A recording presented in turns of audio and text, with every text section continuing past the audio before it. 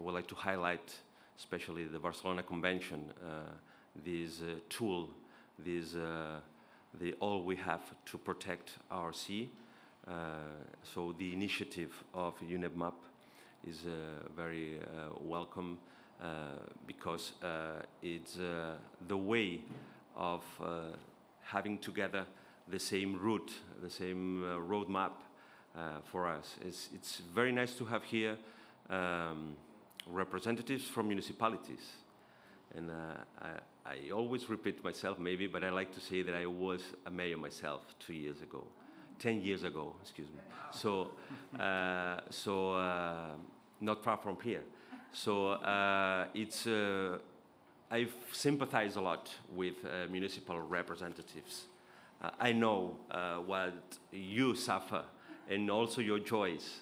So I always say that how important it is to share. And I always say also that to cry together and to smile together, to share all the joys and the pains and the sufferings, but all the hopes that you have as political representatives on your municipalities. And that's, I think, that's how important is the municipalities to the goals that we are trying to achieve, that UNEP and the whole strategy for Mediterranean, the whole strategy for the sustainable development on the Mediterranean. This is how important one of the 11 flagships initiatives, which is the Istanbul Award. I salute that because it is the importance of raising awareness on two ways, or raising awareness for mayors, because not all of the mayors are aware, and we have to recognize this. This is why it's so important to have this, and also for the general public. So the municipalities are a mean, to me, are a mean to achieve the goals on the general public, to raise awareness and to together change our behaviors, because we have the climate crisis that we have to surpass. We have at least to mitigate. So for me, this is one of the main things that I would like to highlight. And we are very happy to have you here to speak together on how we can improve what the Istanbul Award means and what sustainable development means. And for me, without sustainable development, there is no sustainable economy, there is no sustainable environment, there is no sustainable society. The three pillars that we always say that are important and that encompass the sustainable development. So, in this regard, as local authorities are the ones that are more closer to the citizens, are the ones that need to be heard. And all these initiatives are very, very important. So, as I said, the importance of sharing, the importance of being together, the importance of working for this sustainable development in which I truly believe. And I know that you believe because you are here, that's why you are here. Some of you have been awarded by the Istanbul Award, some of you want to be awarded, because this is a recognition of a policy that you are willing to fulfill, to accomplish. So thank you very much for having this awareness. Thank you for having the will. MedCities is our association, is hosted here in the house of the Barcelona Metropolitan Area, which I thank you very much for having us here. With us is Oriol Illa, the Director of International Affairs and Cooperation of the Barcelona Metropolitan Area, and Julien Letelier from UNEP. Thank you very much for counting on us, for thinking that MedCities could be a good ally for fulfill this whole process. Thank you very much for the MedCities team. They have been working with you in a tremendous way, in a fantastic way. So thank you very much for you all. And just finally to say that this is the kind of things that MedCities like to do and to enhance, if I may say so, which is bring together representatives. We are a family of 63 municipalities from all the region. So this is what we like most. Bring mayors, bring representatives from municipalities together to share, as I say, share joys, share some despairs also, but share the hope for changing things. So thank you very much. I would give floor and saying thank you again to Oriol from the Barcelona Metropolitan Area, an institution that is helping a lot from the very moment that MedCities was born. Is helping a lot MedCities, holding us and hosting us here, but also with resources. So thank you again for having us here. Thank you very much. Good morning, everyone. Buenos días, bon dia.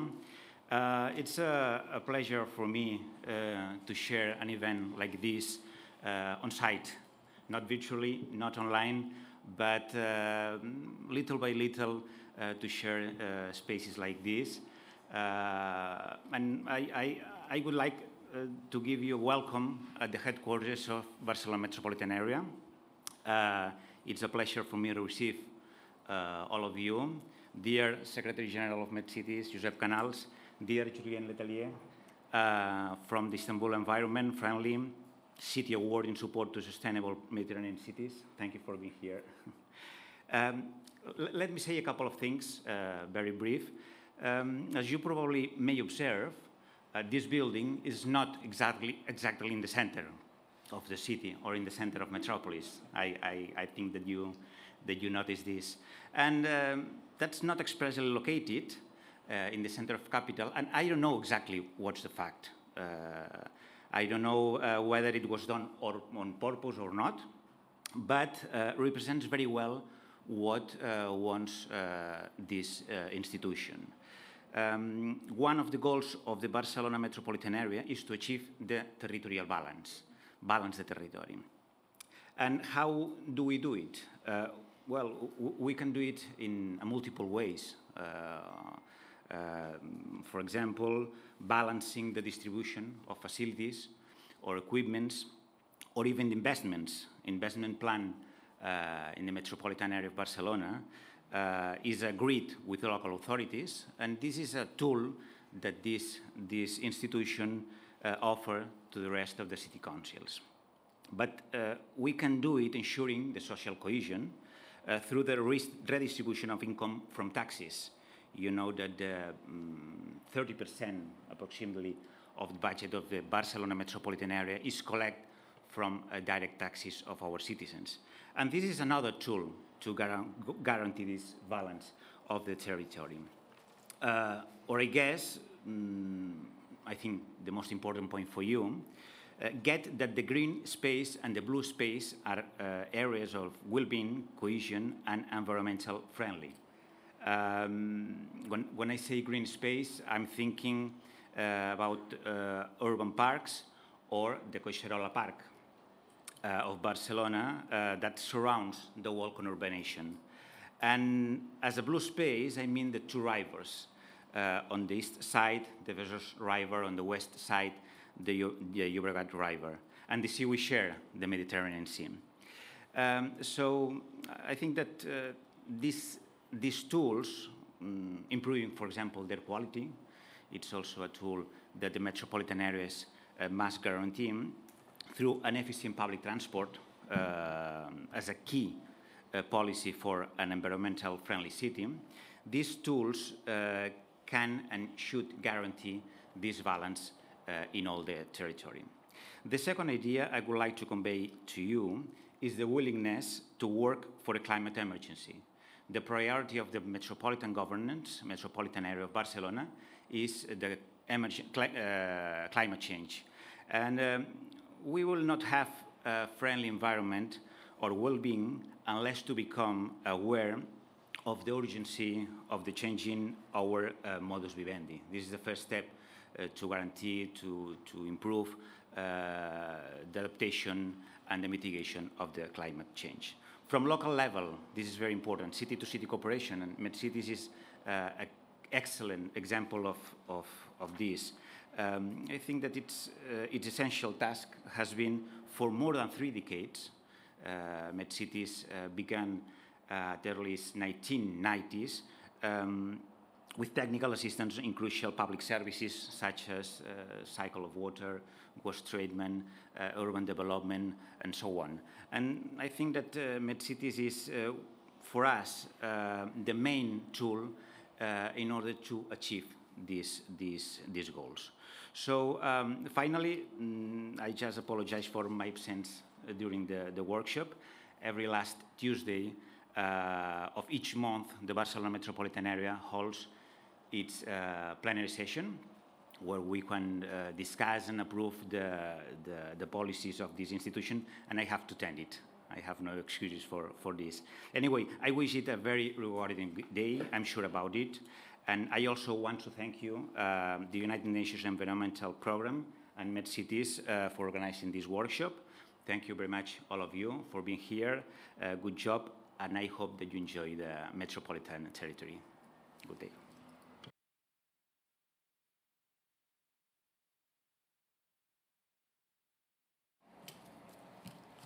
Good morning, Mr. Ia, our host from the Metropolitan Area of Barcelona, Mr. Canals, Secretary General of MedCities. Thank you very much to you and your team for the fruitful cooperation. Mr. Mayor, Deputy Mayor Knafo, ladies and gentlemen, dear colleagues, on behalf of the UNEP Barcelona Convention Secretariat, I wish you a warm welcome to this regional expert stakeholder workshop co-organized with MedCities. First, I want to express our deep gratitude to the Metropolitan Area of Barcelona and MedCities network of local authorities for their hospitality and for welcoming us in Barcelona, which represents already a model for strategic urban planning in our Mediterranean region. Thank you very much for gathering us in this beautiful city of Barcelona after more than 1 year and a half year of COVID-19 pandemic, which had devastating effect on Mediterranean economies and societies. And we are very pleased to meet in person today, finally, and to get back to what we can call some normality.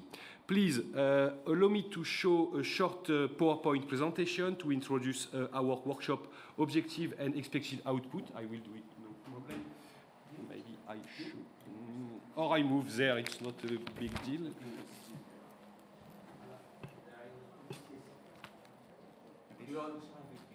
Okay, I have it here.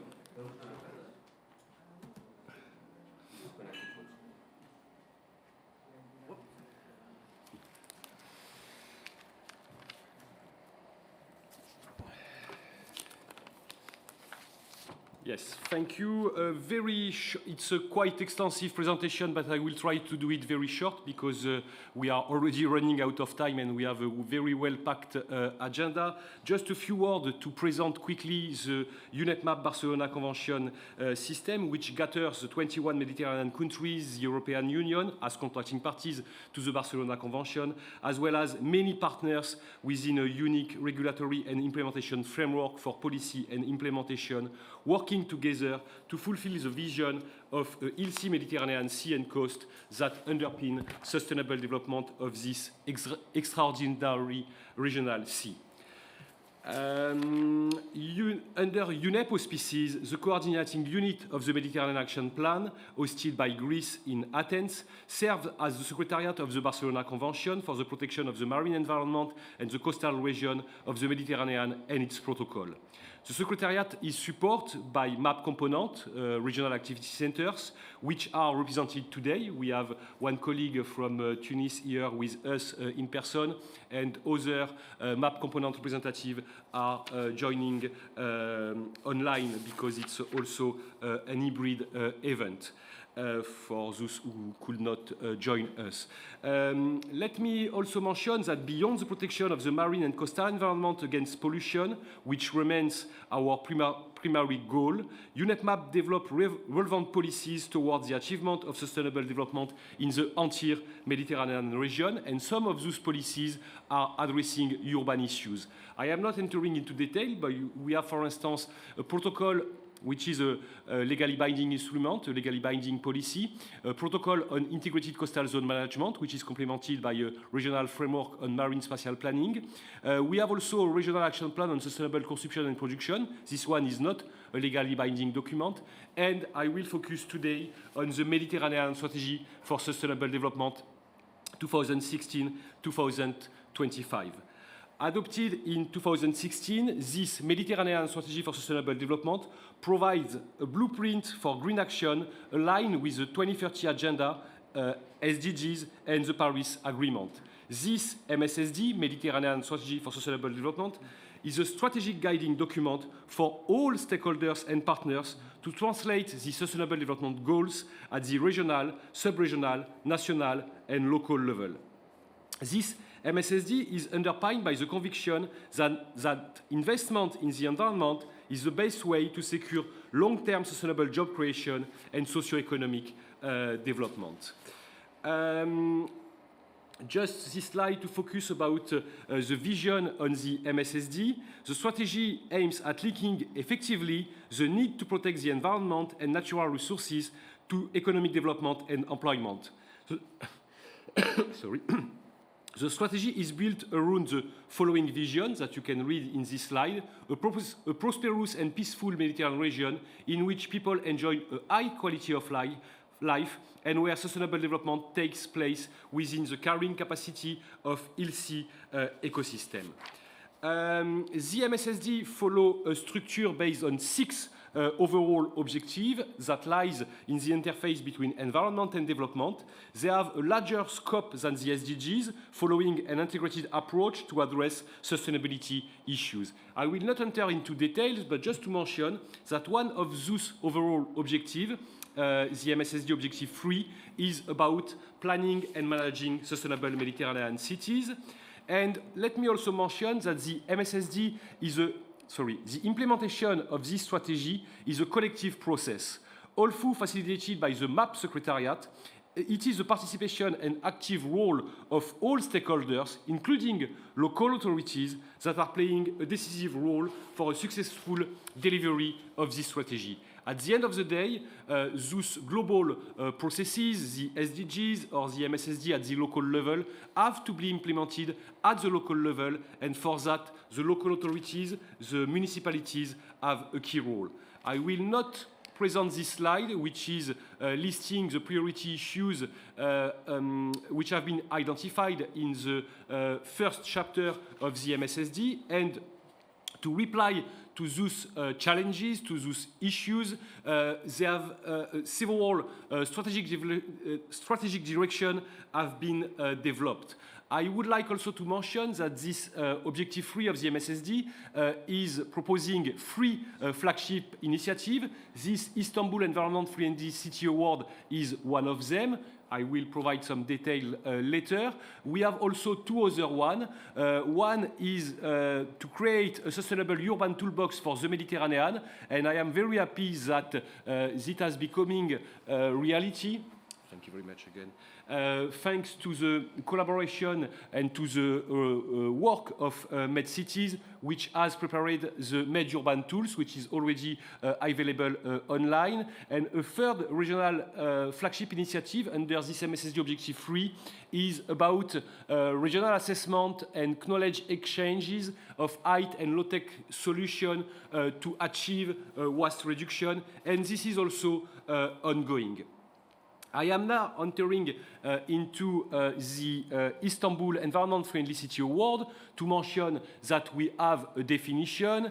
By definition, in an environmental friendly Mediterranean coastal city, people enjoy a high quality of life and sustainable development take place within the carrying capacity of healthy ecosystem. We have this flagship initiative has several objectives: recognize and reward the effort of local authorities to improve the environment and quality of life and promote sustainable development.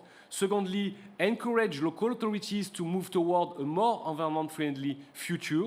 Third objective, enable local authorities to act as role model to inspire other cities. And last but not least, raise the awareness of the general public regarding the quality of the environment and therefore the quality of life in their cities.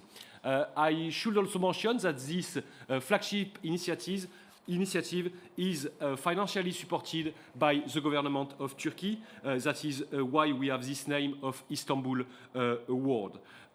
In terms of process, let's say that both small town and metropolitan cities in partnership with other stakeholders are invited to submit an application. The call for application is promoted through a specific I don't see anymore the screen. A specific communication campaign, and regarding the evaluation, several criteria are taken into account according to 4 categories: nature and biodiversity protection, built environment, social, economic and cultural sustainability, and governance. Regarding just a few words regarding the selection and nomination process, which is done through a rigorous, inclusive and transparent process in 3 phases. First, initial screening to ensure that the candidate city fulfilled the eligibility criteria and that the submission forms are correctly filled. Secondly, thanks to the work of the technical committee, which is supported by 3 independent experts, we are preparing a short list of 3 candidate cities, so a ranking, and then the jury, which is composed of the Bureau of the Contracting Parties to the Barcelona Convention and the President of the Mediterranean Commission on Sustainable Development, are taking the final decision regarding the winner, let's say. So far, we had 2 first editions. The first edition was granted at COP20 of the Barcelona Convention in 2017, and the winner was the Izmir Metropolitan Municipality. We are very pleased to have with us today, unfortunately, remotely, one colleague from Izmir Metropolitan Municipality. Let me mention that after this first edition, the methodology has been upgraded with technical support from the International Initiative for Sustainable Built Environment. Andrea Moro is here today with us, and he helped a lot through the CESBAMED project funded by the European Union. And we had also the support from MedCities to review this methodology. I mean, reviewing the methodology to have a more robust application form and evaluation process with quantitative key performance indicators that are followed and assessed by the expert when doing the evaluation. The second edition of the award was granted in 2019. The winner was the municipality of Ashdod in Israel, and we are pleased to welcome Deputy Mayor Gabriel Knafo with 2 of his colleagues, so a big delegation for Ashdod. Thank you very much for being with us today. And the third edition is ongoing in view of award-giving ceremony to be held during the COP22 of the Barcelona Convention in December this year in Antalya, Turkey. I will not enter into details regarding a few challenges that we have already identified. I am just listing them. So we have to continue our efforts in terms of communication and outreach to reach more interest from Mediterranean coastal cities. Unfortunately, we didn't have a big number of applications for this third edition. We have to give credit to all applicant cities. This is a challenge in terms of experience sharing, and that is why also we are organizing this event today to offer a forum to the applicant cities to present, let's say, their most emblematic action in terms of sustainable development, as well as their application. And we would like to have also, let's say, a methodological or technical feedback regarding your experience with this award. We have also to support the awarded city to support visibility and to act as a role model, let's say. We are also reflecting of the possibility of granting separate award, distinguishing large versus small cities, and also distinguishing cities coming from the north of the Mediterranean basin and from the south. Last but not least, but we will hear from you today, and we want to hear the voice of Mediterranean cities. The methodology is maybe too much complex and too much demanding from the applicant. So we probably will have to simplify it in the future and to find a good balance between a robust methodology with key performance indicators, quantitative indicators, but also sufficiently easy and flexible for the city to fill in this application form. I would like to stop here, but just before to close my presentation, just a few words regarding the objective of the workshop today.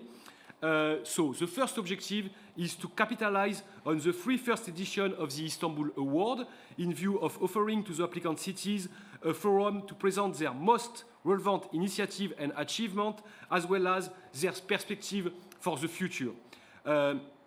So, in fact, what you are doing to achieve sustainable development in your city is of interest for this workshop today. Second objective, we would like you to share experience in preparing your application and to be very frank regarding the difficulties you met, providing a general feedback in view of assessing the methodological framework toward further improvement. So the keywords are the following: experience sharing, capitalization on lesson learned, peer review, collaboration, cooperation, open mind, and positive attitude. Just a clarification about the scope of this workshop. Once again, this stakeholder expert workshop should be seen as a forum for experience sharing and peer learning among Mediterranean coastal cities, including interactive dialogue with regional institutions and experts active in the field of sustainable urban development.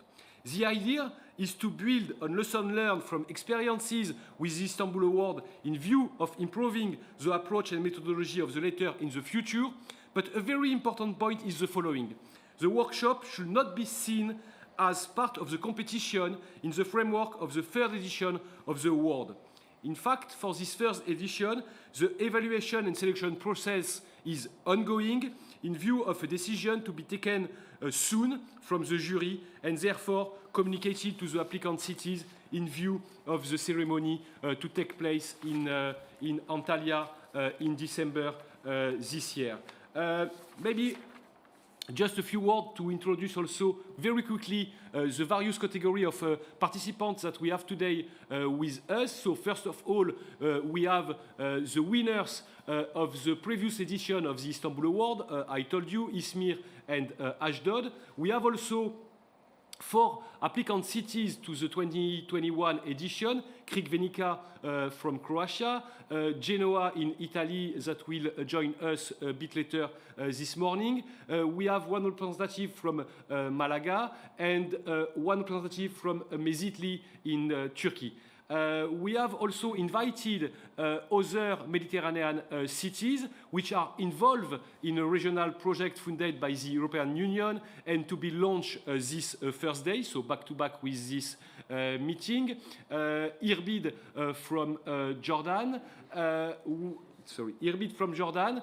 We have also Sousse from Tunisia. And last but not least, we are waiting Mukhtara from Lebanon. Good morning. Thank you for joining us. No problem. We have also institution. Later today, 1 representative of the Association of Cities and Regions for Sustainable Resource Management will join us. IUCN Med is also present here and will make a presentation this afternoon. Of course, MedCities, which is a co-organizer of this event, is with us. We have online and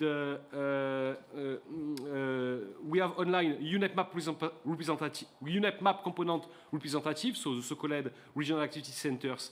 And that's it for the time being. We are already running a little bit, but that is something very common in the Mediterranean region, let's say, running a bit out of the time. We have just 10-minute delay, so it's okay. I would like to invite our colleague from Izmir Metropolitan Municipality, who is online, to provide his presentation and to share his screen if possible. So, Mr. Eran Ayaz, Directorate of Foreign Relations in Izmir Metropolitan Municipality. The floor is yours for 10-minute, 15-minute presentation. Let's try to have short presentation so that we can save time for the discussion. Thank you very much. We don't hear you yet, but maybe.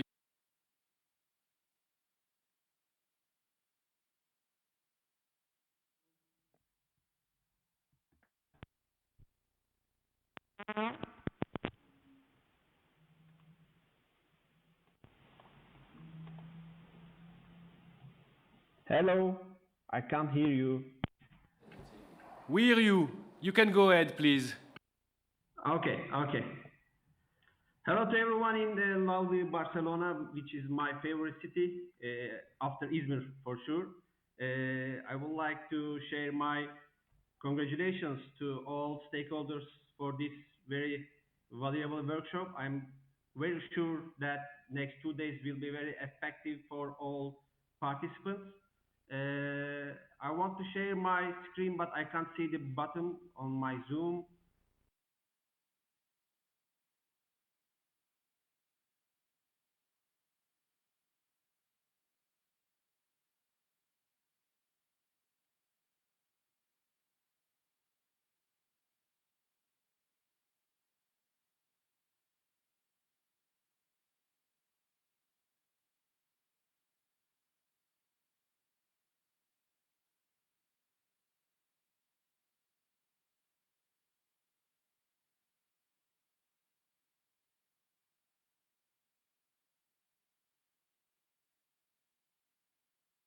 You know that a total of 21 countries share the Mediterranean coastal line, with no single country responsible its environmental deterioration or its protection. Next one, please. Yes, thank you. As you know, problems of the Mediterranean are common, and the importance of international and local cooperation is so crucial for us. And we must continue to our joint efforts for the protection of this shared environment at a regional and international level. Today, beyond challenges, we have to establish a region of opportunities for our common future. Next one, please.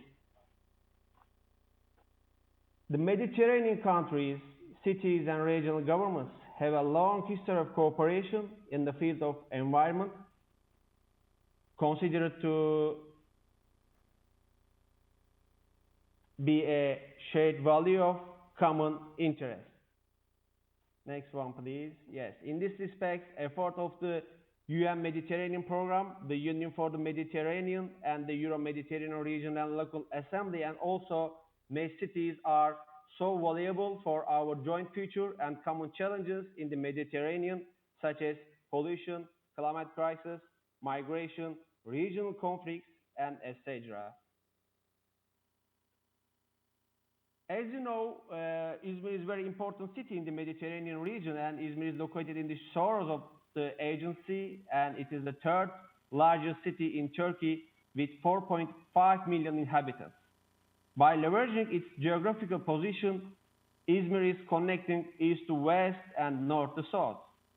Izmir's geographic value is increasingly important, especially in the Eastern Mediterranean.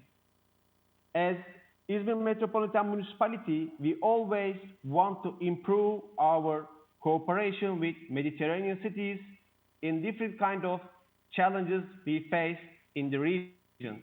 In this respect, Istanbul Environment Friendly City Award has very important place for our vision to the Mediterranean. Yes, next one, please. Maybe some of you know him, Professor Dr. Mikhail Tankum is one of my favorite scholars in the Mediterranean studies, and his last publication, Europe, Mediterranean, Africa, Commercial Connectivity, Geographical Opportunities and Challenges. I took this picture to my presentation for this article. As you see that how the Mediterranean is important for the region, and also how is the Izmir is important for the Mediterranean. And I suggest that this article explains my views in the aspect of importance of the Mediterranean. Yes, next one, please. Yes, Izmir and Istanbul Environment Friendly City Award is very important for us, as I said to you before. Izmir Metropolitan Municipality has undertaken many efforts to prevent and improve pollution such as water, air, noise, Gulf and the Southwest by undertaking to raise the quality of life of their citizens. Izmir Metropolitan Municipality designed environmental management as a prior agenda topic for a cleaner and more peaceful city. As we pay almost attention to the environment factor in projects and investments to transfer resources to the future without consuming while shaping future cities.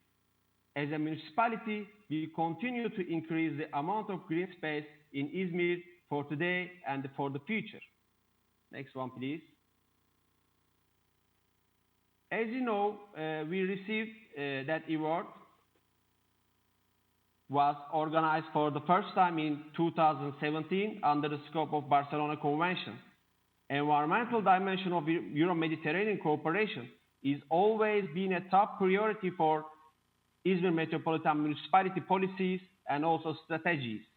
Last summer, and wildfires in the region showed that climate and environmental change in the Mediterranean must be a top priority for governments and international regional organizations of the region. Next one, please. In our process, 17 cities from the Mediterranean entered the competition, and Crvenivca in Croatia, Tel Aviv in Israel, and Izmir advanced to the final. And as you said, that Izmir won the title of Environmental Friendly City Award in 2017. The announcement of the competition has reached to our municipality with an official letter from the Minister of Environment and Urbanization of Turkey. Next one, please. In our application process, we declared that our main environmental problems, according to the question 1 in the application form, and these environmental processes were and also are floods, incorrect land use, environmental pollution, Gulf pollution, climate change, water and waste management, effects of agricultural activities, and unhealthy convergence. Next one, please.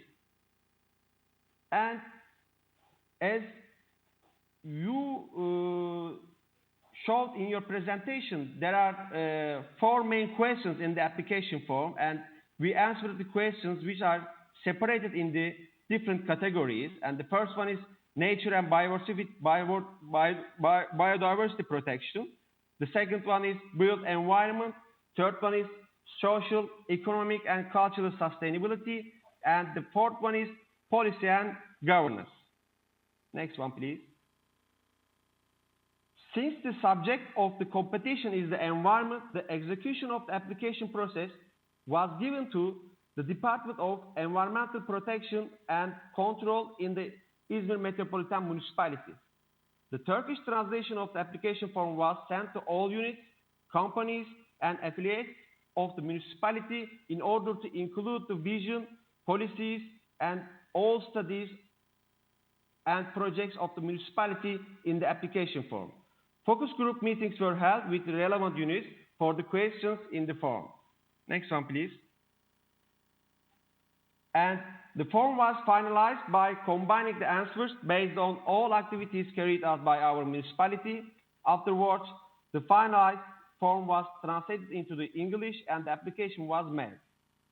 And for us, the challenge in the process is, due to wide challenges in the process are, due to wide range of our service area and complying all the works done, and it takes time for sure, and the necessity of providing data information in areas outside of the municipality's responsibility, it is also a challenge for us. And for all Mediterranean identities, it is similar for us.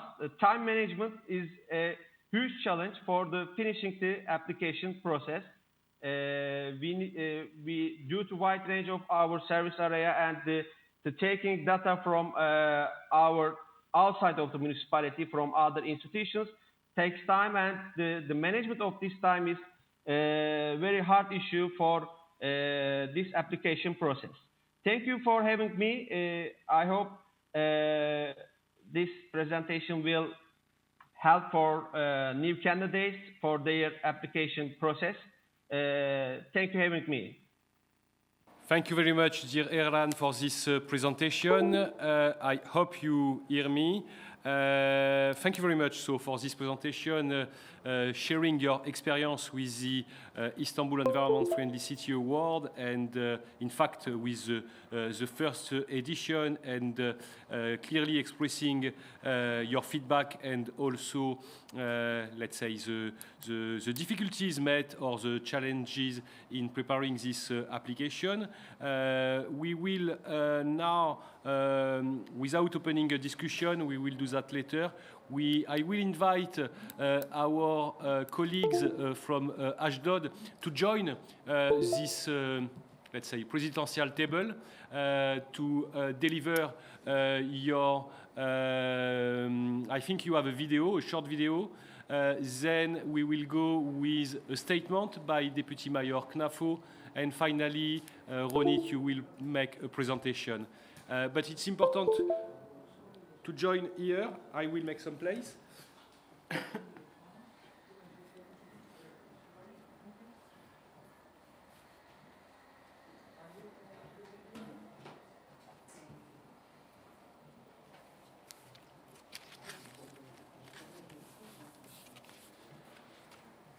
And if relevant, we can start with the video.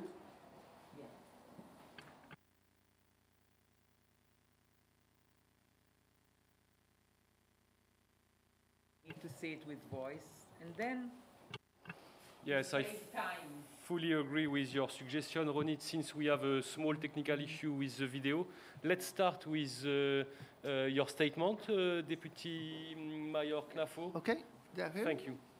It's open? Okay, good morning. Mr. Oriel Ila, Director of International Relations and Cooperation Policies of Barcelona Metropolitan Area. Mr. Joseph Canal, Secretary General of MedCities, and Mr. Julian Letiller, UNEP MAP, the Istanbul environment. Ladies and gentlemen, on behalf of Dr. Yehiel Asri, the Mayor of Ashdod, I am delighted with Mrs. Ronit Sur participating and representing Ashdod in this important workshop. What better for hosting discussions on sustainable, friendly cities than here in the beautiful city of Barcelona. The last 2 years have been challenging for local authorities, both in Israel and globally. The COVID-19 crisis has provided a warning about what rapidly coming down on climate changes. This new situation requires us all to rethink economic and social policy. The city of Ashdod, the fifth largest in Israel, combines seaports, marinas, industrial areas, and unique natural resources. It is required to manage and plan differently, lead by wisdom and efficiency, sustainable use, environmental resources, taking into account future generations. Ashdod demonstrates a system of sustainability measures that have proven long-term thinking and ongoing implementation in all areas of operation, such as energy efficiency, advanced public transportation, and optimal water management, including leak reduction. In addition, Ashdod operates to increase public awareness to sustainability and other innovative measures, including flood risk reduction and protection for the beaches in Ashdod. Ashdod operates at all levels, aiming to integrate values of sustainability. As such, everyone shares in a mission of creating a place that is good to live in. Agreement signed by Dr. Yehiel Asri are in line with the return of the Ministry of Energy in Israel to prepare for climate change, which require us to adapt to extreme weather changes. The 2040 strategic plan will include long-term projects, such as urban shed, a waste master plan, including ecological rehabilitation of open space surrounding the city. The activities is promoted on an urban and national level through the significant European Union and United Nations support and cross-border collaboration. A wide variety of workshops and activities are offered to various audiences to learn more about sustainability in projects that impact their quality of living. I will conclude with Mayor Dr. Yehiel Asri's statement that winning this Istanbul Award comes with a great responsibility to continue with the environment conversation in general and specifically the marine environment. I believe, said Dr. Asri, in the municipality impact, the quality of life of its residents, and in our collective responsibility for maintaining the quality of life for the future generation. I am confident today that this workshop will help provide our cities with the guidance we need to address the challenges that we all face today, in the future, in the origin and worldwide. I would like to invite Mrs. Ronit Zur to present our sustainability and implementation strategy. Thank you. Thank you.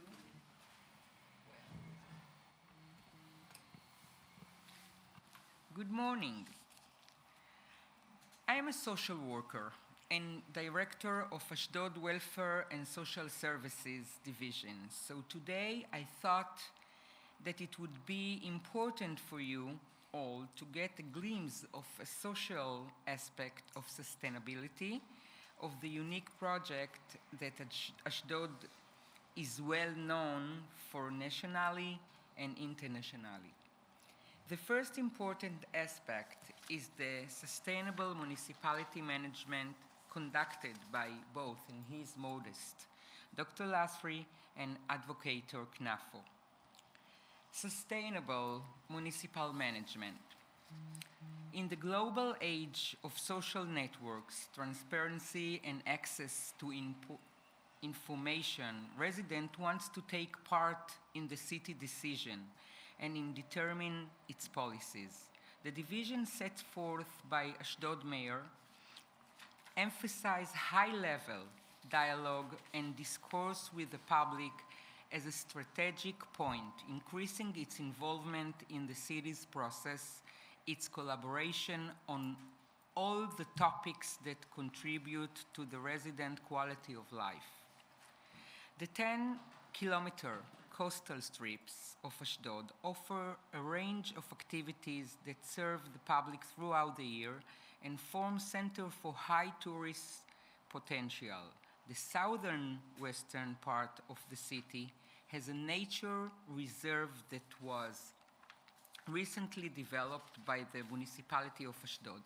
The park's strategic location within the city enables residents and tourists to enjoy the recently renovated Ashdod Fortress. We removed the disposal from the city's kindergartens and daycare center, and in July the city council approved to do it so in the beaches. All tenders in municipality are green. Communities are part of a wide system. It encourages us to adopt a holistic approach. Ashdod has defined sustainability as its in educational mission, annual enrichment program in education institution ranging in all ages, from kindergarten until the end of high school. For example, we have 12 SIG kindergarten. We have 7 high school ecological food garden. And now what happened in the beaches? The beach department have very high cleaning standard and collects waste as small as cigarette butts. Ash trees were placed at the entrance to the beaches. The beaches contain facilities with huge bottles containing some of the cigarette butts that were collected when the people are collected it. We had a major campaign to conceive the people reduce the use of disposal dishes in the beach. One of the beach are chosen to do so, and the people encouraged to remove at the entrance of the beach their disposal. HOFIX, environmental project that has been operated on the city's 7 declared beaches for 6 years. The project aimed to make beaches accessible to the city's residents and offer general accessibility. As such, the municipality subsidized the cost of the beach item, 2 shekel, €0.50 per chair, table, and children's pool. Free entrance to the beaches. The project also promotes paid summer jobs for youth at risk who lived in Ashdod. As a measure to prevent violence and vandalism, for over 6 years, the Ashdod police has announced that there is decrease in the rate of vandalism and violence in the summer vacation. At present, 500 teens are working at the project. The welfare division is responsible for running this. If we have the film and we can hear it, good. If not, Julian, do we have the film?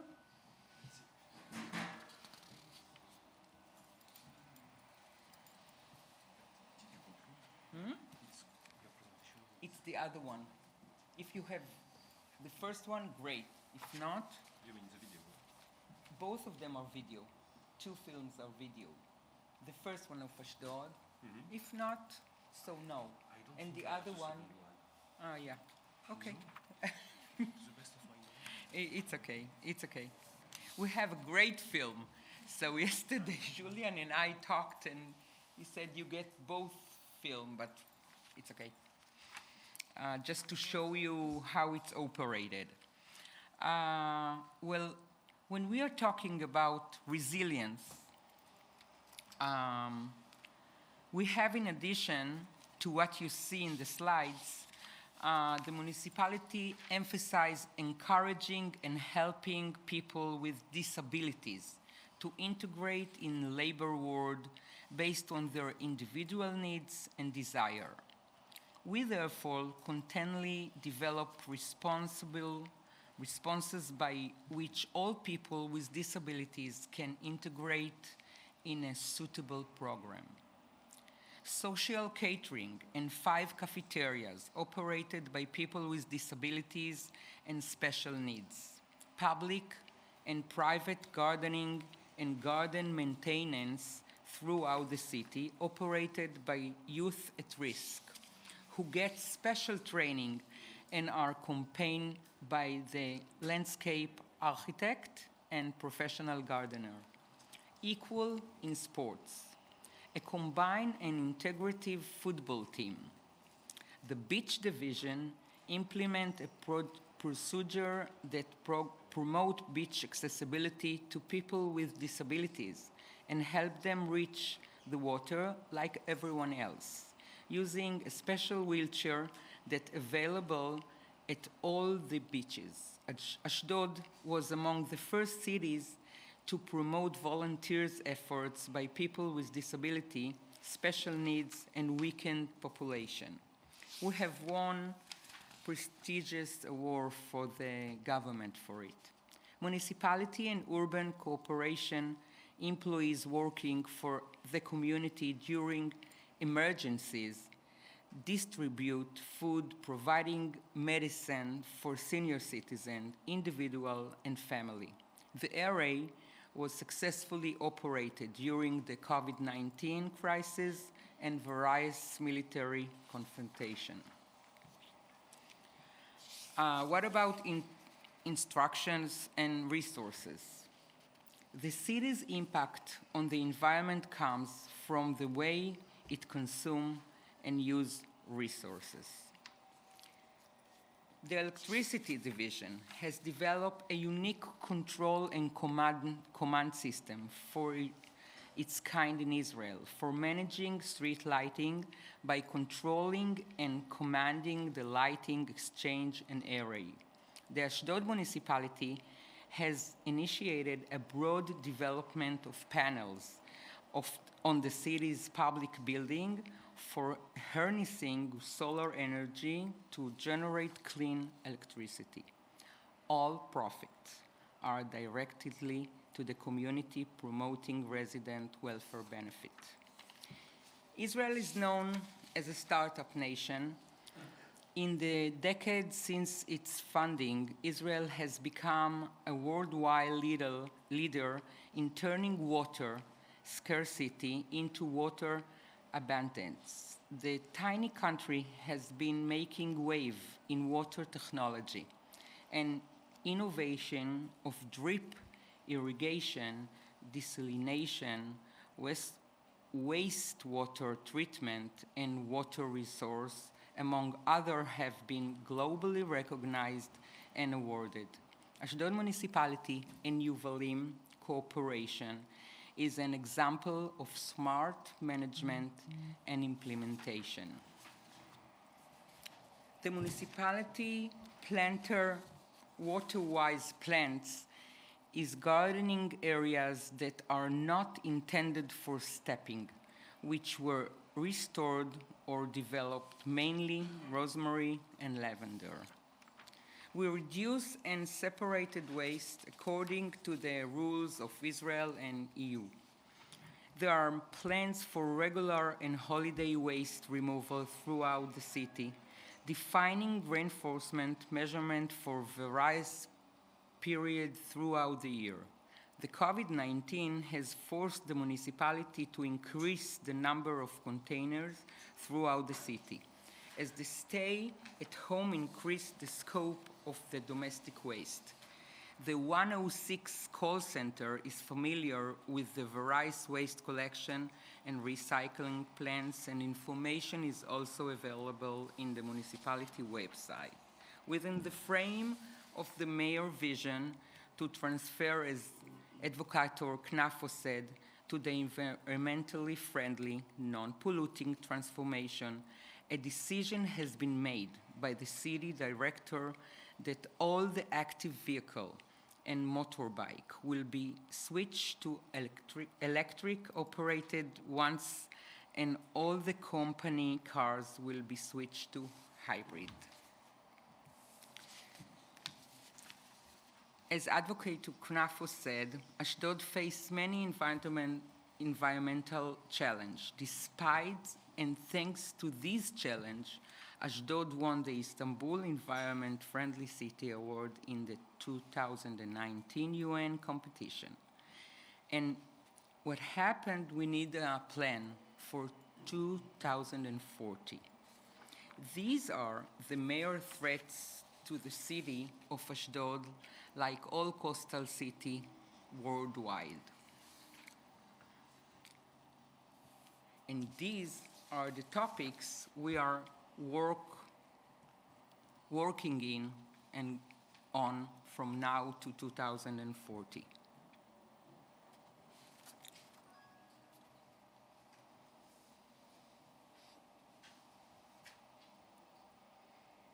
Even if you cannot read everything, if you want it, you can get it from Julian.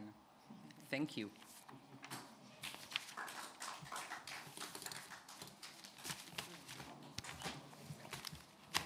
Please stay just a few minutes just to say thank you very much for your statement, for your speech, Deputy Mayor Knafo, and thank you very much, Mrs. Ronit Tertz, for this very interesting presentation. It's a very courageous and comprehensive presentation, raising both the challenges and the achievement in various sectors at the local level in the Ashdod municipality.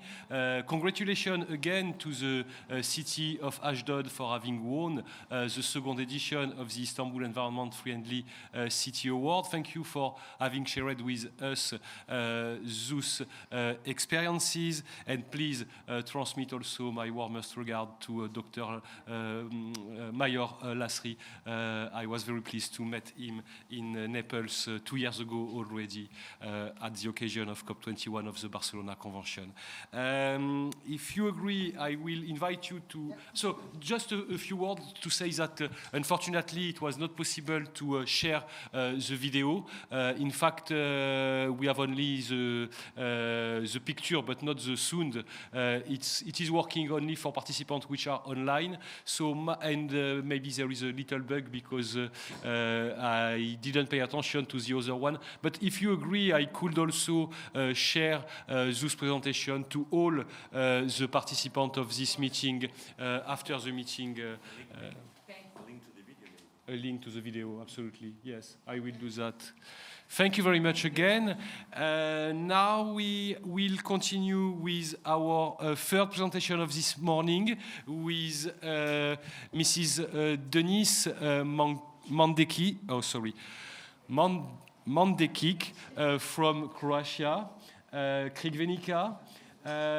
So with that presentation, we will see that in fact we have very various situations in terms of application from Mediterranean coastal cities, because with Izmir and Ashdod, we had presentation from, let's say, a big agglomeration or big cities.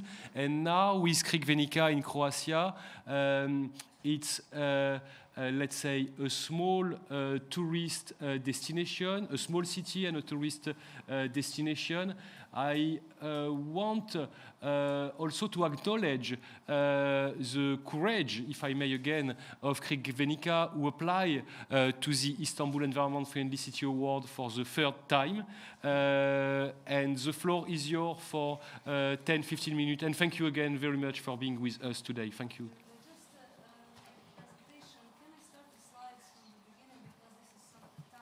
It should be. I'm not sure how to get them.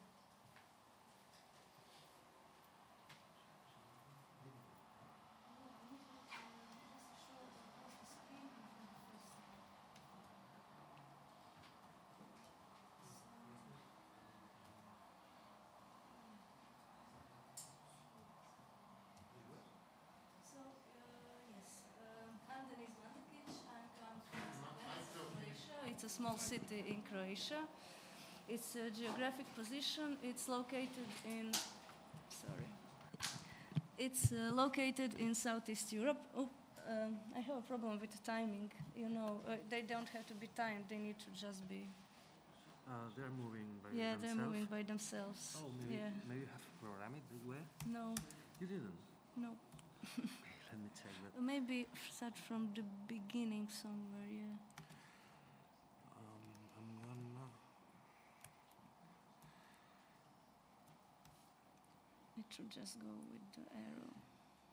Yes, but I think it's gonna move if it has a time It program. shouldn't have. No. Okay. Okay. Yeah. I think this I is don't it. know if it's No? gonna move.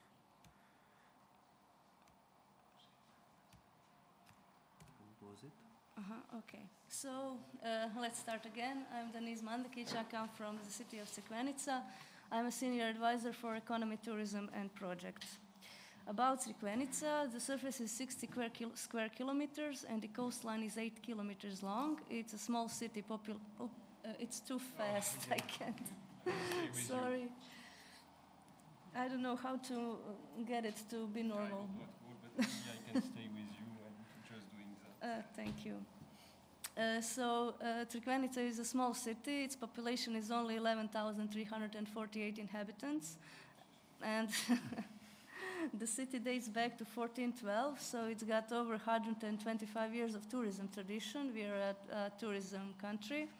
It's a local, it's a local self-government unit in the county of Primorje-Gorski Kotar, which is in North Adriatic. And the 2021 budget is 196 million kunas, or over 26 million euros. It's okay. Its geographical position, it's located in Southeast Europe, in the corner bay of the Adriatic Sea, and it's 37 kilometers away from the largest port, Rijeka. It's well connected by road, rail, and air connections, and it's close to Central European countries. It's an Adriatic city riviera consisting of 4 settlements, Crikvenica, Selce, Dramalj, and Jadranovo. It's got mild Mediterranean climate, high level of air quality, and clean sea. It's a business-friendly, child-friendly, and healthy city, and it's a member of the CIVNet Slovenia-Croatia Southeast Europe Network for Sustainable Planning and Mobility. Its natural resources, like said before, it has mild and healthy Mediterranean climate that's characterized by many hours of sunshine, beneficial air quality, clean sea. It's a health tourism destination, especially beneficial for recovery from respiratory diseases. It's got long sandy and pebble beaches, promenades, belvederes. The one on the photo is the especially beautiful one by the Dubračina Creek that offers recreational facilities, green areas for relaxation, and also connects the city to the neighboring municipality of Vinodol.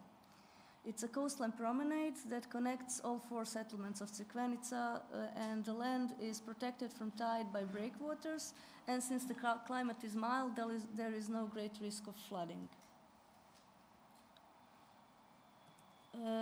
About natural resources, so the city has recently received funding from the European Maritime and Fisheries Fund through the local flag for the arrangement. That's a Fisheries Local Action Group. I'm sure many of you have it also. It's an EU-funded association.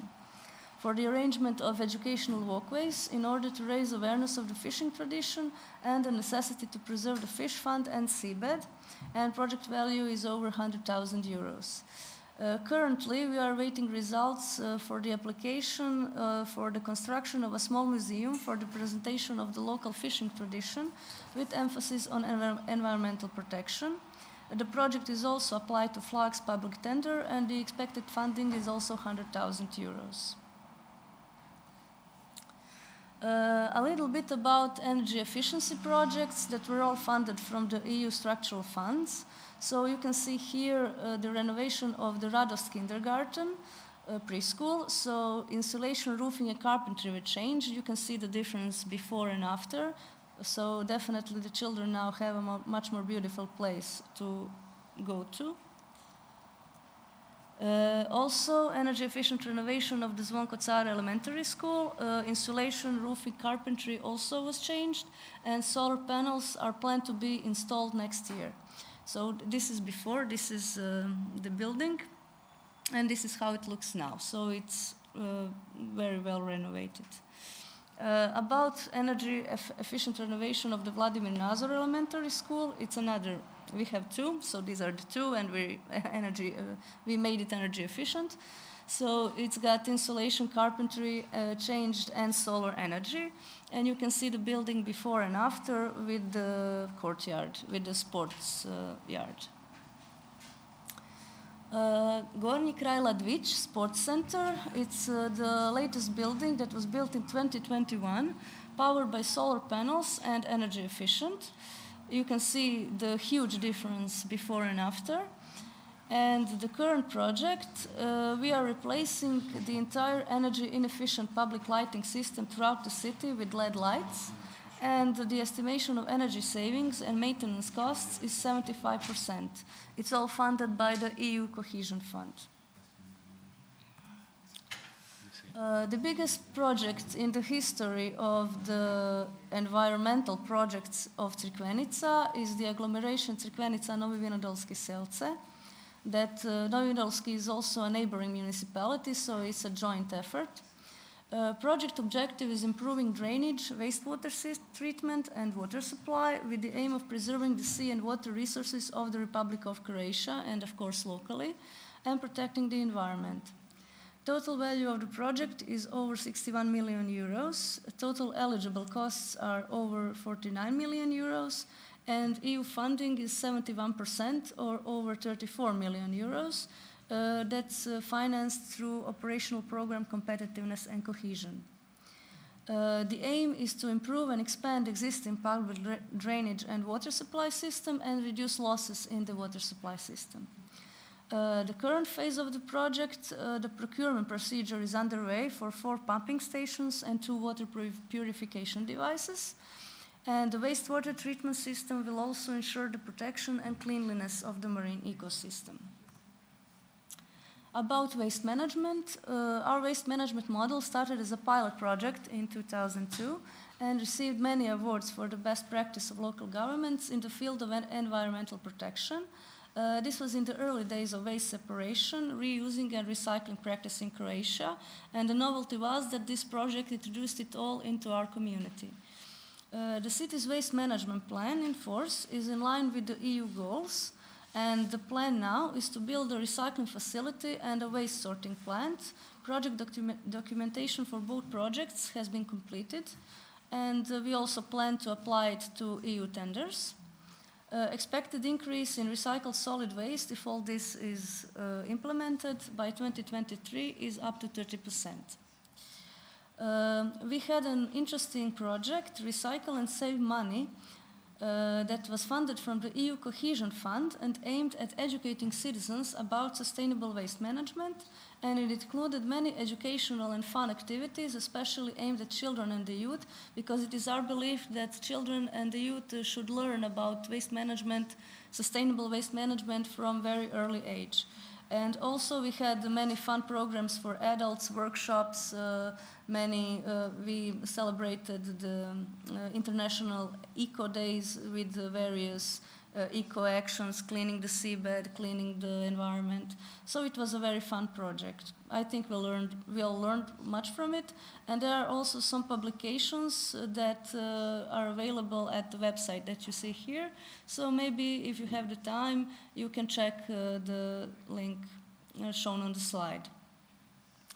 The city of Crikvenica also obtained EU funding from the Environmental Protection and Energy Efficiency Fund, and for the project of distribution of the recycle bins for paper and plastic, which were distributed to all the interested households free of charge.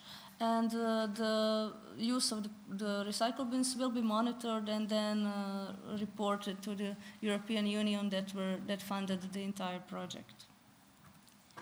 About civil protection, due to the ongoing COVID-19 pandemic, the city of Crikvenica relied on the activities of local civil protection headquarters, which included stakeholders from city authorities, emergency services, utility companies, the police, and civil sector representatives.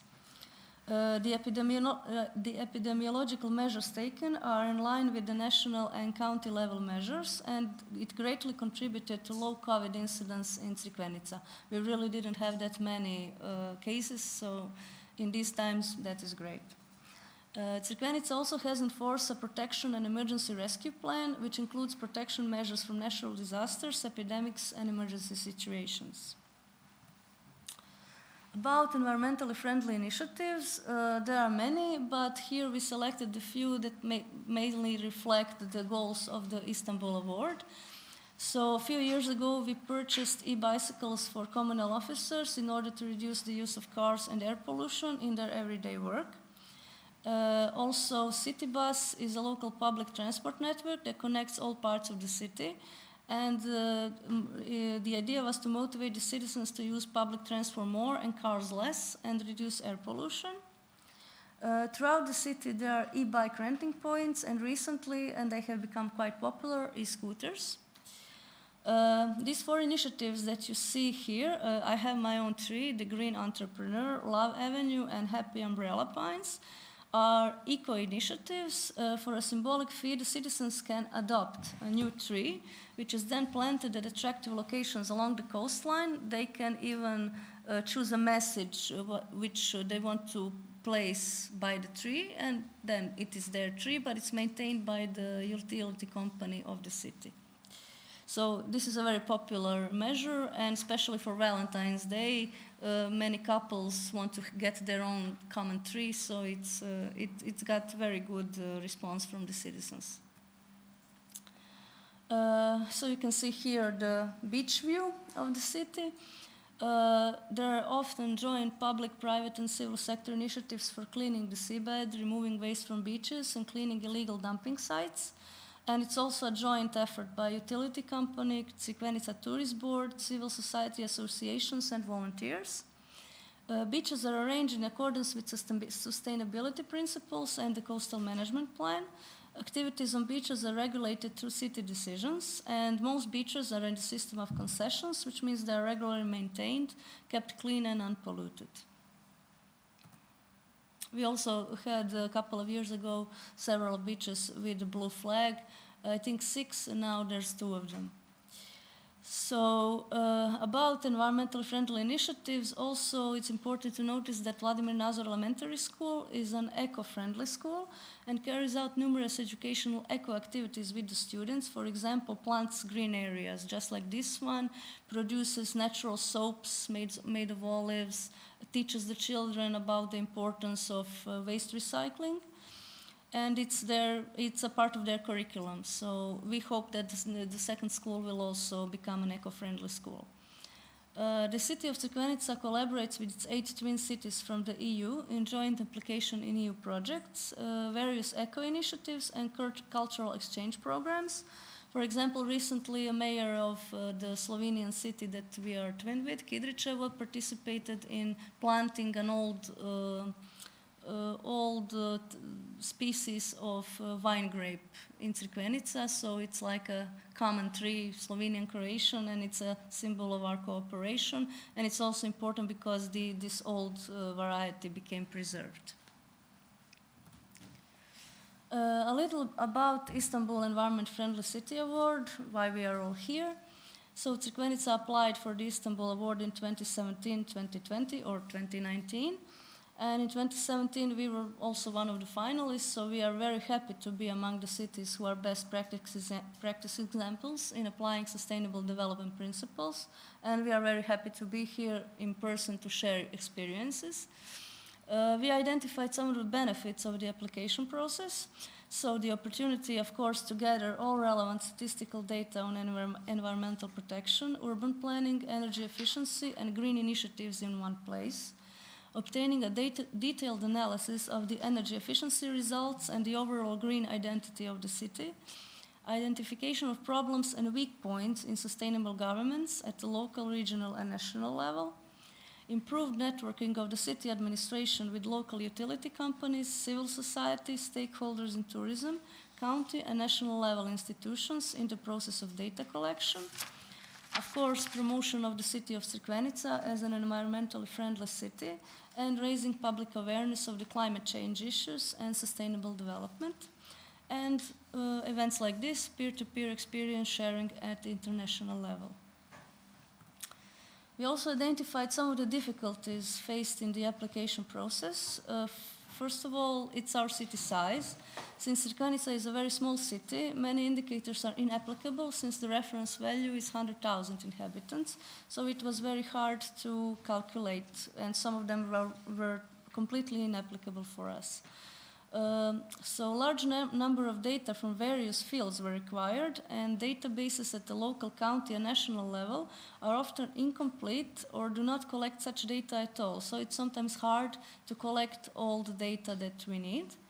And data collection is slow due to the extent of the necessary data, and we need many institutions to work with us to correct them.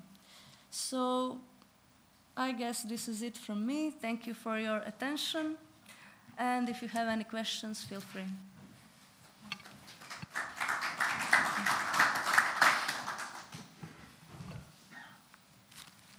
Thank you very much for this presentation about Crigvenica.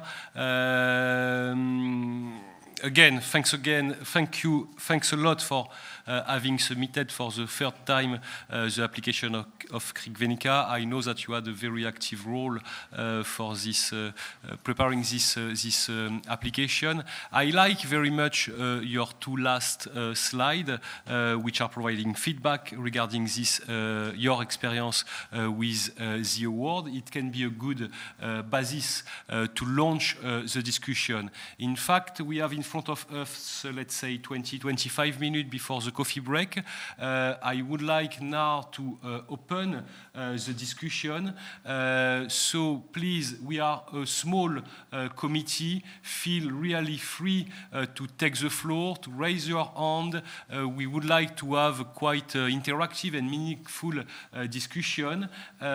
So it's up to you. You could, if you want, ask a question to the speakers regarding their presentation and their city in particular, in terms of clarification, for instance, or also it will be much appreciated if you can already provide your feedbacks regarding the methodological or technical process of the Istanbul Award. I was very pleased to learn that, in fact, it's not only a burden, if I may, to fill in an application form, but it's also an opportunity for foster cooperation, in your city and between various departments or services.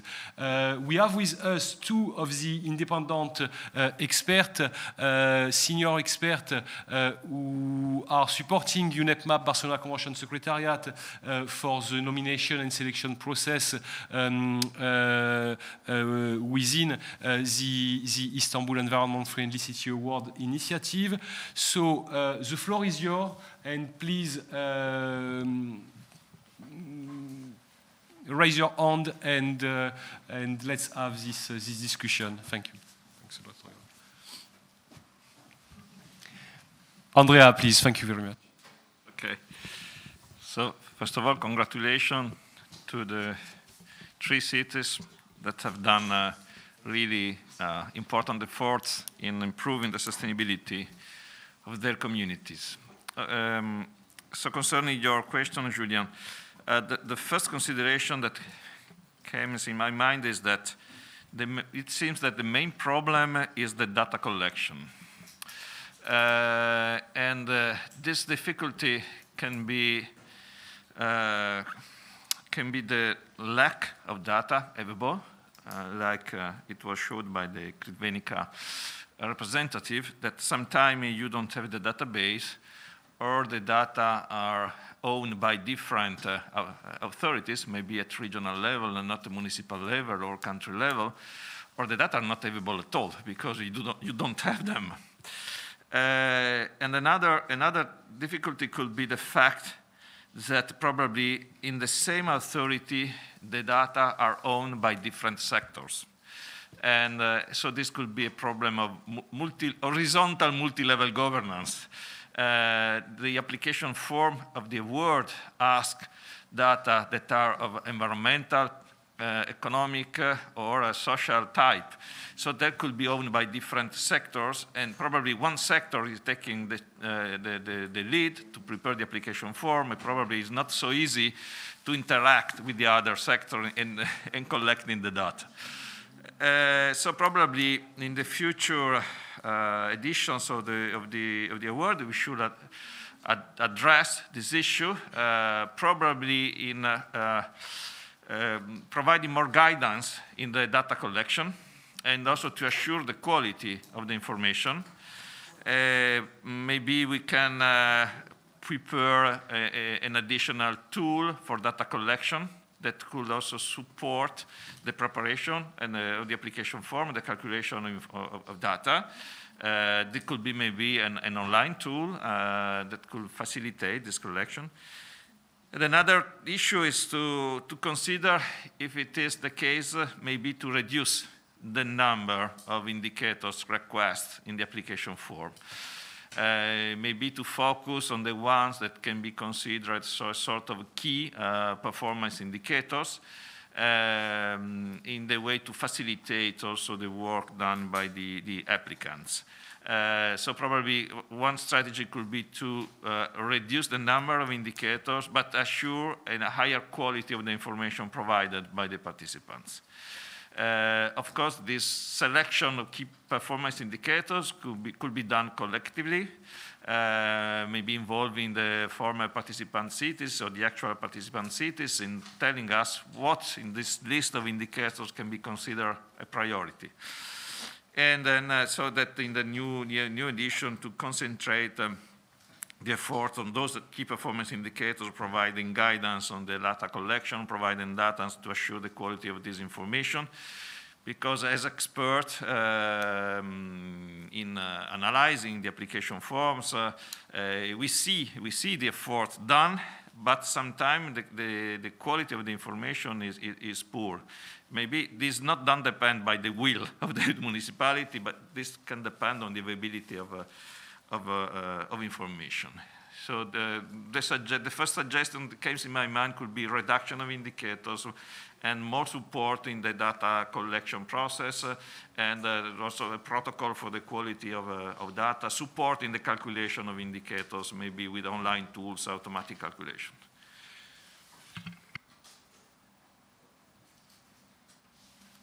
Thank you very much, Andrea. I see Emily Mas, who is also one of the senior independent experts, who raised his hand. Please.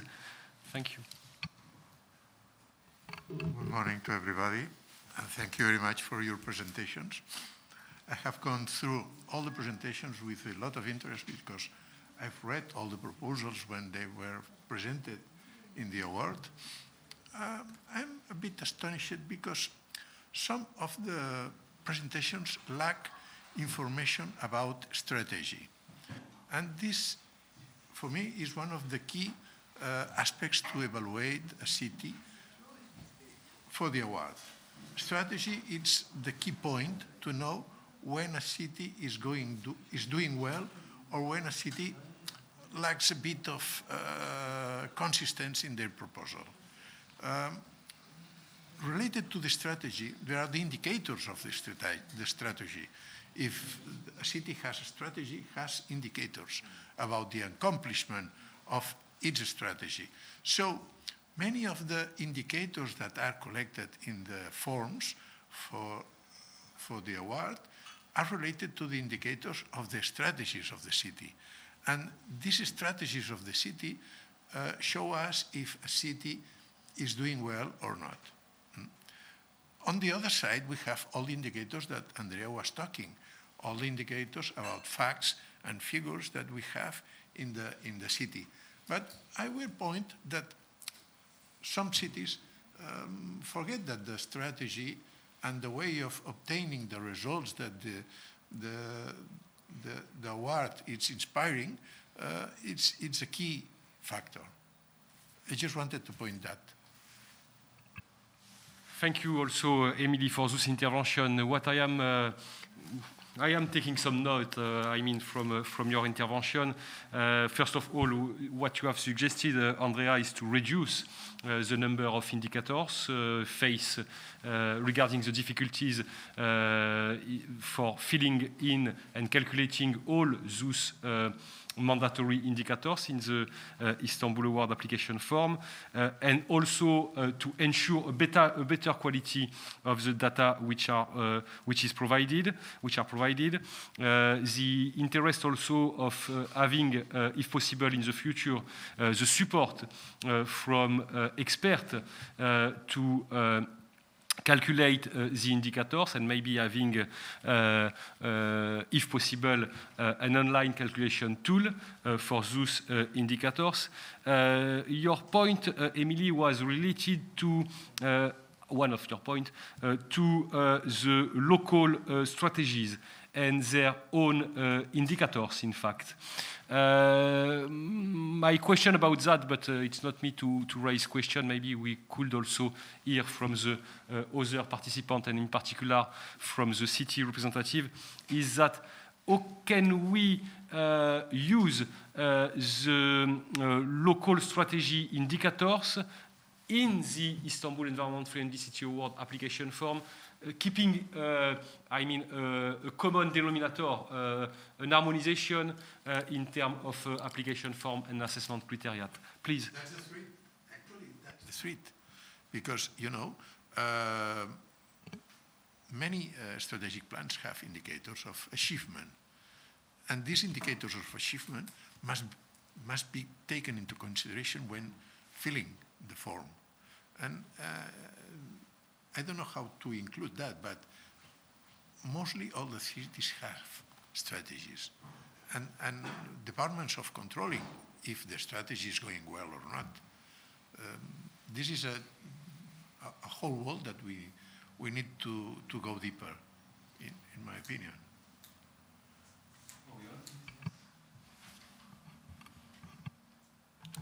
Good morning, Oriol Barba, Director of MedCities. I agree with what Emil is saying now. I think there's an additional threat here that relates to the 2030 agenda and the SDGs indicators as well. I think that there's a global trend towards aligning what are the city indicators with the SDG indicators, and there are some examples. Malaga's working on that, and in MedCities we're doing this in Tunis currently, and other cities did it in the past.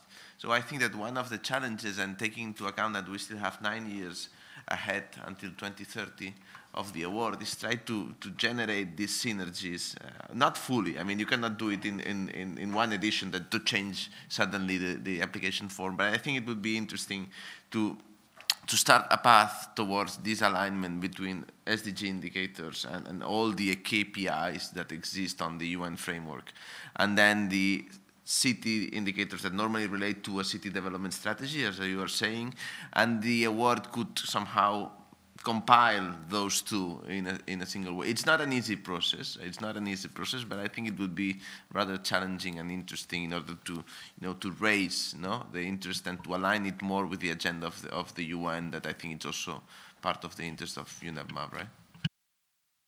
Yes, thank you for this point, Oriol. I have seen also a hand from Urem Betul Levanterdal. Please go ahead.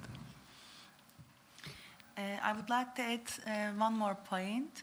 Maybe you will also categorize the awards, like not small, big, or then it will be metropolitan and city level, because each country has different regulations and different systems, but each country has a metropolitan city and a city like us. Mm-hmm. Because when we call small or big, for example, check it.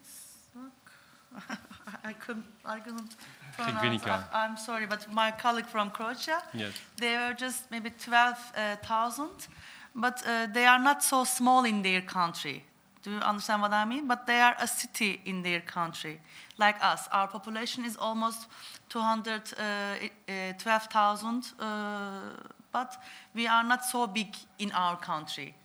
Do you understand what I mean? But we are a city, and we have a metropolitan city in our provincial administration. So it will be city and metropolitan or bigger city, level.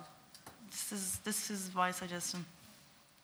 Thank you for this relevant point. Maybe just before yes, I would like first to give the floor to the representative of IRBID, Reham Jamal, the floor. Yes, thank you. Just I would like to add something related to what Mrs. Harim said or talk about. Now, as you know, there is national strategic plan, and there is a local strategic plan, and there is a regional strategic plan. For every city of us, maybe we are going to mention our local plan, but it's match with the regional one and the international one. So I think there is no problem to mention our local plan because it's somehow matched with the higher level. Thank you. Thank you. Yes, I agree. It's the same with us. So we always plan strategies accordingly with the national and the regional strategies, so it's all harmonized together. And it's all in line with the EU strategies, so basically it's all connected together. So I believe that since the new EU perspective will be about green, digital, and smart, and the environmentally friendly future, I think that we will all have our plans and strategies revolving around these topics. Thank you for that. Maybe first Emily and then Andrea to continue.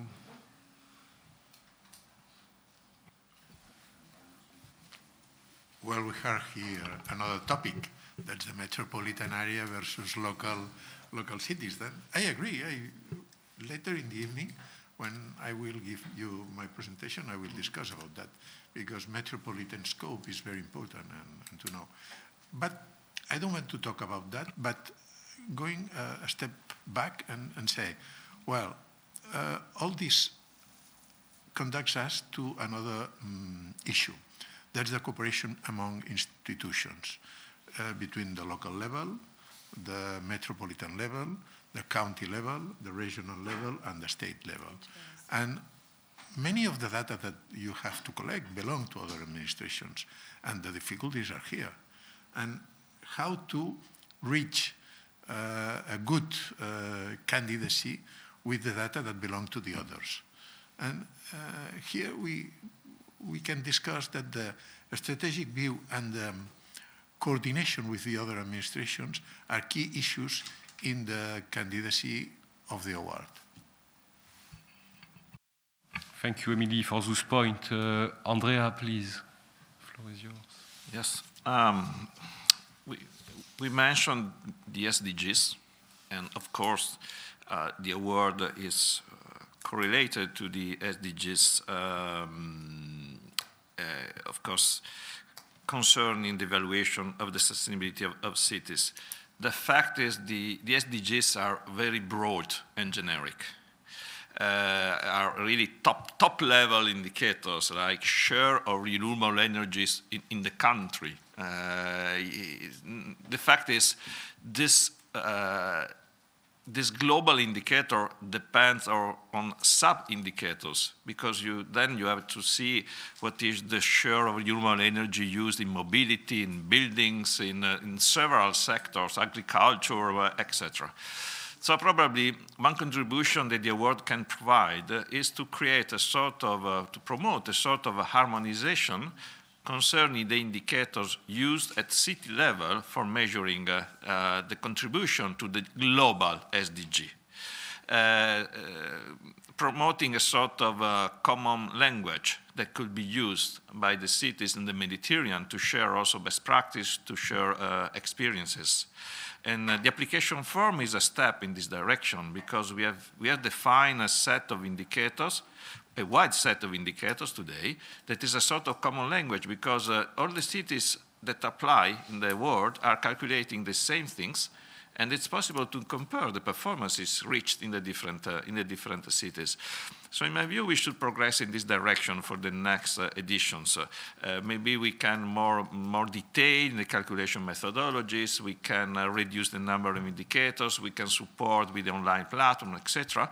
But contributing to establish, at least in the Mediterranean, in relation to the strategy of the Mediterranean concerning the sustainable development, a common language about indicators for sustainable cities. And of course, this topic should be also addressed taking in consideration before I was talking about the horizontal multi-level governance in the same organization, but also the vertical multi-level governance. In the moment, you have a strategy at Mediterranean level that has to be implemented at country level, then at regional level, then at municipal level, but you can keep the same indicators vertically in a way that you can understand the results of local actions with regard to the regional, country, and Mediterranean strategies. So for me, the award is also a very useful tool in this sense for creating a common language of indicators. Absolutely. Thank you for those points. So I think we have raised at least several points. One is directly related to the selection of indicators and the availability of data to calculate those indicators. So in a way, it is by you, Emily, it's encouraged to look at the local urban strategy and their indicators in order to prepare the application form. And on the other hand, Andrea suggested to develop these common indicators and this common language. From my perspective, it's a point very important because when we will have to make comparison between several applicant cities, it will be important to have a common set of indicators, as simple as possible, and with detailed methodology and possible support from experts to calculate them. Another point which has been raised is the fact that we are addressing in the same point, if I may, metropolitan area or a very big agglomeration, large cities, and small towns and cities such as Crikvenica, which is a bit unfair, if I may, because they have not the same resources, means, capacities. So it's difficult for a city like Crikvenica to compete, if I may use this term, with bigger agglomeration which have more resources and means. We have still, it's time for the coffee break. So unless there is any other point you would like to raise for this first discussion, and it's still welcome, otherwise we can go for the coffee break, up to you. Yes, very good. So I think the coffee break is ready, and I am leaving Noé to guide us to this place.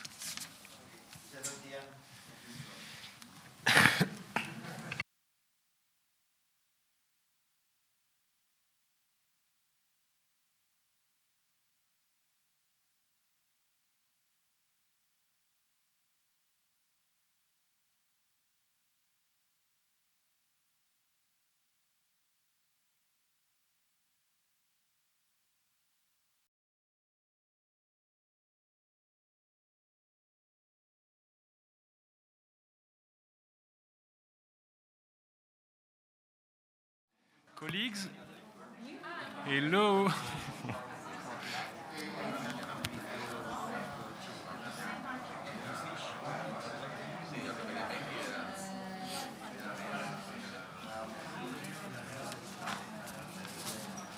So,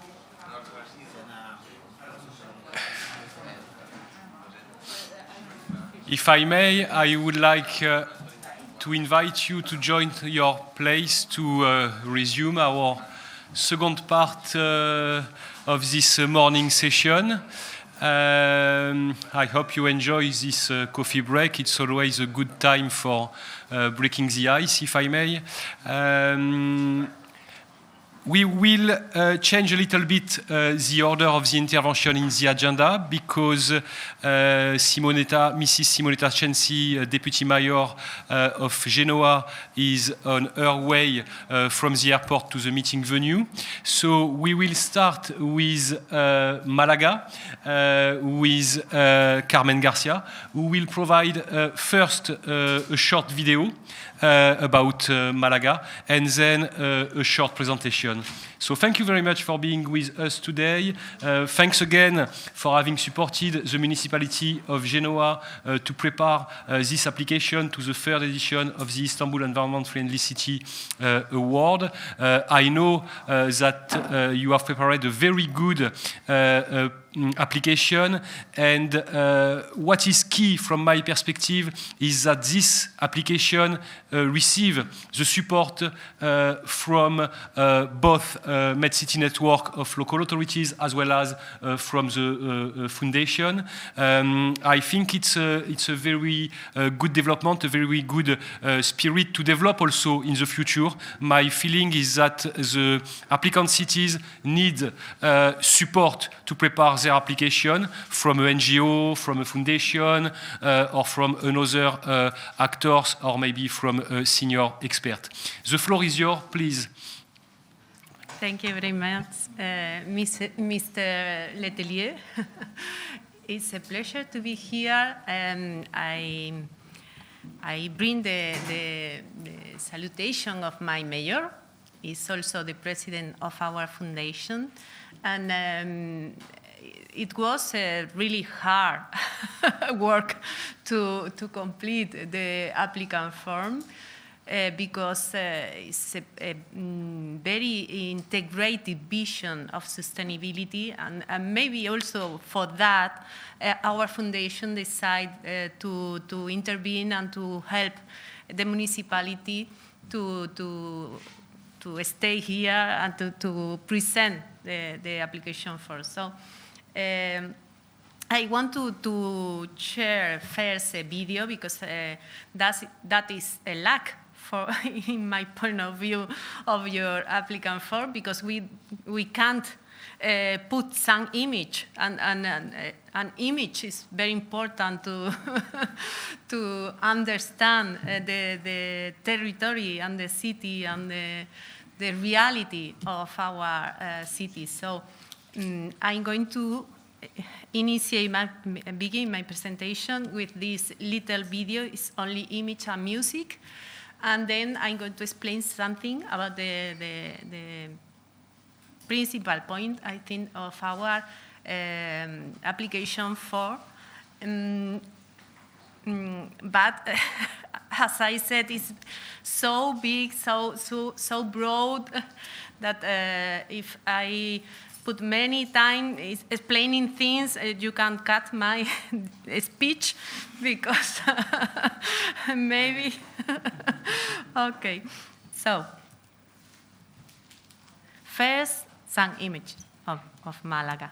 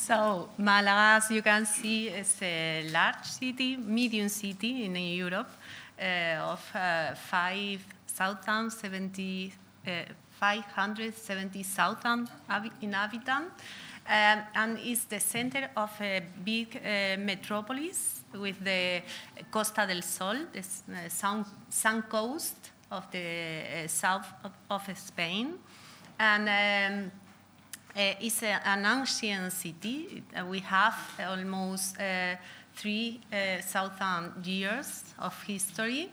For some of you, it's not very much, but for us, it's a very old city. And it's the capital of this tourist city, this tourist area, the capital of Costa del Sol. And we have a very warm temperature, as you can see there, only for 3 days of raining days, so we have always a little concern about water. And we have the third Spanish airport and the 4th Spanish tourist port. So we are almost a tourist city, but when we start in 1994, our strategic planification, we want to diversify our economic sector and our development. So we began to boost all the investment in industry, technology, and also we designed a special strategy for having a city for cultural tourists, not only for the sun and beach tourist sector. So then we began very important investment in museum and project of culture and some rehabilitation of the city center and so on to create and to combine all our opportunities and 4 points and to have today this cultural image and this cultural strategy in place. So, as I said, we have now a very important technological part, working together with the university, but also ecosystem of small and medium businesses that are working together to attract investment and to attract international enterprise. So this strategy, as I said, have 27 years, so now it's kind of reality. When we began, we have a lot of problems and challenges, and also in the environmental dimension. So we work especially in our sustainable development strategy. So we have a strategic plan for the Malaga and the Metropolitan Area that is boosted by our foundation, and I'm going to talk about a little of our foundation. But also the municipality have special plans for develop the strategy of sustainability in the city. The last 5-10 years, this sustainability strategy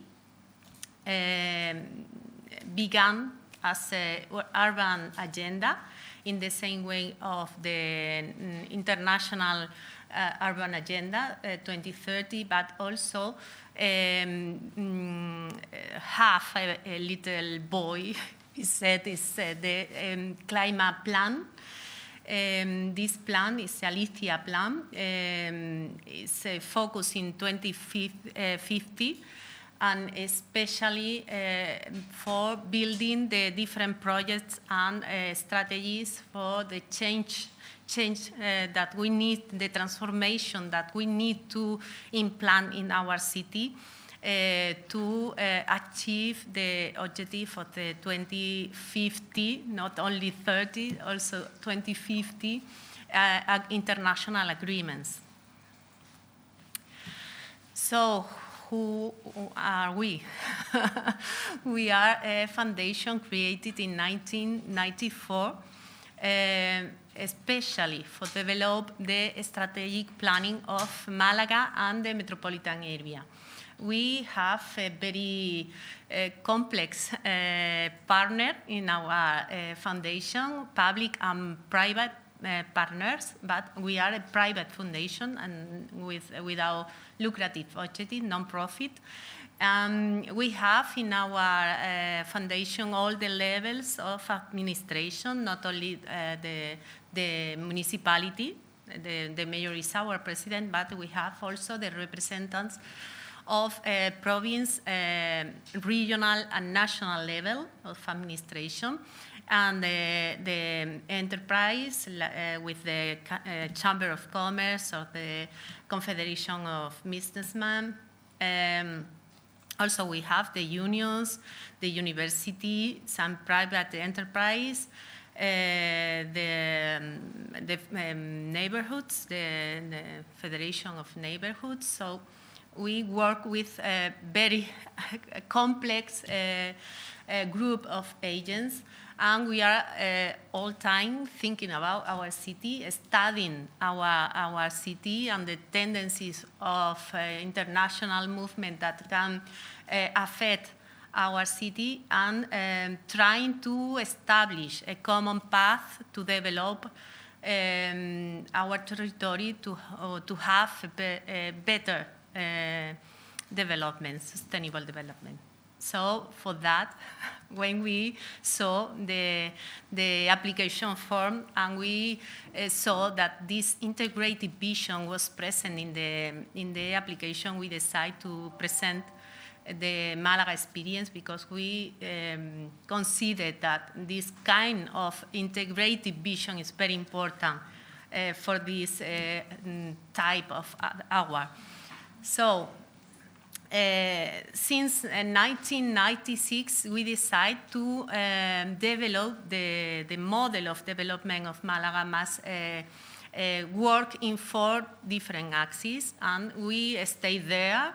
We change the strategies, the project, the activities, but always we think about these 4 different axes. And during 27 years, if you think about you must go there, at last you began to see something, some progress and some results. So, as I said, we work in these 4 different axes. First is not first because it's round, as you can see. For us, all the axes are very, very important and equally important.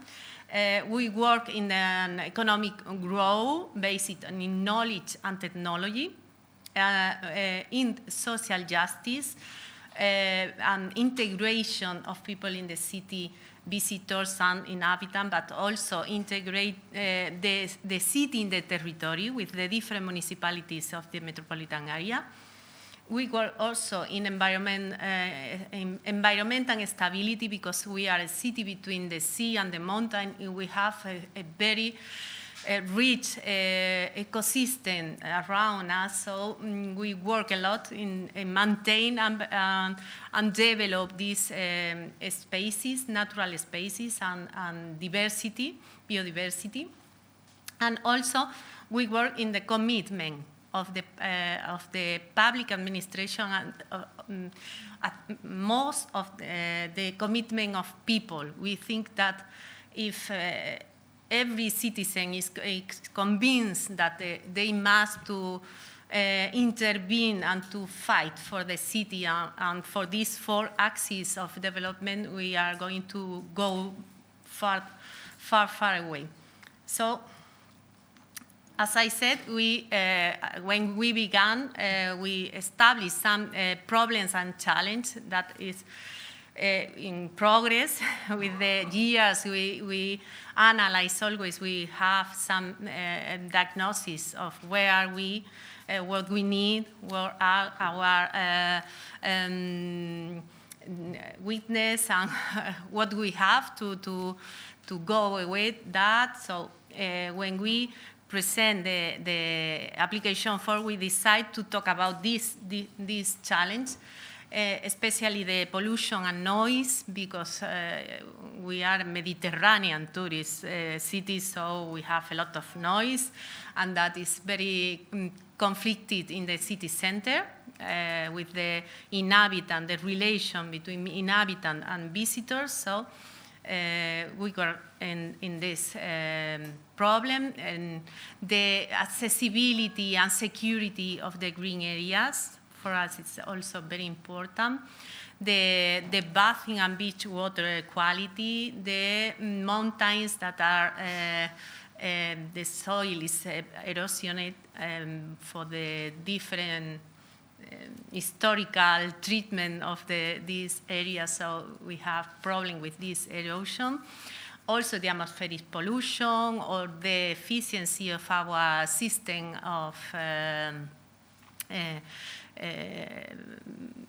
illumination of the city and the buildings and so on.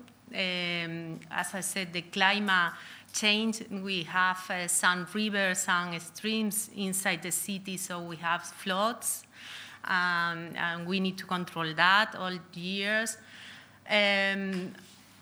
As you can see, we have a lot of problems, but we divide this problem in 4 different groups: environmental and territorial problems and challenges, socio-economical problems, and also government and governance problems. So, as I say, I have a lot of things to tell you, but I'm going to try to reduce.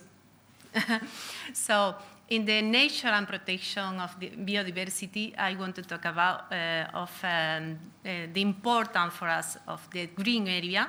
We are working together with the different neighborhoods and the municipalities around our municipality in constructing green corridors and this green infrastructure, and also in the conservation of this biodiversity of this corridor.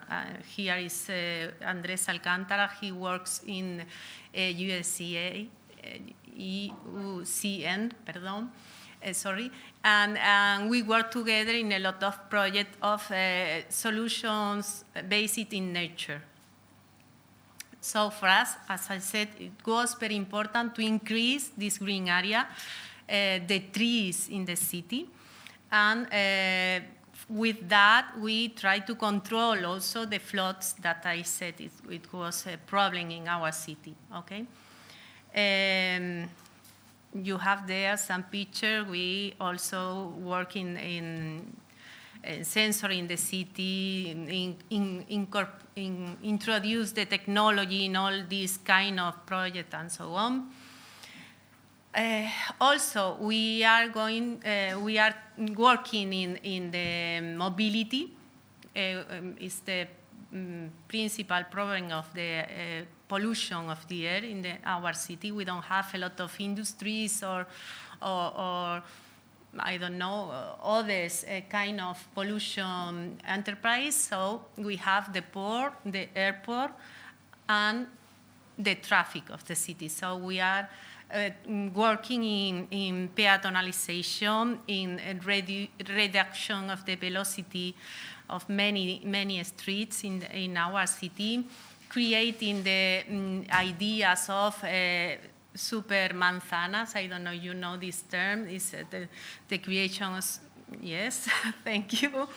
So we are changing our model of city to try to control this traffic inside the municipality, creating cyclo lanes, converting our public transport in efficient and electric and gas buses and trains and so on. And even I put there our cemetery have solar panels, so we have solar panels in all public buildings. So for us, it's very important to reduce our consumption and reduce our CO2. So now we reduce our municipal bill in 40%. So, in the social, cultural, and economic material, as I said, we are trying to change the image, international image of our city. Now we are the Malaga of museum and Malaga of culture. So you can go there and enjoy our offer, our service. And for that, we are working a lot with people, with enterprise, with local actors to produce this kind of offer and service. So there you can see in our application for a lot of things about that. I know you are very interested in coast protection and the sea water. In Spain, we don't have the competencies in the cities. Cities don't have this competence, so when you ask for that, we had to talk about that material with the national level. So we participate with them in many plans that they have now, the coastal protection strategy for many provinces of the Andalusia area. So we participate, but we don't have the competence. So the municipality can do something, okay? So we work with this kind of project, like improve the sewage and the waste water purification network. We also regulate the area, the coastal area with the houses that are there. So we prohibit construction, and we almost put away some construction, irregular construction. So the municipality can intervene on this issue. And also, we create different areas for the public to engage with the sea and with promenades and so on, and some sport spaces in beaches. And we have also a cultural program in these areas. And we work with different NGOs like UCN, or like the Aula del Mar is association that works for the recovery of many species in the Mediterranean area. So we work with them with different programs to recover these species and help and take care of the health of these species and so on. So the municipality can intervene in some way in this issue.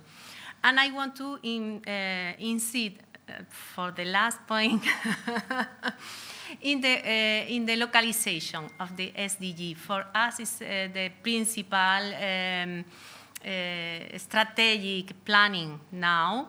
And we are working in different tools for collect and reflect the results, the achievement of the indicators of and goals of United Nations.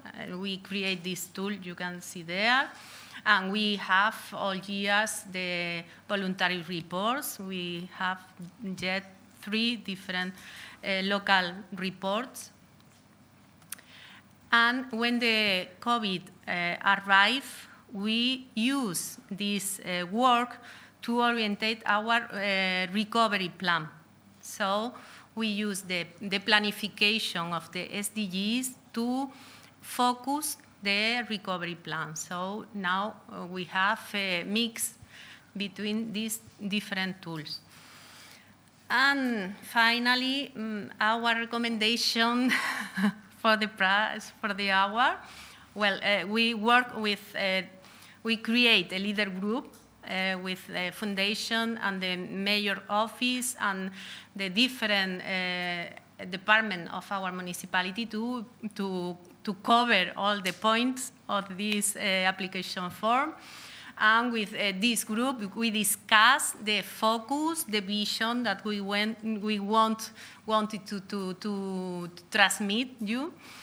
And then we work with the collection of the experiences, the best practices, and the indicators. Finally, we translate because we need to work in Spanish. So, the pros, the integrated vision, the consideration of time to achieve the changes, because you consider 5-10 years. For us, it's very important, this temporal schedule, because you can change today. If you want, you need a period to planning the change. So the necessity to create this kind of group to work the application for us was very important, because you need to have the integrated vision with the different actors, and then you have the possibility also to explain with qualitative data and qualitative explanation the achievement of the progress. The cons, the indicators are very difficult to obtain for all of us in the same methodology and in the same variables and units. So we need to change some temporary frameworks. So it's very difficult, and too much information to collect. So maybe we can simplify the application form. Sometimes we lack the competence that you are asking for, so it's difficult to explain that. The 27 mandatory indicators are complex. I think maybe we can align with the SDG indicators, because if you, like I say here, looking ahead, recommendation, why a city could be interested in filling this complex and extensive application, because we have a lot of work to do. So we need to stop to fill the application and a lot of days. So why we are going to do that? Is only the recognition enough? It's a question, but also maybe a recommendation, I don't know. Why collecting this data? Data is power, information is power. So could we share the information that you are collecting? Maybe for us it's interesting. We can compare our city with this kind of data. Maybe we can organize some capacitation of our professional. It's a very interesting work. So maybe you can offer some capacitation to do that. Or maybe we can exchange experience, like today, between all the cities interesting, and you can put that in the hour. You are going to exchange these experiences between cities. Maybe we can create projects together. I don't know. Maybe you can offer more than the recognition of the prize, because, as I said, the municipalities are very, very like full, overload. And if we can simplify, it's better. Maybe image before and after, you know. Before we have that, now we have this. Maybe we can have simpler question and close answer in many issues. It's more easy. It's easier to maybe you can demand less information and ask the agents and the actor with letters support, with interviews, with something like this that you can, because the paper you can write as you wish. But if you have actors that can support that you said, I think it's more interesting. So thank you very much.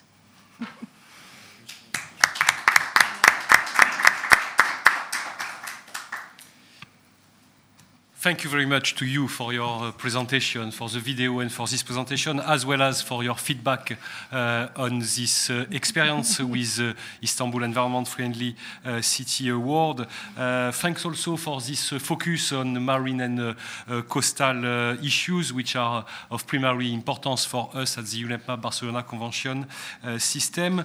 That is also raising the issue of competencies and the responsibility that can change from a context, from a country to another one. It's not everywhere the same level of decentralization, let's say, and all the municipalities have not all the same responsibility according to the country in which they are located.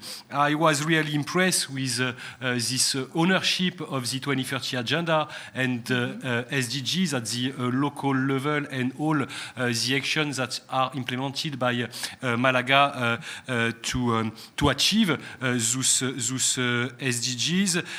Your feedback is very, very welcome and will be, your feedback on the Istanbul Award process and methodology and the approach is very, very welcome, and it will be very useful to improve this approach, to simplify it, but by maintaining the same level of robustness for the next edition, let's say. I realize also that this exercise, completing, filling in an application form was also, represent also an added value for the local stakeholders, helping them to break the silos between various departments or services. And I also realize again how far it is important to have support from, let's say, external bodies or external persons to support the municipality to fill in the application form. That's it from my side. I will not open now a discussion because we have still two other speakers. We are very happy to have also with us now Mrs. Simonetta Sensi, Deputy Mayor of Genoa. Yes, please, if you can join the presidential table. I think you will start with a presentation. Noe is going to support you, or the technician is going to support you for putting it in the screen. And then we will have a short video as well. It's not here. This one? Okay. And please try to be as concise as possible, because we would like to have time for the discussion, for the interactive discussion after the presentation. Thank you very much. Mrs. Sensi, the floor is yours. Yeah, thank you. Good morning, ladies and gentlemen. I'm Simonetta Cenci. I'm Deputy Mayor for Urbanism in Genoa, Italy. And I would like to say thank you for your invitation. And I think that is a great opportunity to share experience and learn from each other. This is important. This is a good modality of relationship, like Madam says before, and for learn different country from the others. It's a very pleasure to be here, and I bring greetings from my mayor, Mr. Bucci. I would like to explain what is Genoa. Is the biggest city in the center of region Liguria, and is in the center of the territorial arc that overlooking the Mediterranean Sea. This is a different modality of city. It's very similar from Malaga, but is a different modality of relationship between the territory, and we have a different territory from Malaga. We belongs to the east, to the north, to the west part of the Mediterranean, and we have one of the biggest ports in Europe, but is a commercial port, not touristic port. And this is important to understand the difference between the two cities. Regarding climate change, Genoa carried on an analysis of several possibility of scenarios regarding the climate, demographic change, and digital transition, with indication of impact, severity, and local scale. This is a focus regarding our main risk related to the floating hydrological risk. Our territory is very hard, and the main flooding events occurred the last 5-10 years has caused life losses and damage for more than 600 million euros. From that moment, the city started a path towards sustainably resilient development, achievable by a new governance model applied to the regenerative project.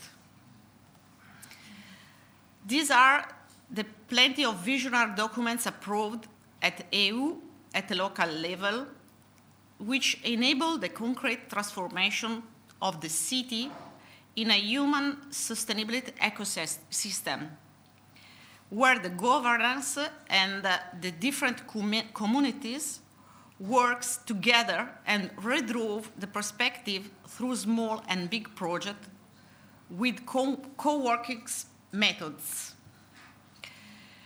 We disclose our strategy framework studying, studying 3 different changes, focus our action on 3 assets to achieve 3 main goals. This is the core of our action plan to reshape the city in the next 13 years. This is based on 12 main actions that include ongoing projects that we are making now, and then the 25 future projects. The plan will be uploaded every 2 years across the strategy and a relationship every 5 years. Now I will present to you the 3 lighthouse projects to improve the resilience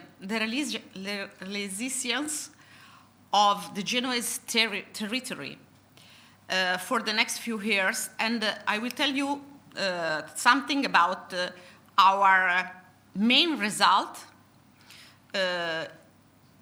of the first 4 years of the mayor mandate.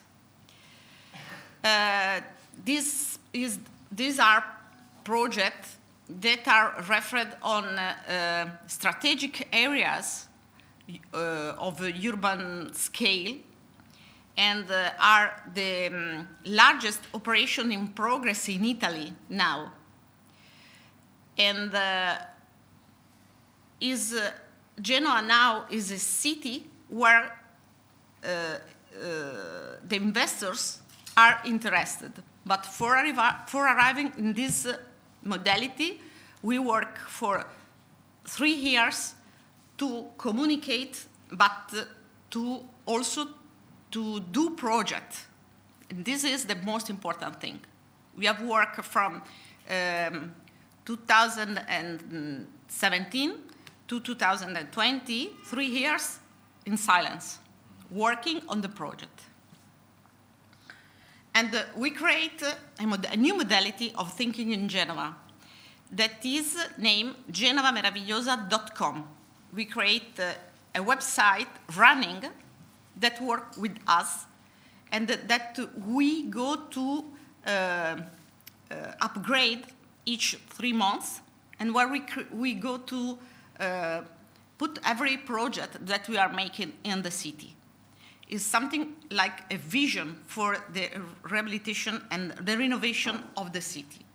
And we have decided to start with the 3, 4, 5 projects, the most important project, for revitalization and rehabilitation of the city. And we decided to have a new modality of vision of the city of Genova, because it's a city where you can go to live, because is there the high quality of life, is there a good life and modality of living for workers, for residents, and also for tourism. But for us, it's important to transform our city in a city where you can live in good way. We have, starting from the center, the historical center, from 1 and 2 projects of rehabilitation of part of the city, and after we have gone to the other part of the city that is a peripheral part, but not really, but is different modality of relationship. We began with our first project that I named Waterfront di Levante, or East Waterfront. It's a drawings of Renzo Piano that we have decided to realize across the modality of partnership between public and private interest. The project starts from the transformation of the ex-fair trade area and create a positive regeneration of the entire quarter, restarting from the historical center to this part of the city. This is an image of the final project. And in this image, you can say how we can do for transform and create a new modality of relationship with the sea and the city. We decided to put the water inside of the city and create a new port, touristical port, but a new quarter for this part of the city.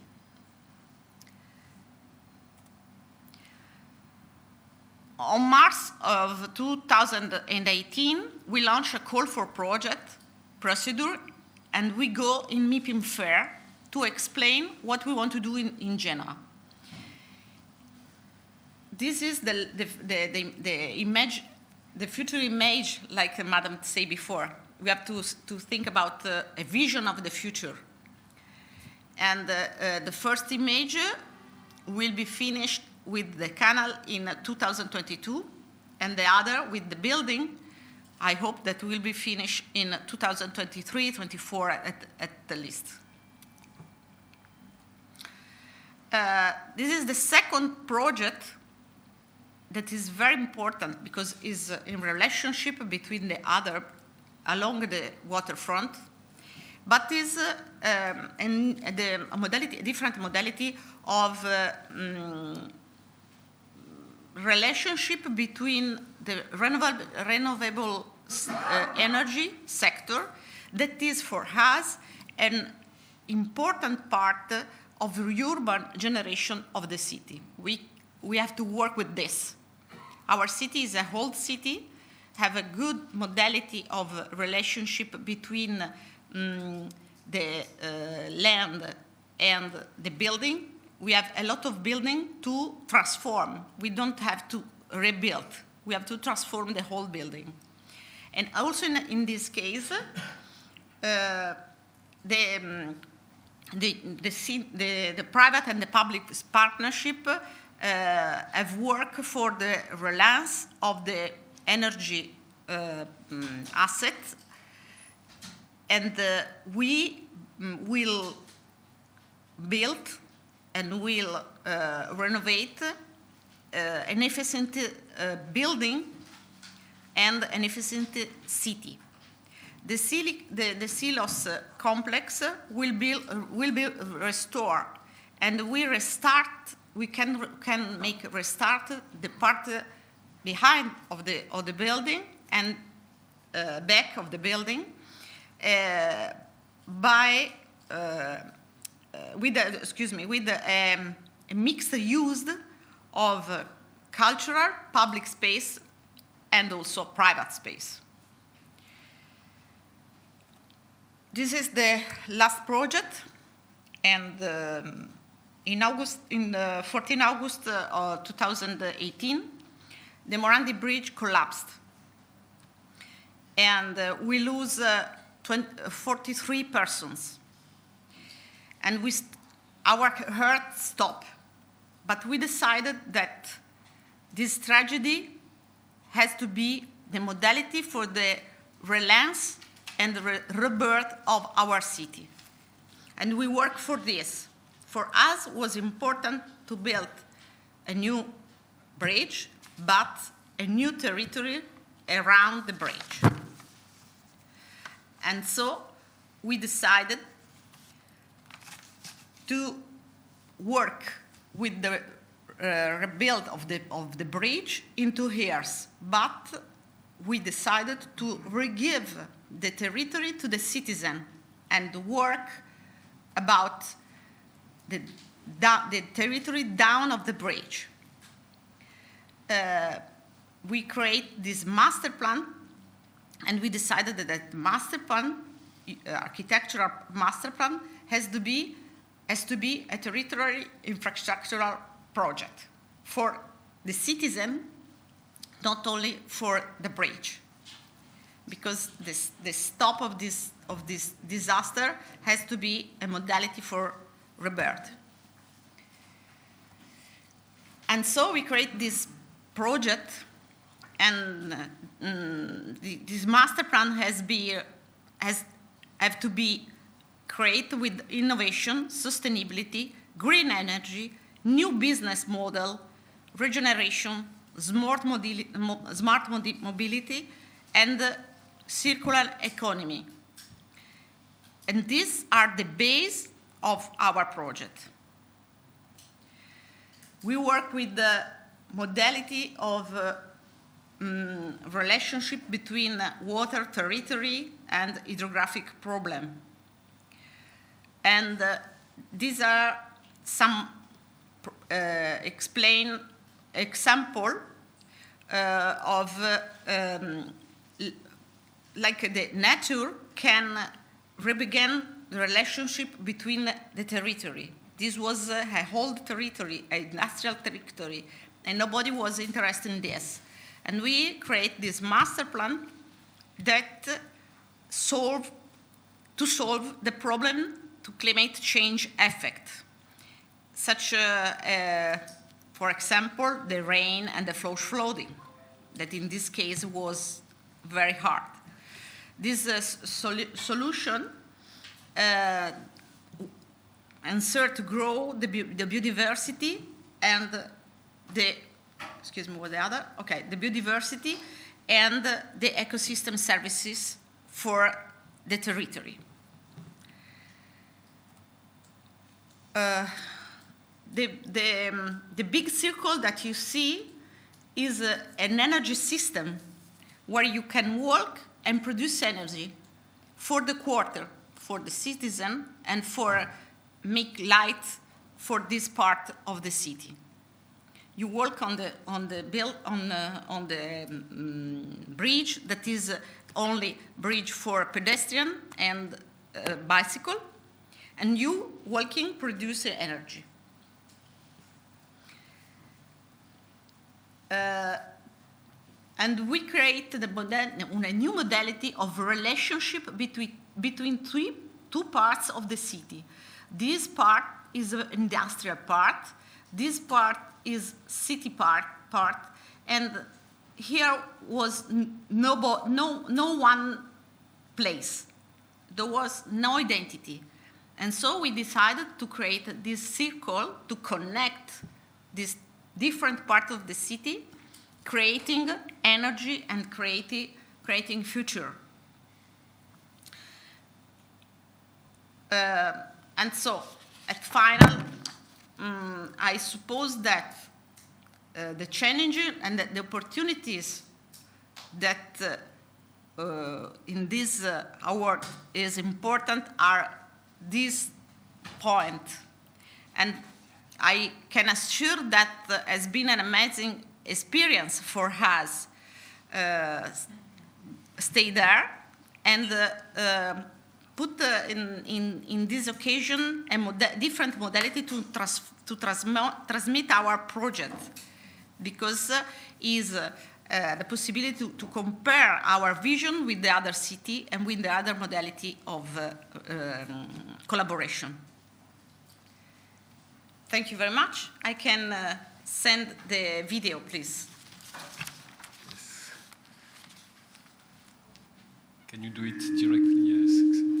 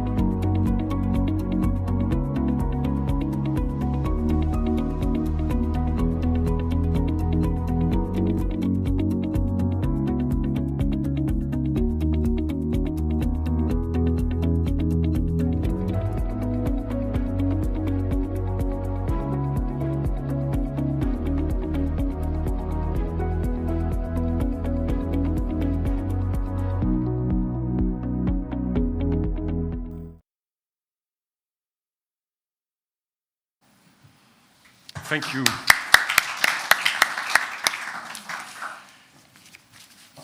Thank you very much for your very inspiring presentation and for this video. I think that through the three projects you have presented, your presentation illustrates very well the complex relationship between land and sea, between the city and the sea, between the city and the mountain with those rivers and the important risk of floods when it is raining, and that could be exacerbated with climate change effect in the future. Thanks also for this nice example, and in particular for this challenge of rebuilding the Morandi Bridge, if I may.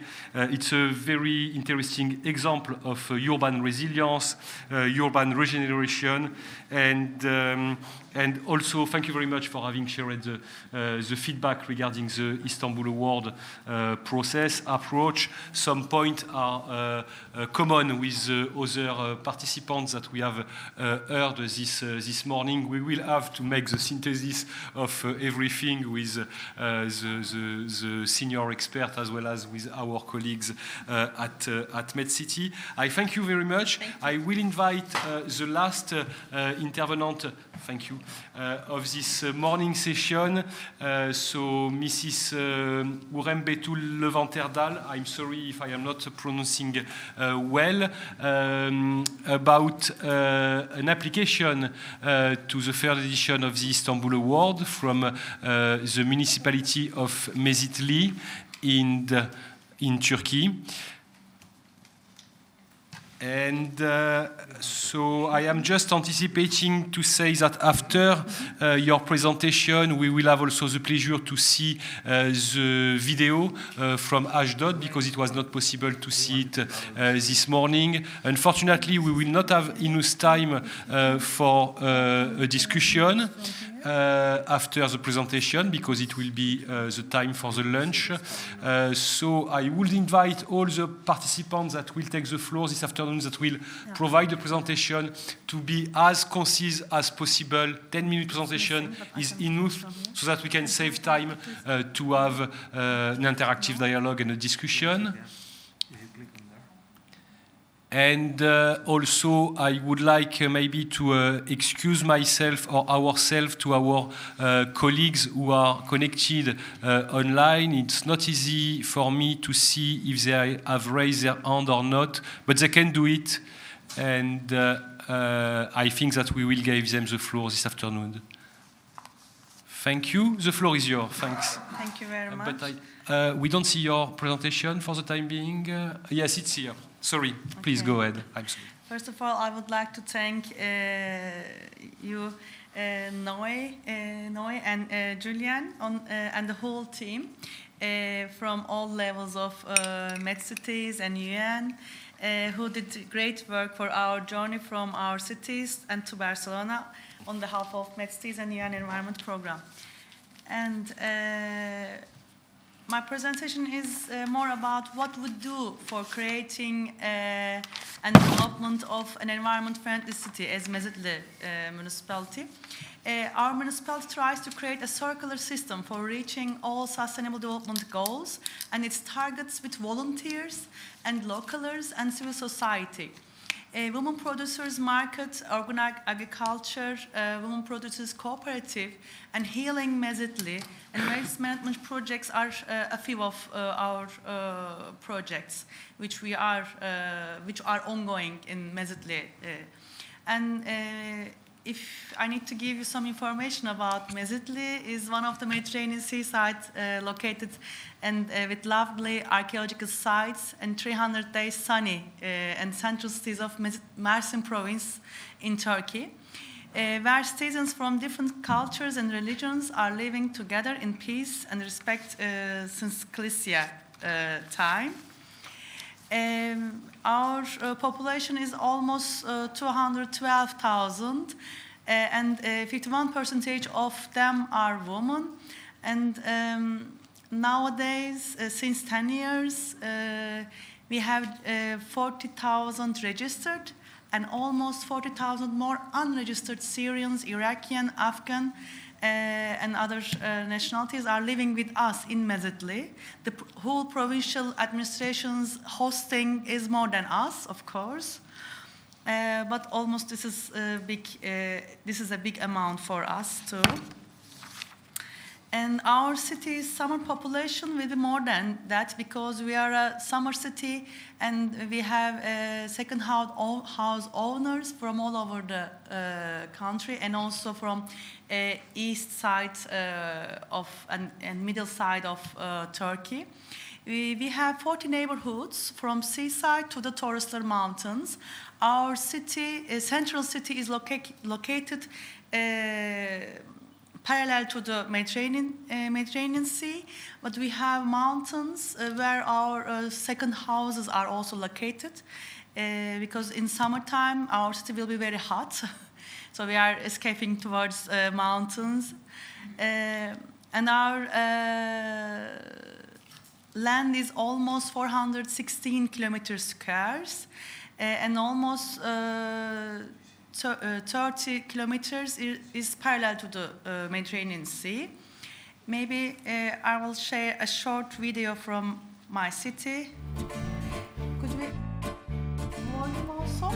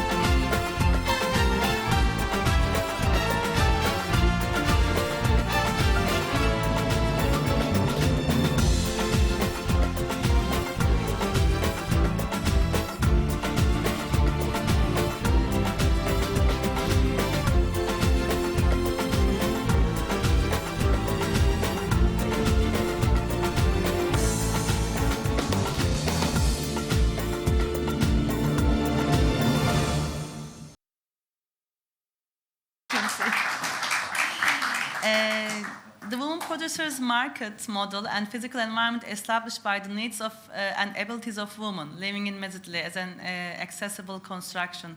Maybe you had already seen from the video. Mezitli women will produce fresh fruit and vegetables at hills and at their houses, gardens in city center, or handcrafts and handmade food products at their homes in city center. Without any permission from men, each woman producers' markets are open for just 2 days a week. There are kids' parks close to the markets. We had to include women in the economical, political, and social life by their possible opportunities, which they already have. If I have time, I have one video for women producers' markets.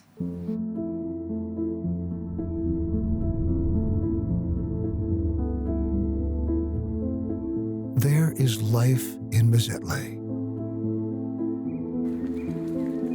Together,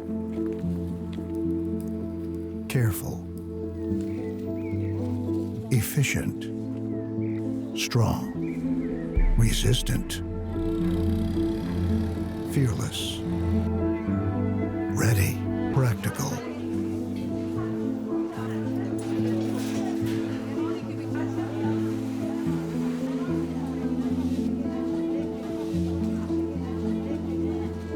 Experienced, happy, producing women.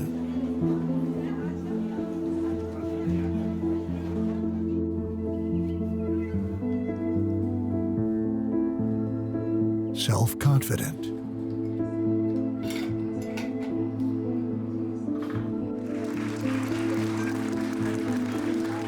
full of hope. There is life in this market.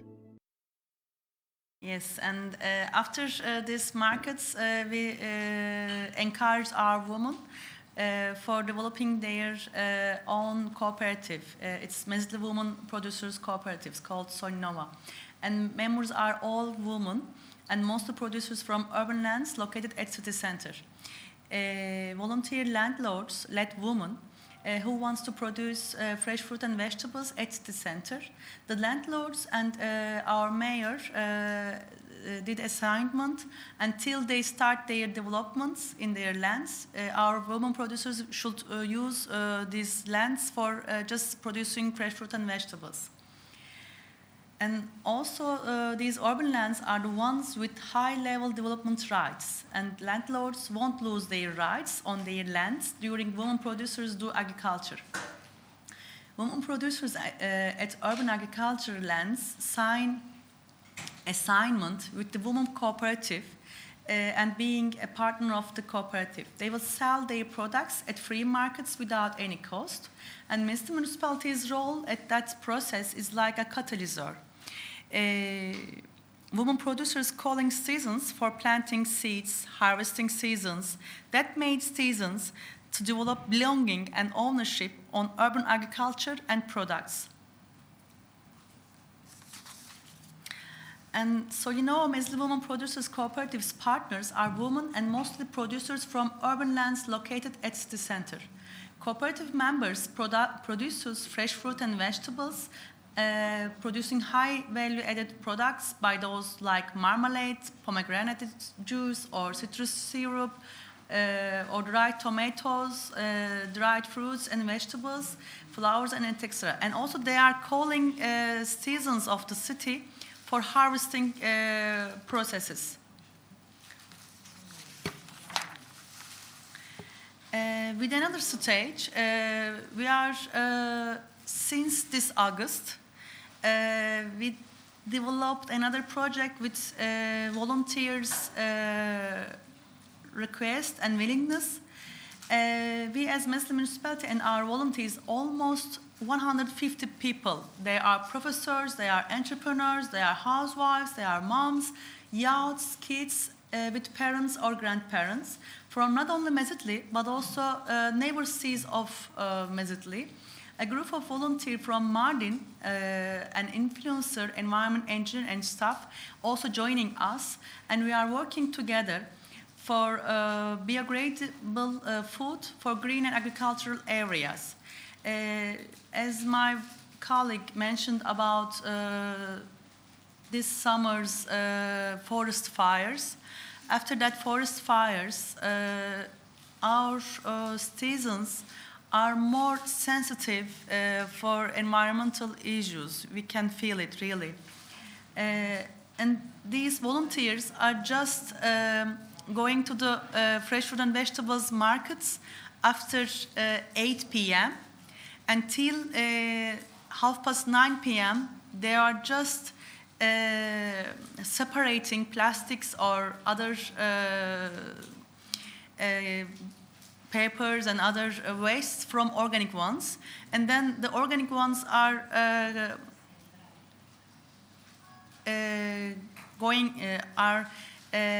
going to the land that we own for compost process.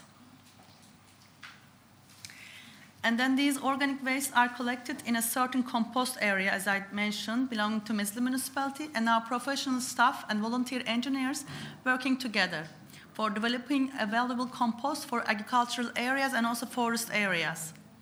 While collecting those wastes, our volunteers are raising awareness of neighborhood markets, sellers in more than 23 markets, and thousands of sellers on sustainable development and biodegradable food for green and agricultural areas. For example, here, one of our staff is trying to separate plastics from the others, and also our volunteers are working together. Could you give some voice?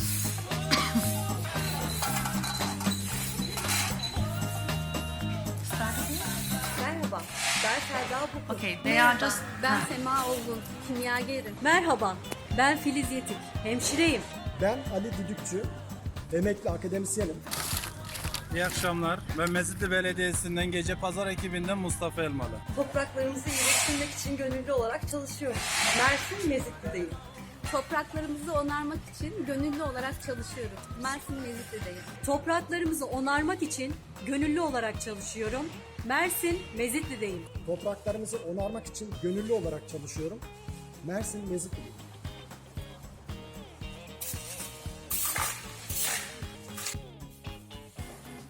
Yeah, it goes like that.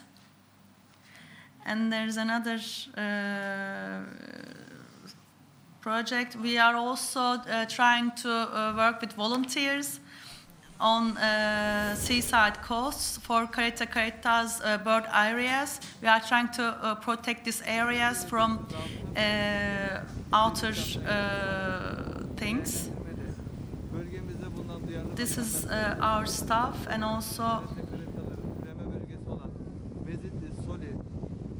Şehir sahillerinde yapılan denetimlerde göstermiş olduğumuz alanda karetta yumurtalarının olduğunu gördük. Belediyemiz burada duyarlı olduğundan dolayı uyarı tabelalarımızı daha önceden de yaptırmıştık.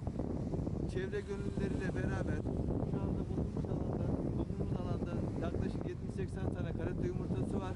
Bunları belediye olarak emniyetlerine alıyoruz. Çevredeki duyarlı olan And our main aim is to develop a sustainable and healthy food cycle in our city and world. We are working at different stages with different partnerships and volunteers in Mezitli, developing awareness on waste management at households of Syrians, Turkish and other nationalities living in Mezitli, partnerships with Mezitli City Council, a non-governmental organization representing all different kinds of social groups, and developing and raising our staff's awareness on waste management methodologies by Waste-Wise Management Project, also, you know, that our partnership with UN Habitat. And we believe that when we work together with equal distances, that brings success on social responsibility to our environment, to our world. I just want to skip that more. And also, yes. We are trying to balance the gender equality goal with a market just for women, good health and well-being with accessible healthy food to all. with our women producers markets, an affordable and clean energy goal by climating markets by solar energy climates, and sustainable cities and communities goal by teaching sustainable agriculture to women producers, urban agriculture producers, women cooperative partners, volunteers for all, and customers to ask for sustainable sales from women producers markets also. Decent work and economic growth goal by providing women a chance to start up with costless and provide them business angels when they need. And yeah, I think that's all. Thank you very much for listening to me.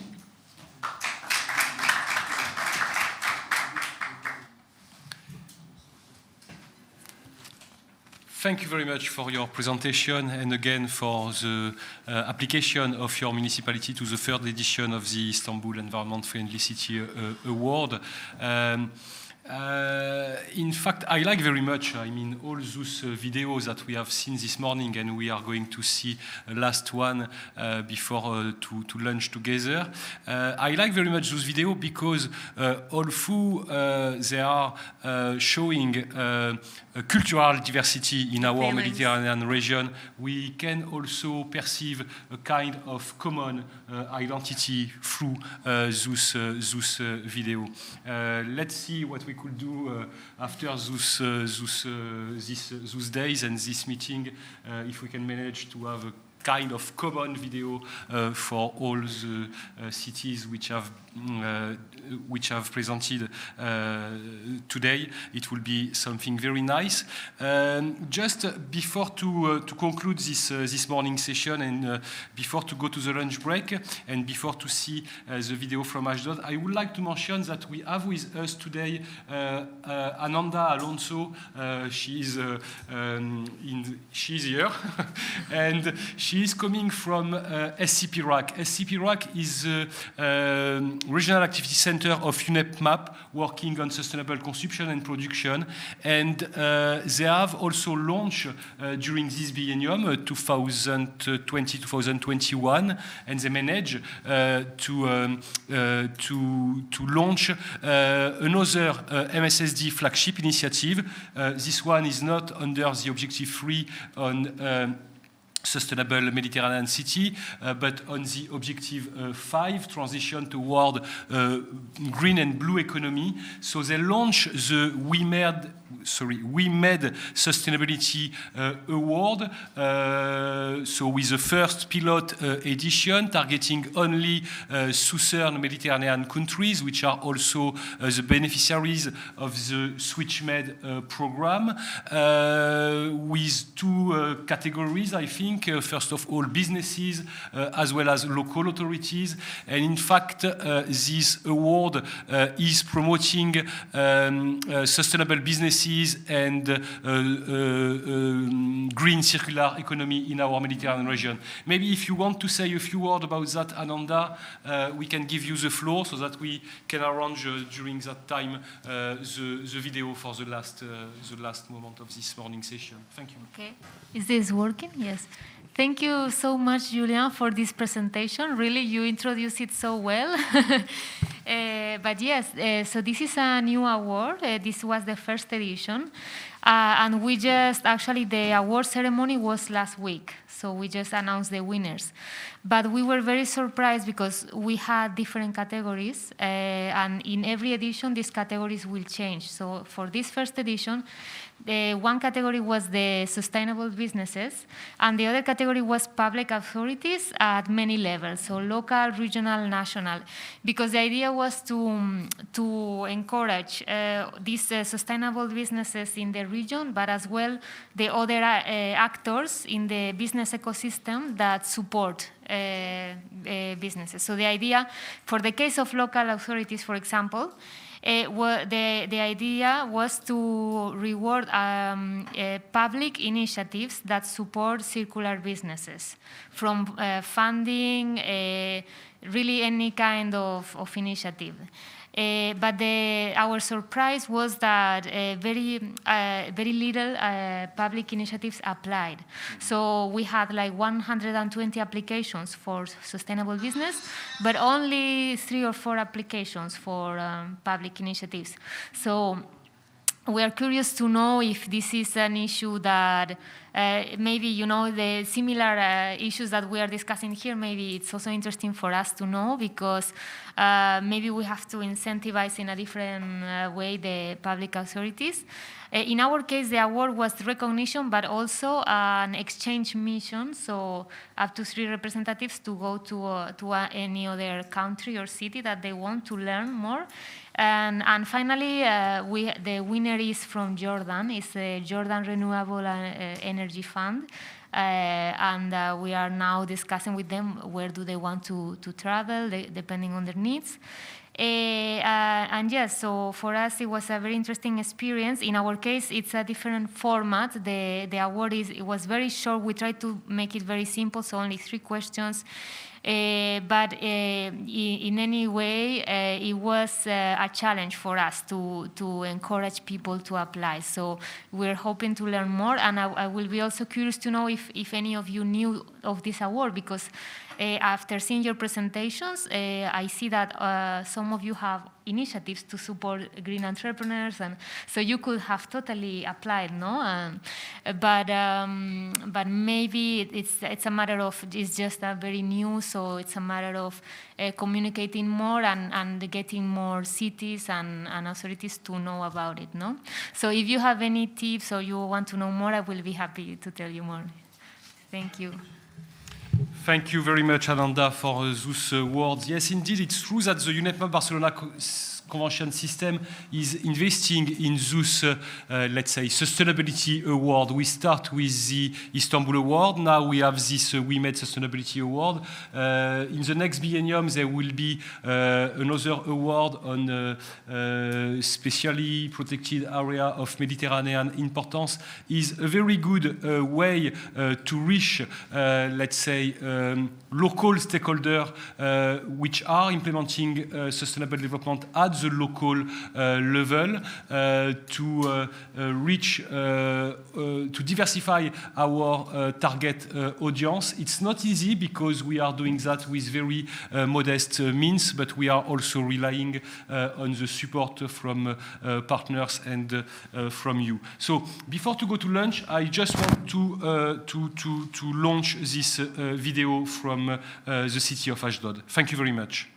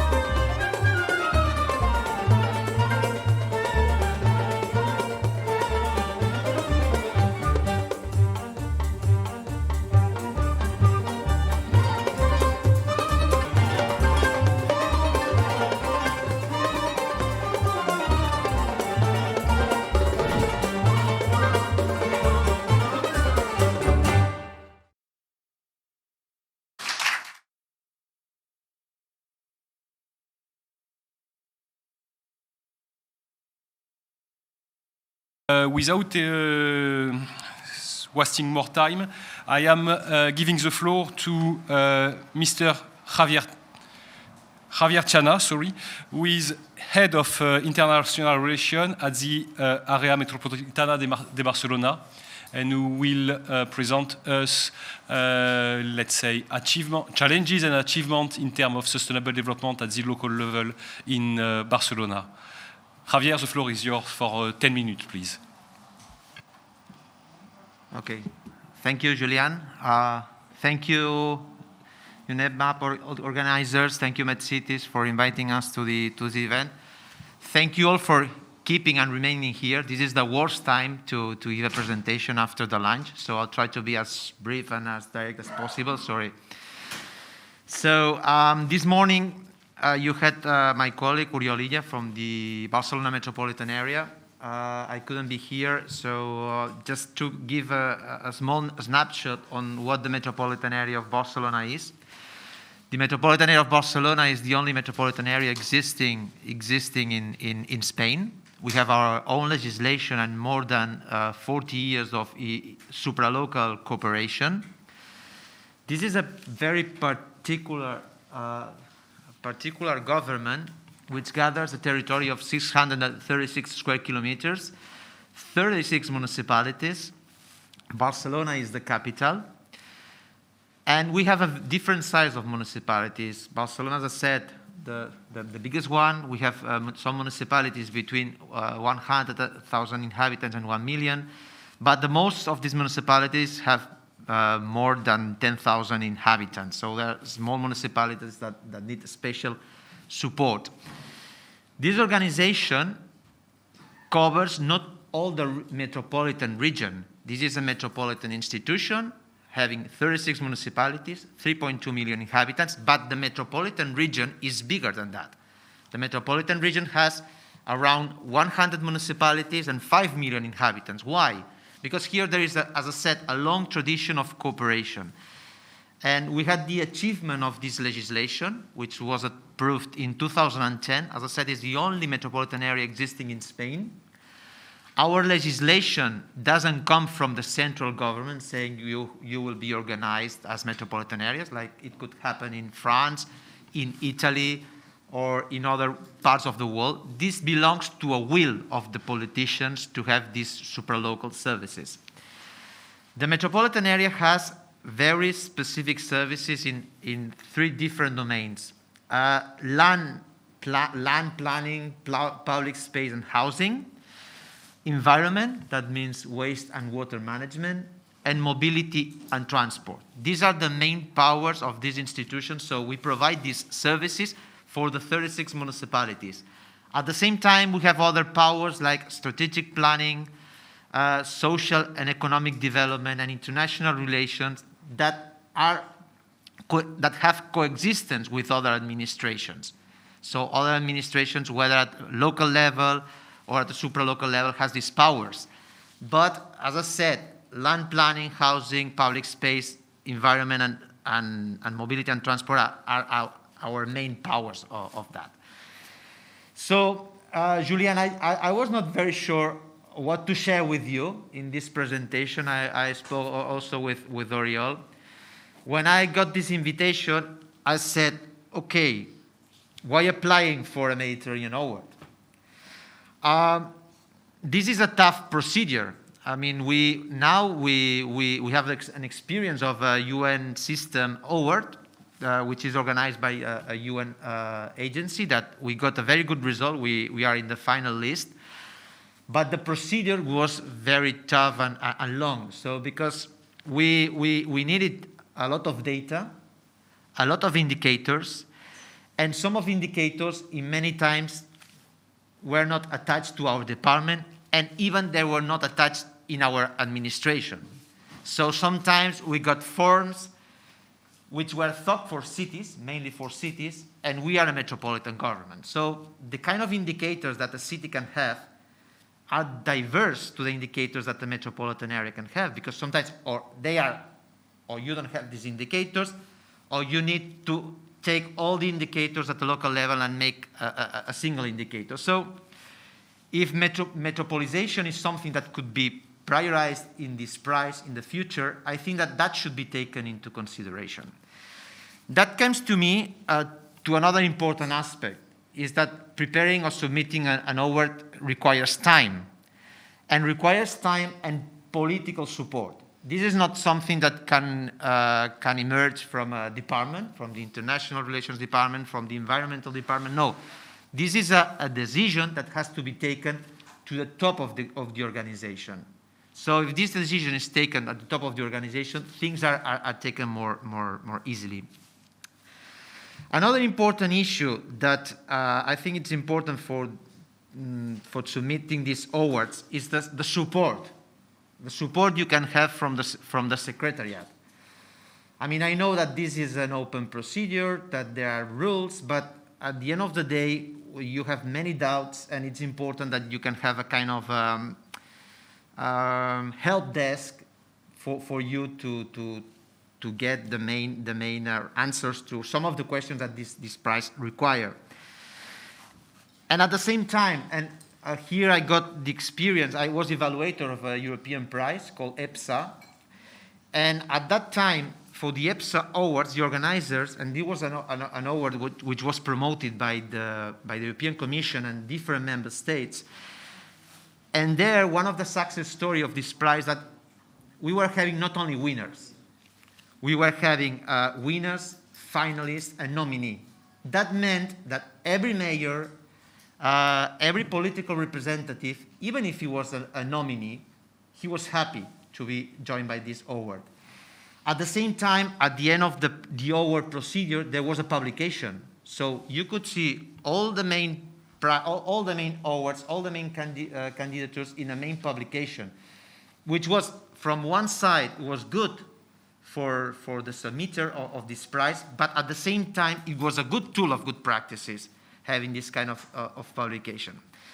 So, well, these were some of the reflections that I could give you on the prize, because, as I said, it's a tough procedure. Sometimes it can take more time or even more than submitting a project proposal, because not only, because, I mean, we are all used to write. I mean, we can be very creative, but many times we need these indicators, this data that sometimes doesn't belong to the powers that your organization has. Well, as Metropolitan Area of Barcelona, I chose 4 or 5 experiences that could be of our interest to share.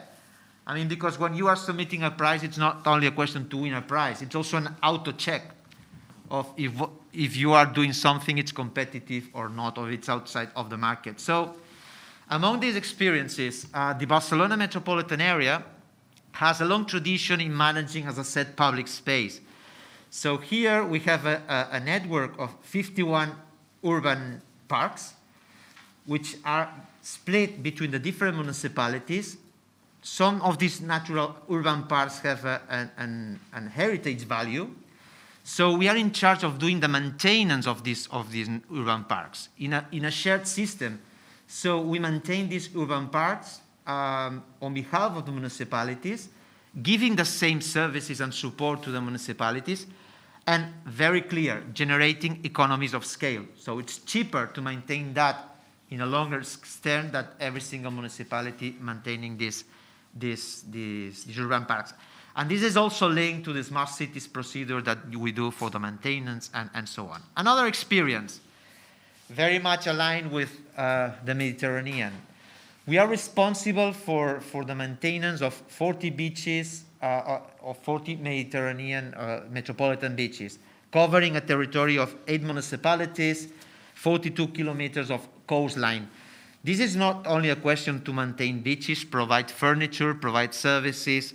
It's also a question of guaranteeing the state of the water, the state of the sand. We do many checks. These beaches have more than 8 million visitors per year. So, and we provide a very good quality service. But at the same time, this is very linked with climate change.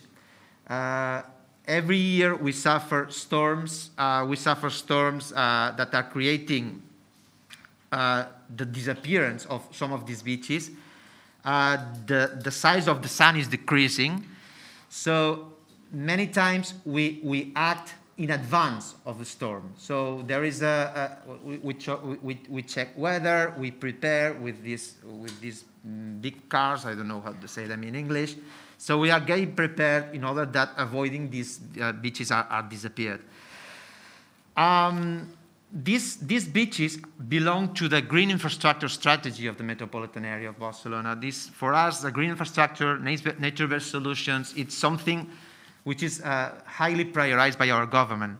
Take into consideration that we are a metropolitan area, but 52% of our territory is green, or it's almost green. That means natural parks, green corridors, beaches, river basins. So we are a green metropolitan area, not only urban. Another example, as I said, the Barcelona Metropolitan Area has the power linked in mobility and transport. We have created one of the biggest low-emission zones in Europe. This is a low-emission zone because our air quality is very bad, like in many Mediterranean areas. So we have created this low-emission zone of 95 square kilometers. This low-emission zone is a project which is delivered with the region, with 4 municipalities, and it's going to be enlarged in the next years. And at the same time, we are creating low-emission zones in other metropolitan municipalities. So this is, again, another example, which is very much aligned with air quality and weather conditions. And if I might say, the results are good, but are not the desired results. Because from the time we are taking out some of these most pollutant cars from the road, new cars are coming. So it's not the solution. I would say it's not the best, but it's something that we had to do. Another example, which is this. I mean, this is very much aligned with public housing. The Barcelona Metropolitan Area has created a new public housing, which is called the Pisa Building. The Pisa Building is located in one of our metropolitan municipalities. It was in a former cinema. The cinema was called Pisa. And this is a building of 85 apartments where we have parking areas and other facilities. But this building is done in an SDGs approach. I mean, it's built in wood of proximity. So we are creating a circular economy here. Less waste in the construction process. And we have paid a lot of attention on the distribution of the different apartments in order to provide the same service, the same space for men and women. So a kitchen is as important as a living room. Rooms are as important as a kitchen. So it's very open. So also in terms of security, I would say it's a project that has won even a prize of architecture here in Spain, very prestigious one, and it's done in a SDG approach, which is not easy to build in wood, but it's faster. And the last example, and this is something that, this is I will pass this one because this is the process of the urban master plan. And the last example, this is something that my colleague Emily knows very well. These are the waste management facilities that the metropolitan area has. The metropolitan area has the responsibility of waste management, not waste collection, and we deliver this service with different facilities. That means collection and storage depot, mobile waste collection, sorting plants, compacting plants, eco parks. So this is something that is very much aligned with circular economy. We are using technology in these plants. We are generating energy efficiency. So this is something that, to me, could be a good practice as well to submit in a prize and to share with others. So, well, that was everything I wanted to share with you. I was more or less fixed with the 10 minutes time. I don't know if it was useful or not, and thank you for your attention.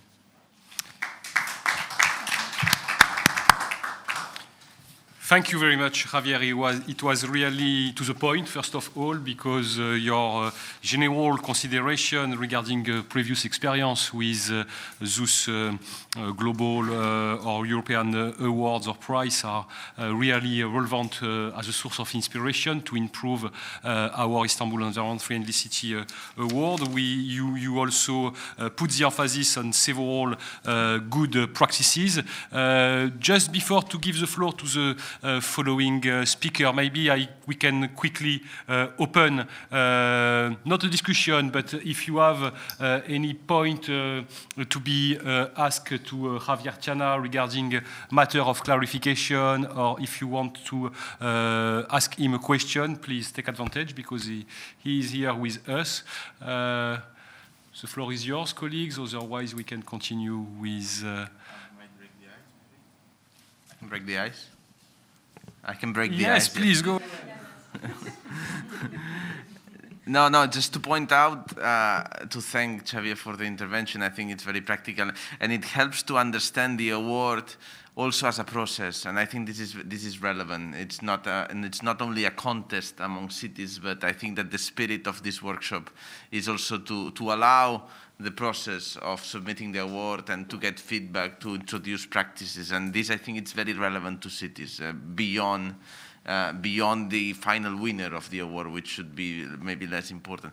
Just to point out that tomorrow afternoon we will be visiting one of these facilities, the Eco Park, an MBT plan on waste treatment in the afternoon, and it would be a very good opportunity to understand how the cities together can face challenges that one single city at a glance cannot do. And just maybe, I don't know, Xavier, if you want to make a very brief point on these checks and balances that the metropolitan area has. I mean, I know that in many countries there are problems with these kind of facilities because there's a problem with the landfills and land that some cities, they don't want to get the waste of the others. And this is a problem with urban infrastructure that the metropolitan scale helps to solve.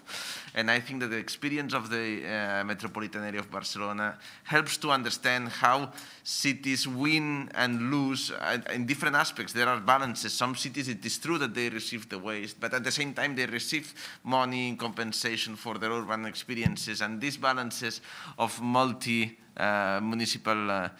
cooperation, it's a good path that far from being conflict-based, is based on cooperation. I don't know if you want to outline a point here or... No, just very brief, Uriol. Thank you for the question.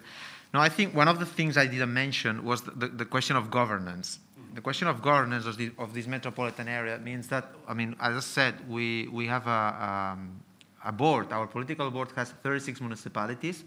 The 36 mayors are in this board, and there are also 54 city councillors. And these city councillors are, I mean, it depends on the size of the population. It means that we have a board of 90 members. That means that every single municipality, no matter the size of the population, they have a voice there. It means that not all the main decisions at Barcelona, who has more power, are more important than a decision that can affect a small municipality only with one vote in our metropolitan institution. I have to say, after saying that, and the election comes after the local elections. That means that after the local elections, mayors and city councillors are appointed to the metropolitan area, not direct elected by the citizen. Very important. I mean, I have to say, from one side, it's good that we have this institution. We can have a kind of metropolitan strategy, but at the end of the day, every single mayor, they are attached to the reality of their municipality. So, and here for me is one of the main challenges that we have as metropolitan area. I mean, to have this kind of metropolitan vision, this metropolitan strategy, not this metropolitan grouping of different municipalities. And the question that Uriol was saying is very relevant, is the question of waste. I mean, it's for sure that this is something that it's for the benefit of all the territory, but no one wants one of these plants in their territory. to the extent that one of them, Emily, if I'm not wrong, is outside from the metropolitan area of Barcelona territory. So it's very close, but it's outside the territory. So because it generates smell and so on. So this is a process which is always complex. But if the decisions and the main discussions are taken in the plenary, it means that all the municipalities, they have a voice there to give their opinion. Well, and we could discuss more also about financing, which is another important issue. We have an interesting redistribution effect between the main city, which is Barcelona, to the other municipalities. So Barcelona, as far as is the city which attracts more money, so there is a redistribution effect through different investment plans, but I mean, it would take time to explain that. And I want to take more time to you. No, because as waste is a little bit my topic. No, just, I mean, this kind of intermunicipalities organization is something I would say well developed, maybe not as it is in Barcelona, because it's a very specific system, but in a lot of European countries, and I think with very good results, in France, in Belgium, in other countries also, to merge infrastructure, at least to share infrastructure, and with a collegial decision. This is very important. So the governance and the financing aspects are key for that. But for this utilities, so water, waste, it's really something that has to be considered to be efficient and to get the best solution. Yeah. Yes, thank you, Françoise. Thank you for this point. Also, Javier, additional point.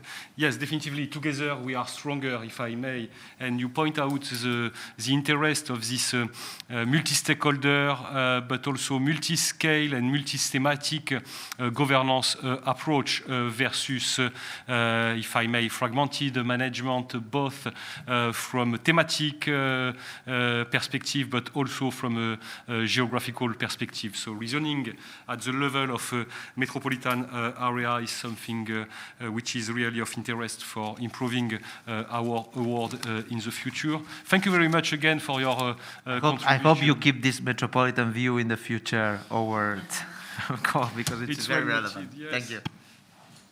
Yes, it transpires also from this morning session, and we have to work further on that. And also not to put in the same level, let's say, metropolitan area and smaller city, because they have not at all the same resources and capacities. So thank you very much again.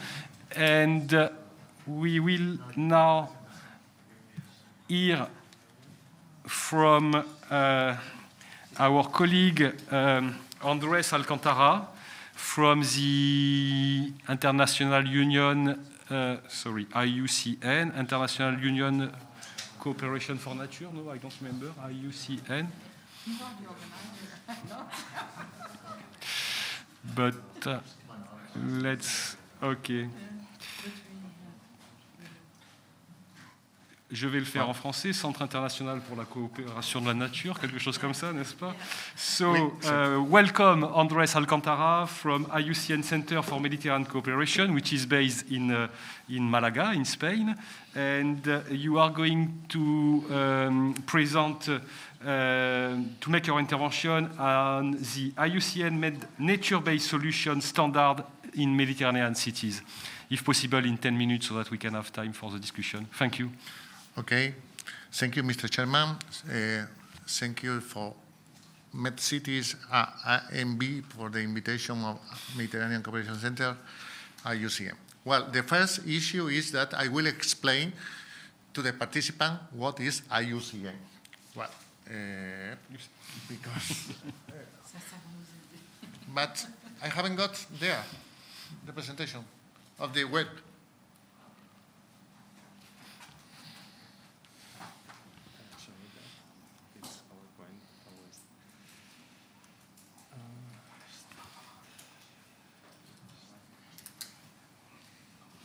Yes, okay, well, IUCN is the World Conservation Union, is the biggest organization around the world about conservation. We have 211 states and government agencies. They are members of IUCN. We have more than 1,200 NGOs and indigenous people organizations in IUCN, and we have more than 10,000 experts from the world that they are working in conservation and other items. What are the items, the terms that IUCN is working? Well, we work in different trends by business and biodiversity, climate change, gender, and all these trends that we are working. And I focalize today on nature-based solutions and cities. We work around the world. We have different offices around the world, and we have an office, a center in the Mediterranean area. We have the Mediterranean Cooperation Center. We are in Malaga, in Spain, and we work for the 23 countries in the Mediterranean. The last big event that we had this year was the World Conservation Congress in Marseille on September, that we had more than 6,000 participants around the world to discuss about conservation and nature. And now I will try to show you about what are nature-based solutions in the Mediterranean and the global standard. Well, we had produced different publications, documents about nature-based solutions. For example, we have the nature-based solution Mediterranean. We identified more than 20 examples around the Mediterranean with that they are working at local level on nature-based solutions.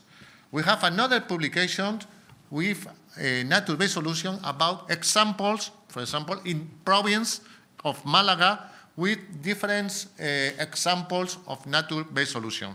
And the last one is this document that you can download free from IUCN web.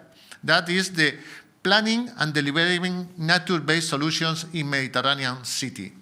The assessment contributes to an evidence based on the benefits of nature-based solution cities in the Mediterranean, emerging area of policy, identification of both standard and the need for continuing improvement in practice and the systematic evaluation of options. But I'm talking about nature-based solution. But what is nature-based solution? Well, don't forget that nature-based solutions is a concept that developed IUCN. IUCN has a lot of experience about develop concept, the red list of species, protected areas, and nature-based solution is one of the concepts that developed IUCN. The definition that is nature-based solution, I try to explain in few words. IUCN defines nature-based solution as actions. It means that we work on the land. Actions to protect, sustainability manage, and restore natural or modified ecosystems. So we are talking of modified ecosystems. So we are talking about cities. And we are talking about cities and surround areas that address social challenge, for example, climate change, food, water security, or natural disaster, effectively and adaptively, simultaneously providing human well-being and biodiversity benefits. So that is the definition of nature-based solution. When you are talking or when you are working on your city, we are talking that you apply this concept of nature-based solutions in your city. When we are talking about nature-based solutions, we mustn't forget, well, I haven't got a lot of time, and I would like to focalize in the resolutions about nature-based solutions from the last World Conservation Congress. That IUCN World Conservation Congress demands to members of IUCN the implementation of nature-based solutions in the Mediterranean basin. And we are talking about this nature-based solution definition. We are talking that we must work on nature and sustainable cities. And one key point, we are talking that when we are working with nature-based solutions, we trying to find solutions to the 7 societal challenges. These 7 social challenges are climate change, disaster, economy, human health, food security, water security, and environmental and biodiversity. That is the 7 societal challenge. The standard of IUCN, or about nature-based solution, we are working with these 7 social challenges with 8 criteria and 28 indicators. That is what we are doing in the Mediterranean. In the last documents from IUCN for nature-based solution, we identified 16 practices around the Mediterranean about nature-based solution with 4 different types. The first type is urban regeneration in a global change context, and we identify different cities that they are working on nature-based solution. For example, Amman, Malaga, Paulos, Thessaloniki, Ude, Zagreb, Nice. And you have here in this document not only the projects and the concept that they are applying a nature-based solution, also the application of the standard. That is the key point of this last document. The standard for the nature-based solution for local, province, or regional areas. The second one is about individual project forest type 2. It's nature-based solution for climate change and water resilience. You have examples from French Alps, Jerusalem, Malta, and Tirana. The third type is about nature-based solution for coastal resilience in a context of rising sea levels. That is another key point in the Mediterranean. We are talking here about coastal zone and coastal cities. So this type is very important for you to try to know how different cities in the Mediterranean apply the concept of nature-based solution and to apply the standard of nature-based solution. You have examples from Marseille, Alicante, Malaga, and Naples.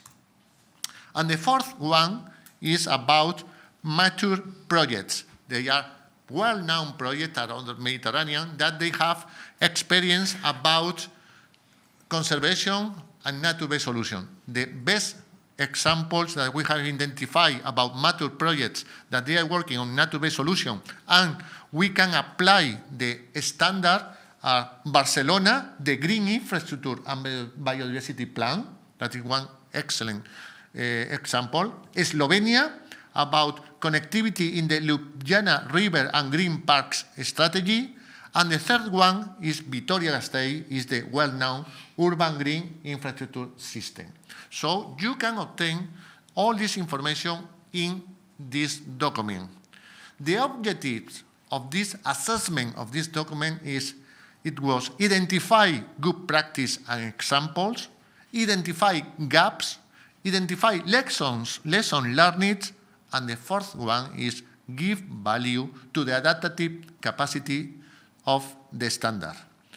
One key point is that we identify these projects from different cities in the Mediterranean that in the original concept, the nature-based solution, it didn't appear, but they are working to move this project to nature-based solutions. And so on. This is very useful for you, for the cities and the organization that you are here, because you have examples here that from organizations that they are working now on nature-based solution, but at the beginning, they are working only in spatial planning, coastal zone, or another concept, but not nature-based solution. The key findings of the assessment were need to identify and document the benefit and cause of nature-based solution. Prioritization must take a long-term perspective, monitoring, need for the use of tools, and societal challenge, that the 7 societal challenges that I have told at the beginning. The lessons learned was the lesson was trade-off and recognize feasibility, public involvement, adaptive management, baseline and monitoring data. And another key point for you as a city is what is the unit of assessment? A park, neighbor, a transport network, and you can, this documentation, this publication help you for this standard of nature-based solutions. We have different quotes from mayors or technicians from different cities in these documents, and you have here the web page where you can obtain, you can take a photo, or we can send by mail this documentation, and you can obtain these documents. It could be, not it could be, I'm sure it will be very useful for you to apply the concept of nature-based solution. And don't forget one key point. We are talking not only for European cities, we are talking for the Mediterranean cities, because we will have different calls from the European Union. I'm thinking in Interreg, I'm thinking in MED, I'm thinking H 2020, different call from the European Union that the priority for the cities, it will be nature-based solution. IUCN as organization could help you to this process of spatial planning, coastal zone, projects that you are thinking or you are developing in your cities to help to apply this nature-based solution. Is a tool to obtain funds, and of course, is a tool to increase the quality of life, the wellness of your inhabitants. So that is more or less the main ideas I wanted from IUCN Med to explain to you in this one. You have different documents you can download in IUCN.org. They are free, and I'm here to help you for this process. Thank you. Thank you very much, Andres, for this inspiring presentation again. We at UNEP, we are also convinced of the added value of those nature-based solutions which appear recently, if I am not mistaken, in our, let's say, environmental jargon. Added value of this nature-based solution for making peace with nature and for restoring ecosystem, including in urban areas, including in cities, including in our Mediterranean cities. We discussed this morning, and we promise each other to keep in touch and to see how we could reflect the standards you have developed and you are developing within the approach and methodology of the Istanbul Environment Friendly City Award, keeping the process as simple as possible and maybe simplifying this process, which is perceived as too much complex so far. But let's see how we can move in that direction in order to strengthen our approach and to reflect those nature-based solution standards developed by UCN in our award and benefiting from your added value. I will not open now a discussion, neither question and answer, because we are already running after the time. It's always the same here in the Mediterranean, and we can, if you agree, continue with Mrs. Françoise Bonnet, who is the General Secretary of the Association of Cities and Regions for Sustainable Resource Management, ACR+.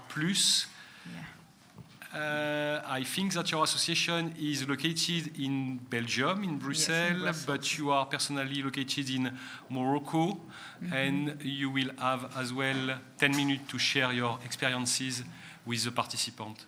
The floor is yours. Of this, yes.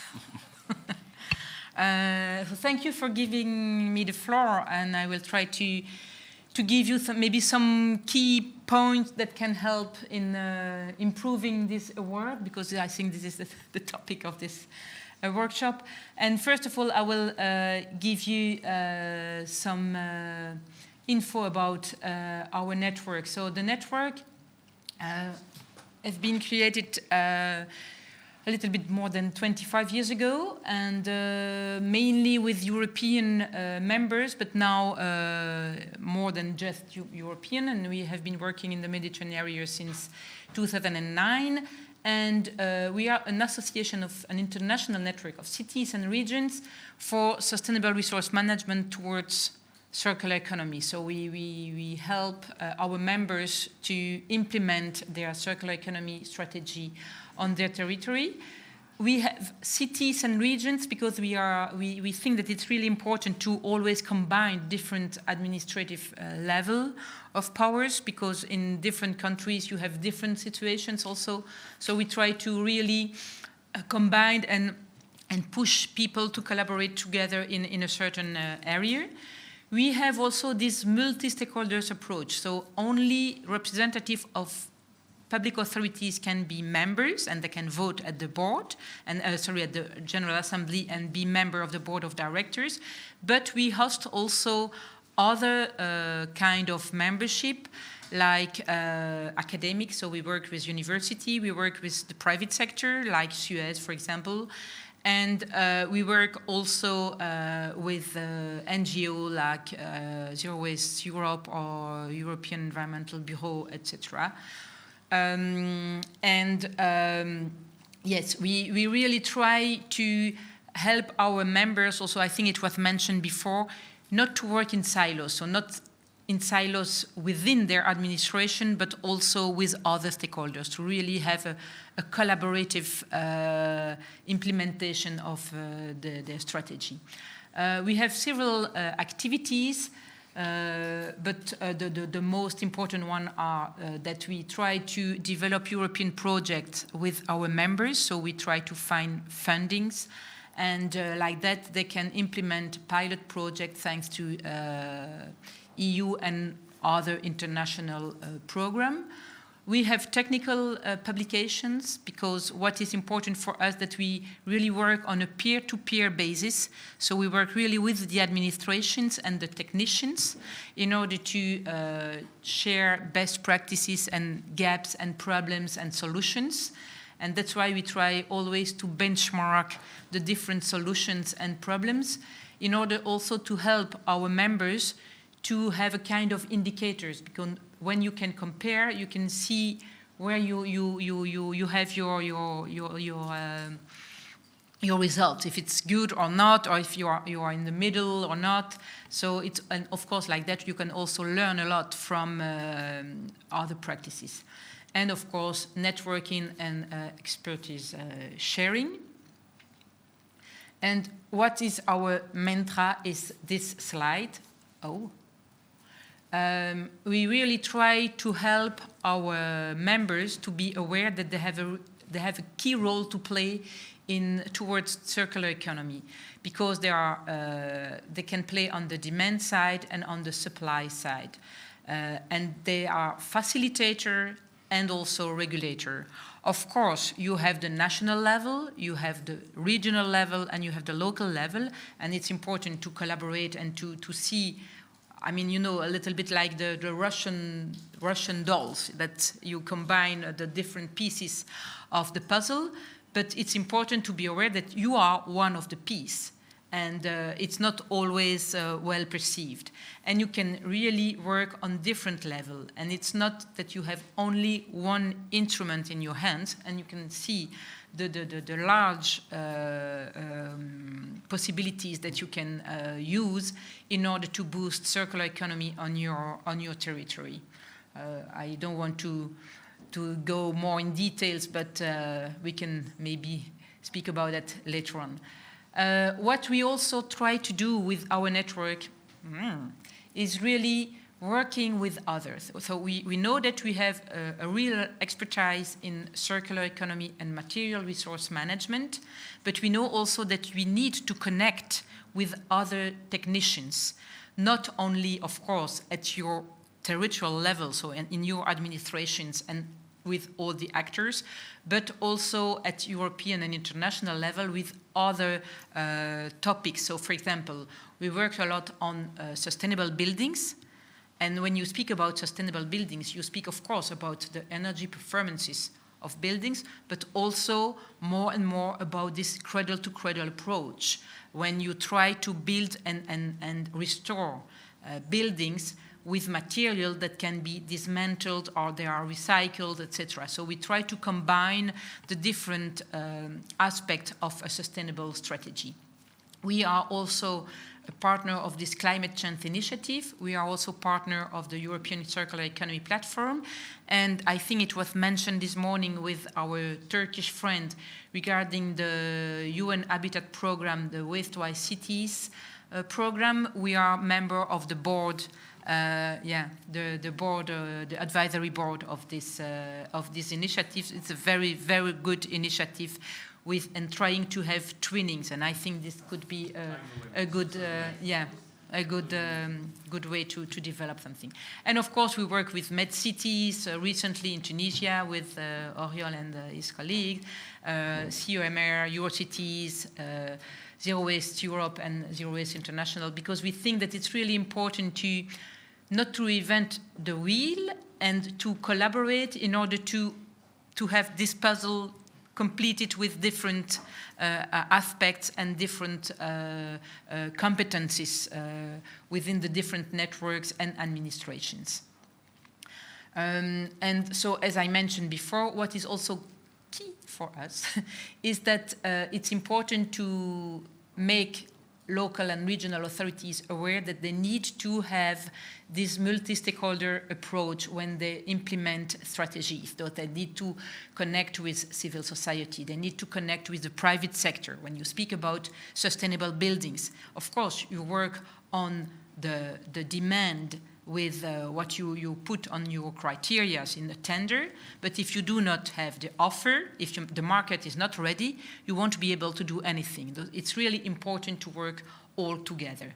And of course, the public authorities, as I mentioned before, as a facilitator and a regulators, because sometimes it's really needed to put some rules in order to boost certain behaviors and practices. So our activities in the Mediterranean area, so we have bilateral cooperation with some of our members. For example, the Brussels Capital Region, they have a cooperation agreement with Rabat Salé Kinetra region, and so we develop different pilot projects together. We are the facilitator between the two members regions in order to improve mainly circular economy action implementations. We have, as I mentioned, the MedCities project. We are part of the Nicosia initiative. I think that tomorrow we will have Gudrun with us, and maybe she will be able to speak about this initiative a little bit more. And one thing I would like also to add is this Interreg Med project that from 2022, so next year, the European program Interreg Med will be a little bit open to the South Mediterranean regions. They would be able to be part in a certain way to those kind of projects. So we are really open to welcome regions from the south of the Mediterranean basin to see if we can build something together. And since 2009, we have been the waste expert in DG NEAR Regional Capacity Building Program for the depollution of the Mediterranean Sea, called WES for the time being. It was previously SWIM. It's a very well documented program and with a lot of actions already implemented. Open source, so if you type SWIM or WES, you can find a lot of capacity building, document studies, etc. that can help. And it's a regional program for all the Mediterranean area. So what I would like to share with you maybe now is the experience we have been doing since now a lot of years. I think it started in 2009, is the European Week for Waste Reduction project.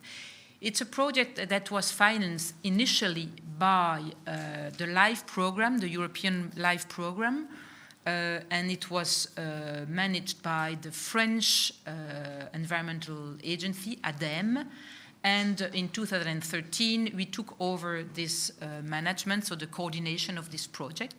And this is a campaign focusing on it's a public awareness campaign trying to boost actions to reduce, reuse, and recycle. And it's every year at the end of November, during 1 week, action developers develop actions on their territories in order to raise public awareness about this problematic. And what is interesting is that, of course, it is called European, but now we are developing action even outside the EU. For example, last year, the European delegation in Tunisia supported us, and we had some actions developed in Tunisia. We hope to do the same in Morocco this year, and so it's also open to Jordan, Turkey, and everywhere. We have also Republic Dominica with us. I don't know why, but they found the website, and very interesting. And what is interesting, I think, is that we have multiple levels involved. So we have the local action developers. Afterwards, we have coordinators at a national level or a regional level or a local level. And we have a technical secretariat, so hosted by us. And what we do is that we collect all the actions. So when you want to compete to the award, you have to register your actions on a website. It was mentioned in the previous slide. And like that, you can compete. And you have different categories. You have a competition for business. You have a competition for public authorities. You have competition for civil society. You have competition for citizens, for schools, because we think that education is also very important. And we have, so at different countries, you have a national coordinator who do a first pre-selection for the awards. And afterwards, at the end, we have an international jury composed of EU institutions, international networks, for example, commercial chambers, international network of environmental educations. We try to gather really independent and multi-sector jury. And they receive a prize. Usually it is with a big ceremony in May, the year after, at the the European Committee of the Regions, because they supported us. And it was mentioned before also by Javier, we have nominees, we have finalists, and we have the winner. So it gives a lot of visibility. And also what is that you see in this slide, we have more than 10,000 action already registered, and everything is on the website. So it gives you a very good idea of what you can do. And it's not that you always need to be innovative. And it's also our mantra within ACR Plus with our members. We always say, okay, we work with front runners, but front runners means for us the ones who want to improve the sustainability on their territory, not the best. Because, of course, when you speak with some cities in the north of Europe, they have much more actions and sustainable actions and policies already put in place. But they can share experience with well-developed local authorities. And at the end, what is important is the willingness and really also the resilience to do step by step something and to show that you can improve your system, your organization. And so back to the EWWR project, we have this website feeded by us on a regular basis, where you can find a lot of ideas, and of course it gives also visibilities to all actions already developed during, since 2009. So I think this is also a plus for this project, that there is really a permanent basis of things, of what has been done. So what we offer, as I mentioned, a European network, and even more, because we are not European anymore, but really international, with, of course, activists, NGOs, all the actors. They want to promote the 3R, so reuse, recycling, and rethink. And an enormous database of actions. And also, we have this common tools. So we have a charter design, okay, with the little bin you see. Everybody use the same logo, etc. So it's like you own you are part of the same family at the end, and it's like a little brand also, and it helps also to identify your action and what your involvement. I think it's also something important. Well, I will go quickly to what is important for today, and to go very quickly to the key point I would like to say is that we have on the 3rd November, so next week, there is an online session during the European Week of Regions, and they will explain you how to apply for this European Week for Waste Reduction, and also with some tips in order to be part of this competition. And of course, the date for the new session this year, the new edition, from the 20th to the 28th of November. And you are most welcome to connect to this link, so the ewwr.eu, and you can contact my colleague Serena. You see the email address to have more information. But I think maybe some ideas could be duplicated for the future. Thank you very much.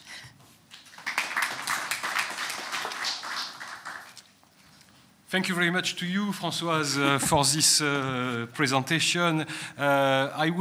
We will rely on your support for the future. We would like to continue to be connected with the very relevant initiative, program, and project that you have introduced quickly through your presentation. Because indeed, we don't need to reinvent the wheel, but to build on existing initiative by creating synergy and through multi-stakeholder cooperation. I am taking advantage also to mention that in the context of the implementation of this Mediterranean Strategy for Sustainable Development, common partner, let's say MIO ECSD, which is located in Greece. So MIO is the Mediterranean Information Office for Education, Culture, a big network of NGOs working in the Mediterranean, working on education, working on sustainable development, working on the environment, and they're taking a regional assessment for best practices to achieve waste prevention and reduction in the Mediterranean, with a repository that will be available soon online. It is done it is funded by the European Union through the WES. So WES is the Water and Ecosystem Water and Environment Services. You are right. Water and Environmental Services project or program. I don't know, but it's multi. Yes. Thank you. So that's it from my side. You are going back to your place, and we can before to start the next session and to hear the feedback from other Mediterranean cities and from the expert, open a discussion, if I may. If someone has a question, a comment, feedback on what has been presented by Françoise or by the two other intervenants of this afternoon, namely Andreas Alcantara from IUCN Med or Javier Tiana from AMB, it will be welcome. Otherwise, we will continue. Do you want to? No, I would like to have just a simple question because I'm sorry I arrived a little bit late this morning.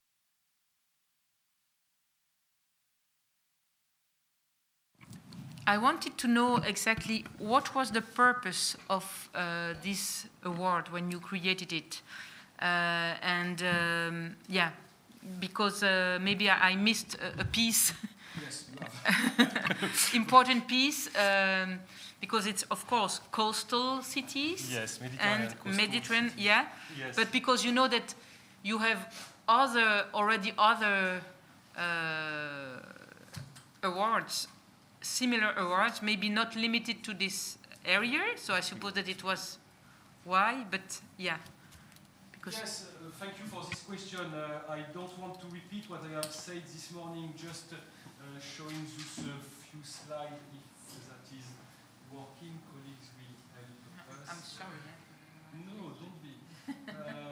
So, just to remind, so you know the UNEP Barcelona Convention system, the 21 contracting parties and the European Union. You know that we have several policy instruments, both legally binding, such as the Barcelona Convention and the ICCN protocol. And we have also developed, the 22 contracting parties to the Barcelona Convention have adopted in 2016 the Mediterranean Strategy for Sustainable Development, the second, in fact, because the first one was adopted in 2005. And so this strategy is built around 6 overall objectives. One is addressing sustainable Mediterranean cities, and within this objective we have 3 flagship initiatives. One of them is to promote the Istanbul Environment Friendly City Award. Another one is to create a sustainable urban toolbox for the Mediterranean, and this has been done by MedCities with the MedUrban tools, which is already available online. And the third one is about the regional assessment that I just mentioned, which has been, the ownership of those flagship initiatives, at least for the 2 second one, the MedUrban tools and the regional assessment, the ownership is from partners, not directly from the UNEP Barcelona Convention Secretariat. It's a bit different for the Istanbul Award, because when the MSSD has been adopted in 2016, it has been also adopted another decision for this Istanbul Environment Friendly City Award, which is funded or sponsored by Turkey. So there is an official COP decision, COP19 decision, adopted in 2016. And so we have a definition, a basic definition, and the objectives are here: to recognize and reward the effort of local authorities to improve the environment and quality of life and promote sustainable development, first objective. Second one, encourage local authorities to move toward a more environment-friendly future, enable local authorities to act as role model to inspire other cities, and last but not least, raise the awareness of the general public regarding the quality of the environment. As you said, we don't have to reinvent the wheel. At the beginning, we had a very, I will be very honest, a very fuzzy methodology and application form, which have been prepared following an expert workshop held in Ankara in 2015. And after the first edition of this award in 2017, the first award was granted at the COP20 of the Barcelona Convention in Tirana in December 2017 to Izmir Metropolitan Municipality. And based on lessons learned from this first edition, we had the support from, in particular, from Andrea Moro, from the International Initiative for Sustainable Built Environment, as well as from MedCities, in order to have more robust methodology for this award.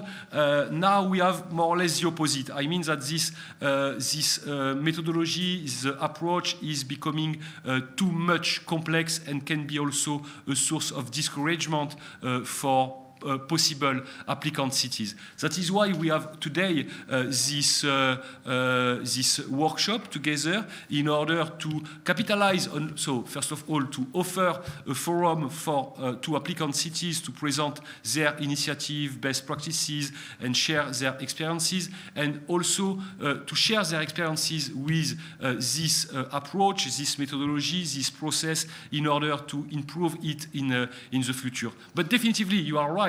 Other initiatives exist, and we have to build on them as far as possible to improve this award. And that is why also we are relying to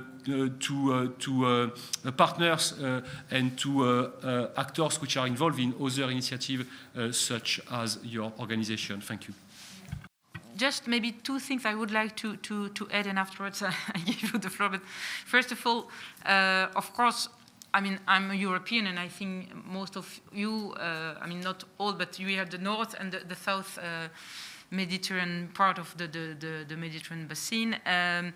And of course, in Europe, since the 70s, we have been involved in, I mean, not involved, but obliged to follow a legal framework with mandatory data reporting, etc., which helped a lot to have indicators, to build up local strategies, etc.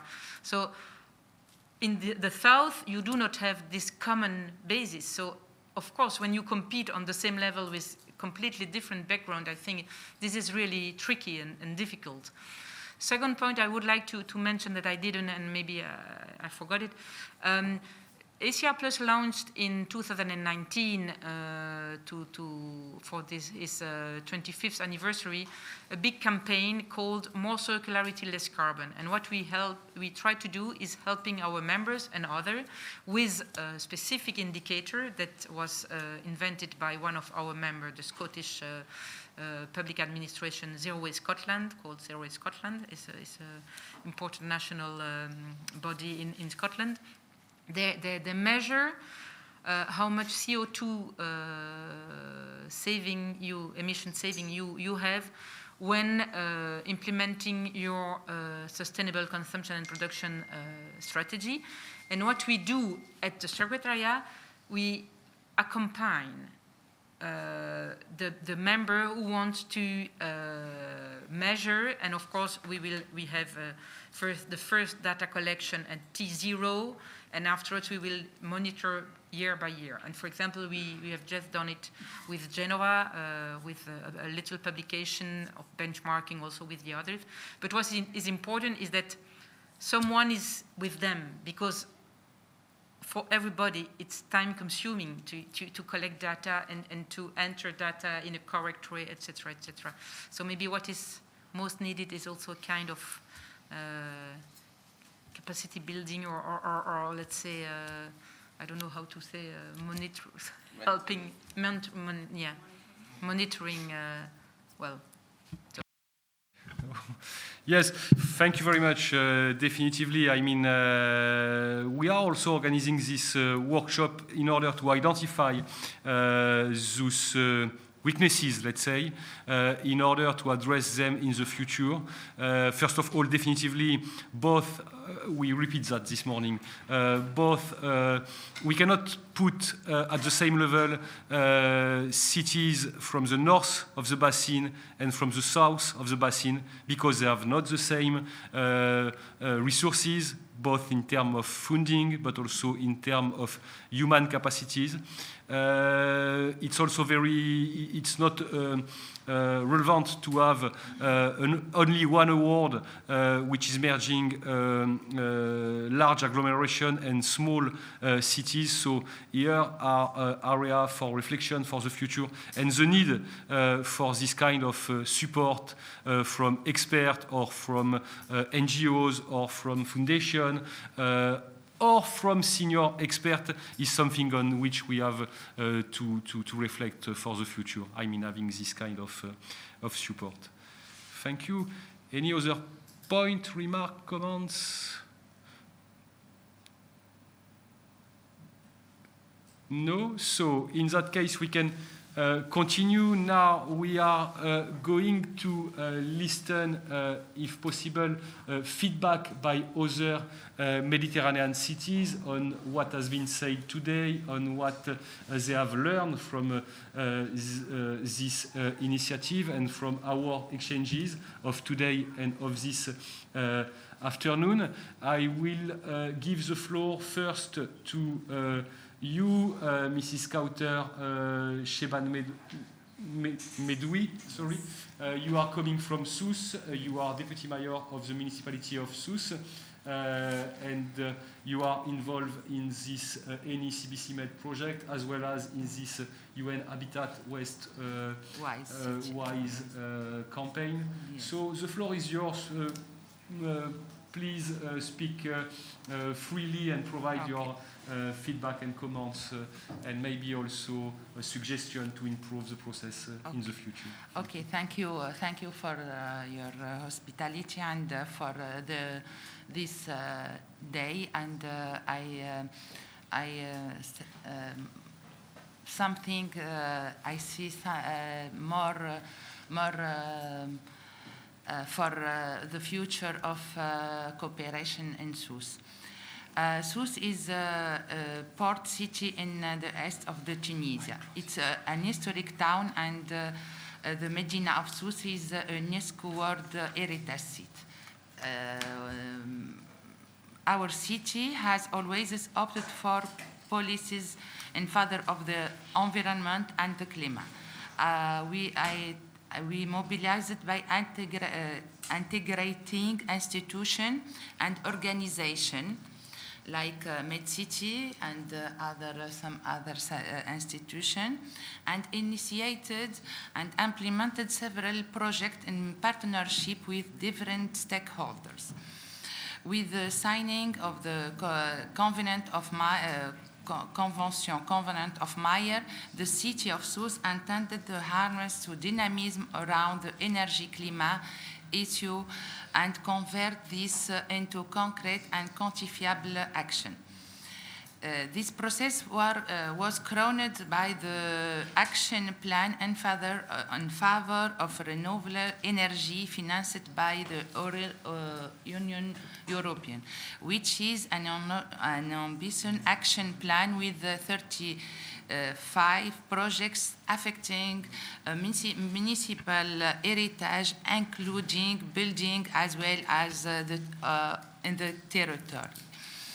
On the other hand, the municipality is currently finalizing now the integrated urban development program for the city of Sousse, funded by Swiss Cooperation.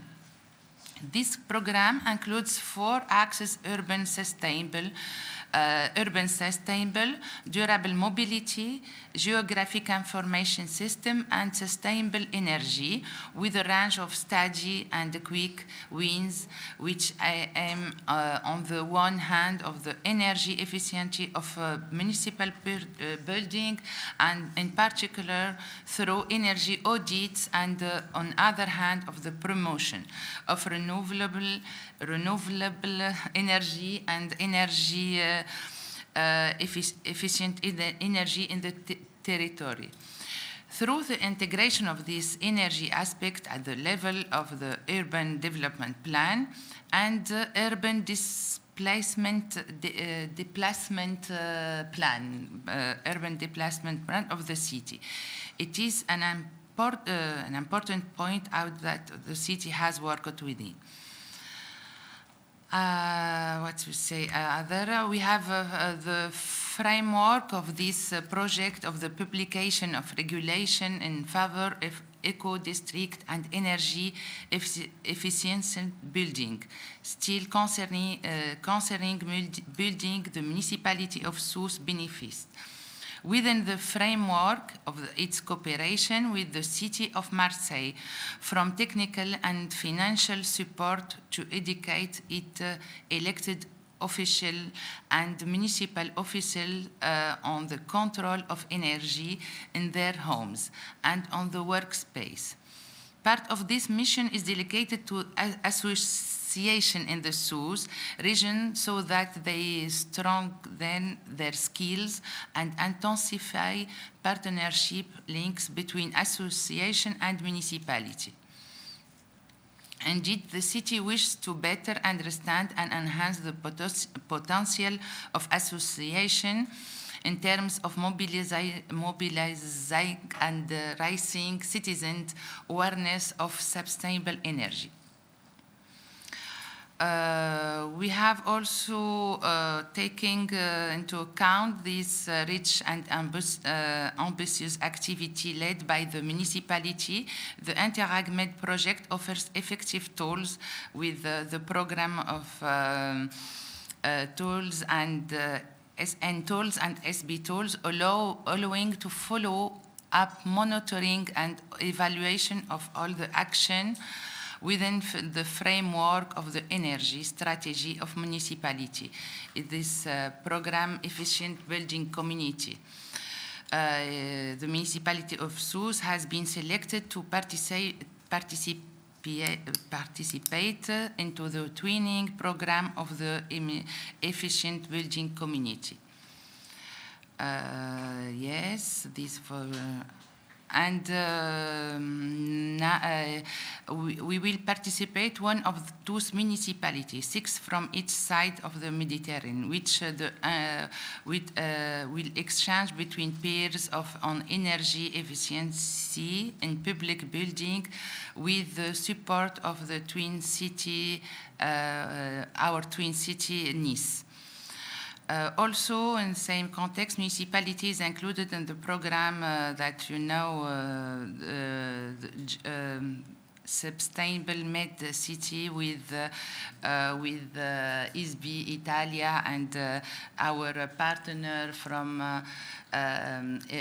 Erdeb and Mortara, and we will kick off this program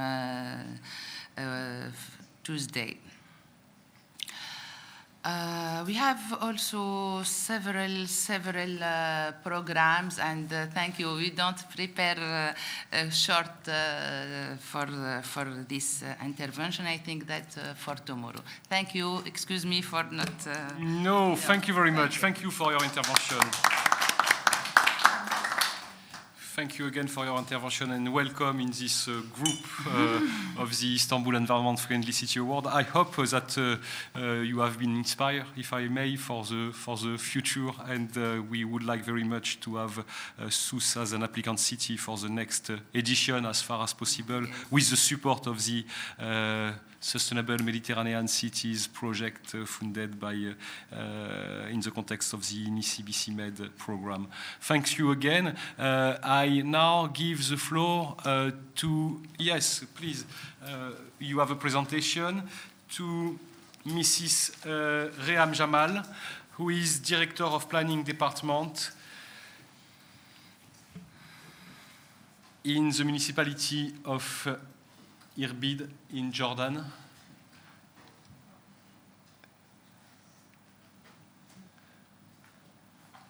Sorry to insist, but thank you for making it as short as possible, because after that we have to hear our experts. You don't see it, but he will fix it.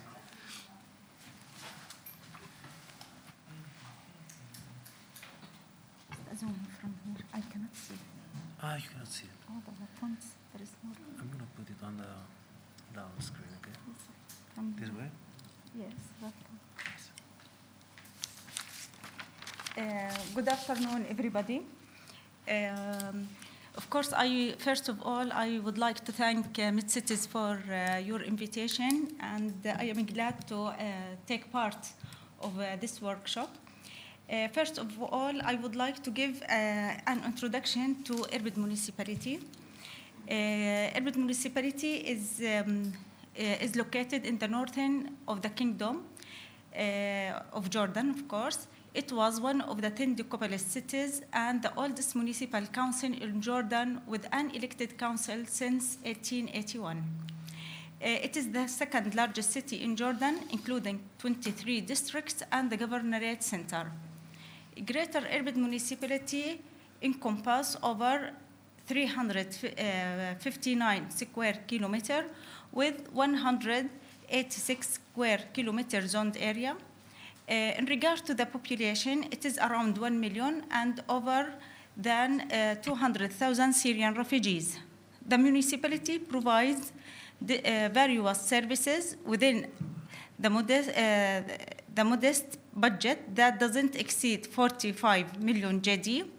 Greater Irbid municipality is a member of the Covenant of Mayors network, in which the municipality is committed to reduce carbon dioxide emissions 40% by 2030. Of course, first of all, I would like to talk briefly about the most important two challenges that facing the municipality. First of all, first, an influx of Syrian refugees that increase the burden on the municipality in providing various services. Now, and the second one is climate change and its negative effect on environment, ecosystem, and the human. For that, the municipality adapted the strategies and master plan to implement sustainable development projects. In addition to sustainable energy action plan, through preparing a comprehensive master plan with the vision to 2030, which followed by the study of urban growth scenario that explain the environment, social, economic impact to guide the process of identifying, preparing, and implementing investment project. Of course, this project, the downtown and the scenarios that I am talking about, had some outputs. The most important of some outputs that we allocated the expansion of the city for 2030, and the strategy, there will be a strategic plan for dividing every area within 5 years, and studying the land use area, including the commercial and mixed use area, in addition to allocated an area for investment and improving the city. In addition to downtown rehabilitation, that will, of course, the Irbid municipality is, as I mentioned, in one of the 10th decapolis cities and has many ruins and heritage places in the downtown. In regard to the second strategic plan that we prepared is a local strategic plan with the vision 2019 to 2023. It was prepared based on the current needs of the city with the communities and stakeholder participation. Also, nowadays, we are working with urban planning and infrastructure in migration context program to support cities hosting refugees to improve access to reliable services and socio-economic opportunities for refugees and the hosting community in the urban settlements.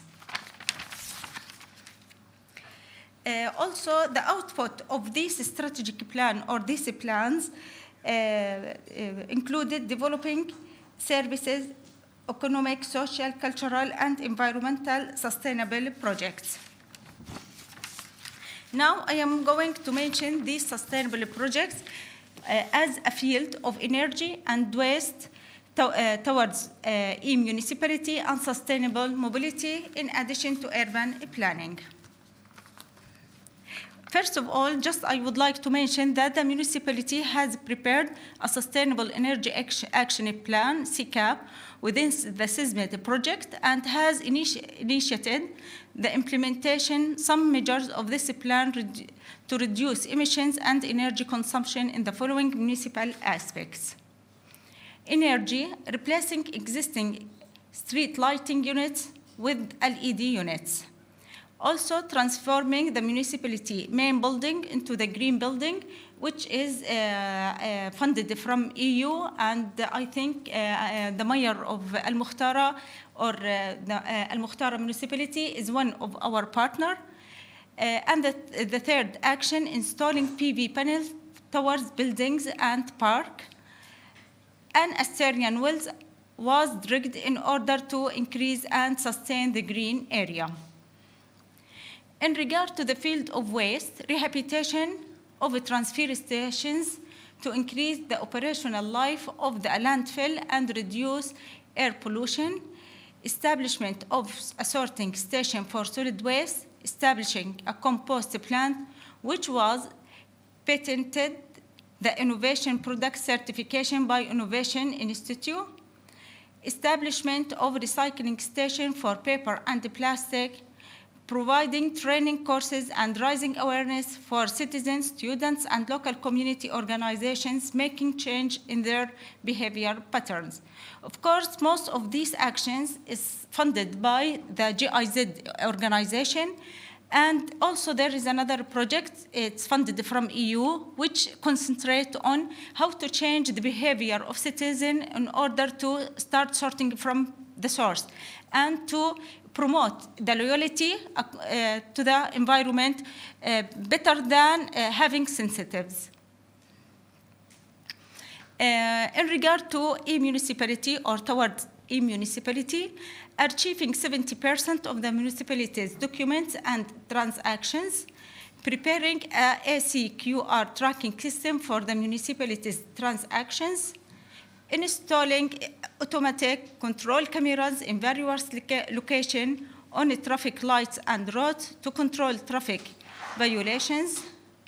Also, starting to activate the one-window service in different departments, working in progress to computerize the municipal work using the GIS program, and operating GPS system to track for 428 vehicles, of course, municipal vehicles. Now, in regard to the sustainable mobility, relocating of the travel terminal from the densely populated city center and the traffic jam to suburbs, the urban transport and mobility project. Of course, this project is on progress. We designed about 9 routes for transportation, and every route will have 12 vehicles. And the work is on progress.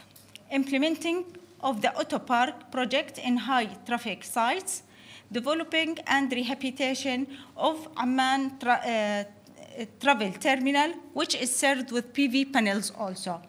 In this occasion, I would like to mention about one of our projects that is funded by MedCities, which is design and planning a low carbon mobility scenarios for high traffic area, and the work is on progress nowadays. In addition, this is one of them. In regard to the urban plan, as I mentioned from the beginning, urban growth scenarios were developed including energy, transportation, waste, and land use, relocation of current vegetable market and fruit market, which is located within a density populated area and the traffic jam, develop urban city center project, which aim to solve traffic congestions, reduce carbon emissions, create open spaces, and establish incubators to support investment in the circular economy, establishing a craft and artisanal area in a non-zoned area, and planting trees at city entrances, squares, establishing park and open spacing in order to reduce carbon emissions. Of course, I would like to mention here about, another project, which was the kick of this project was last week. It's about the water harvesting, which include collecting rainwater from the municipal and public building and houses.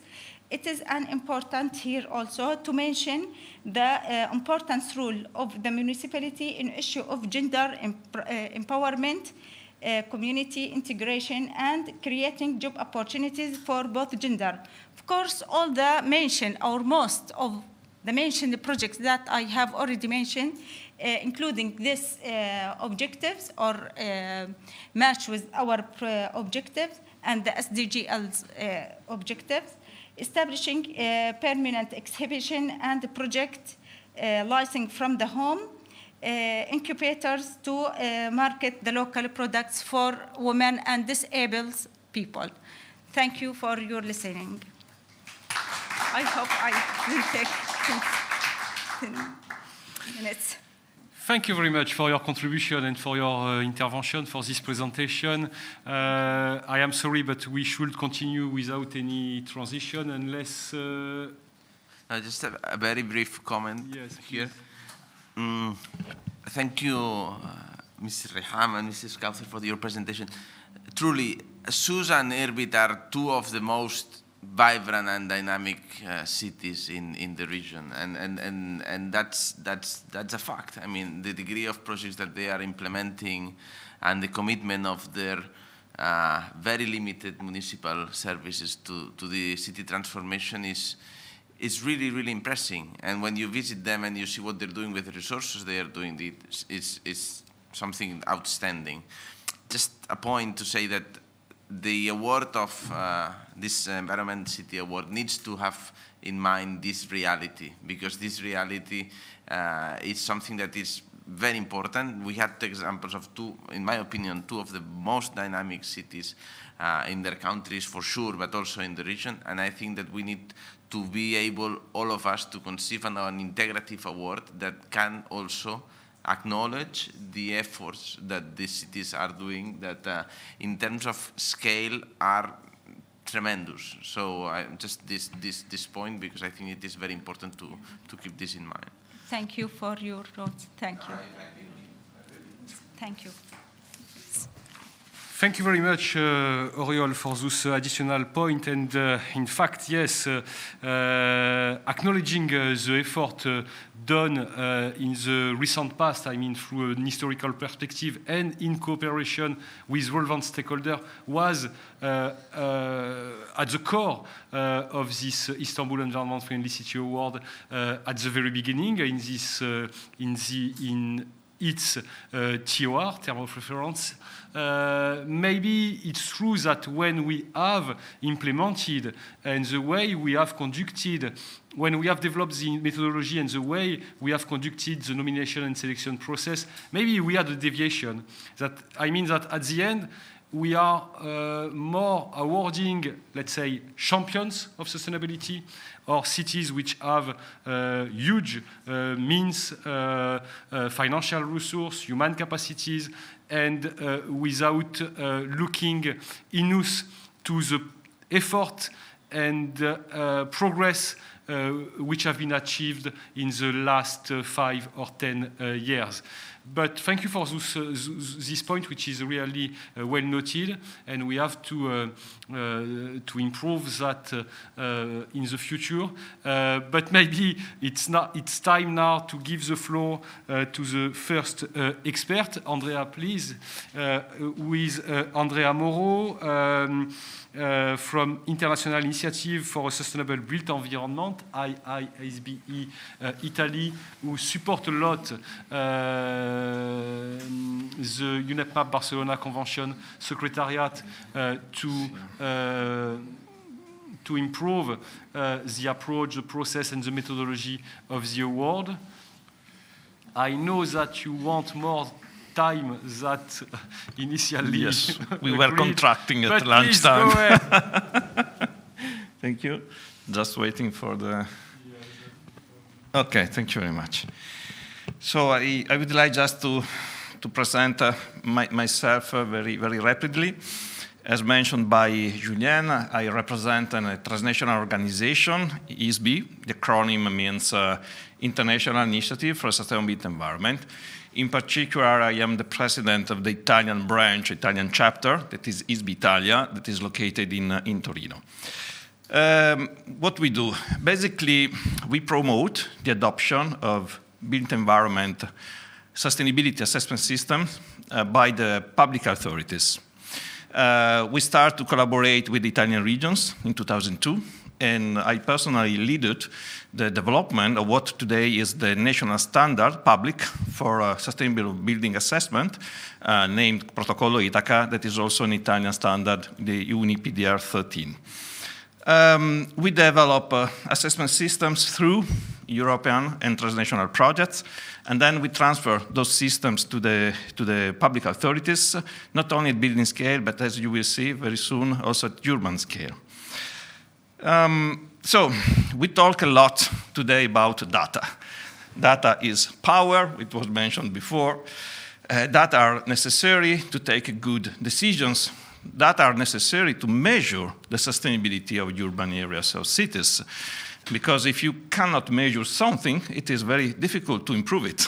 That's a golden rule, of course.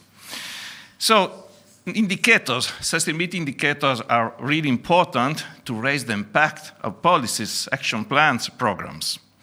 So an indicator is something that allows you to measure about the status of something. In our case, we want to measure the sustainability of a city, for instance, sustainability of a urban area.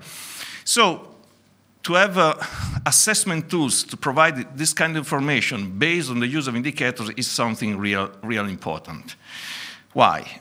Because if we can measure the sustainability of a city, the sustainability of a neighborhood, it's possible to carry out a diagnosis. We can understand in an objective way what is the level of sustainability of the city or the urban area.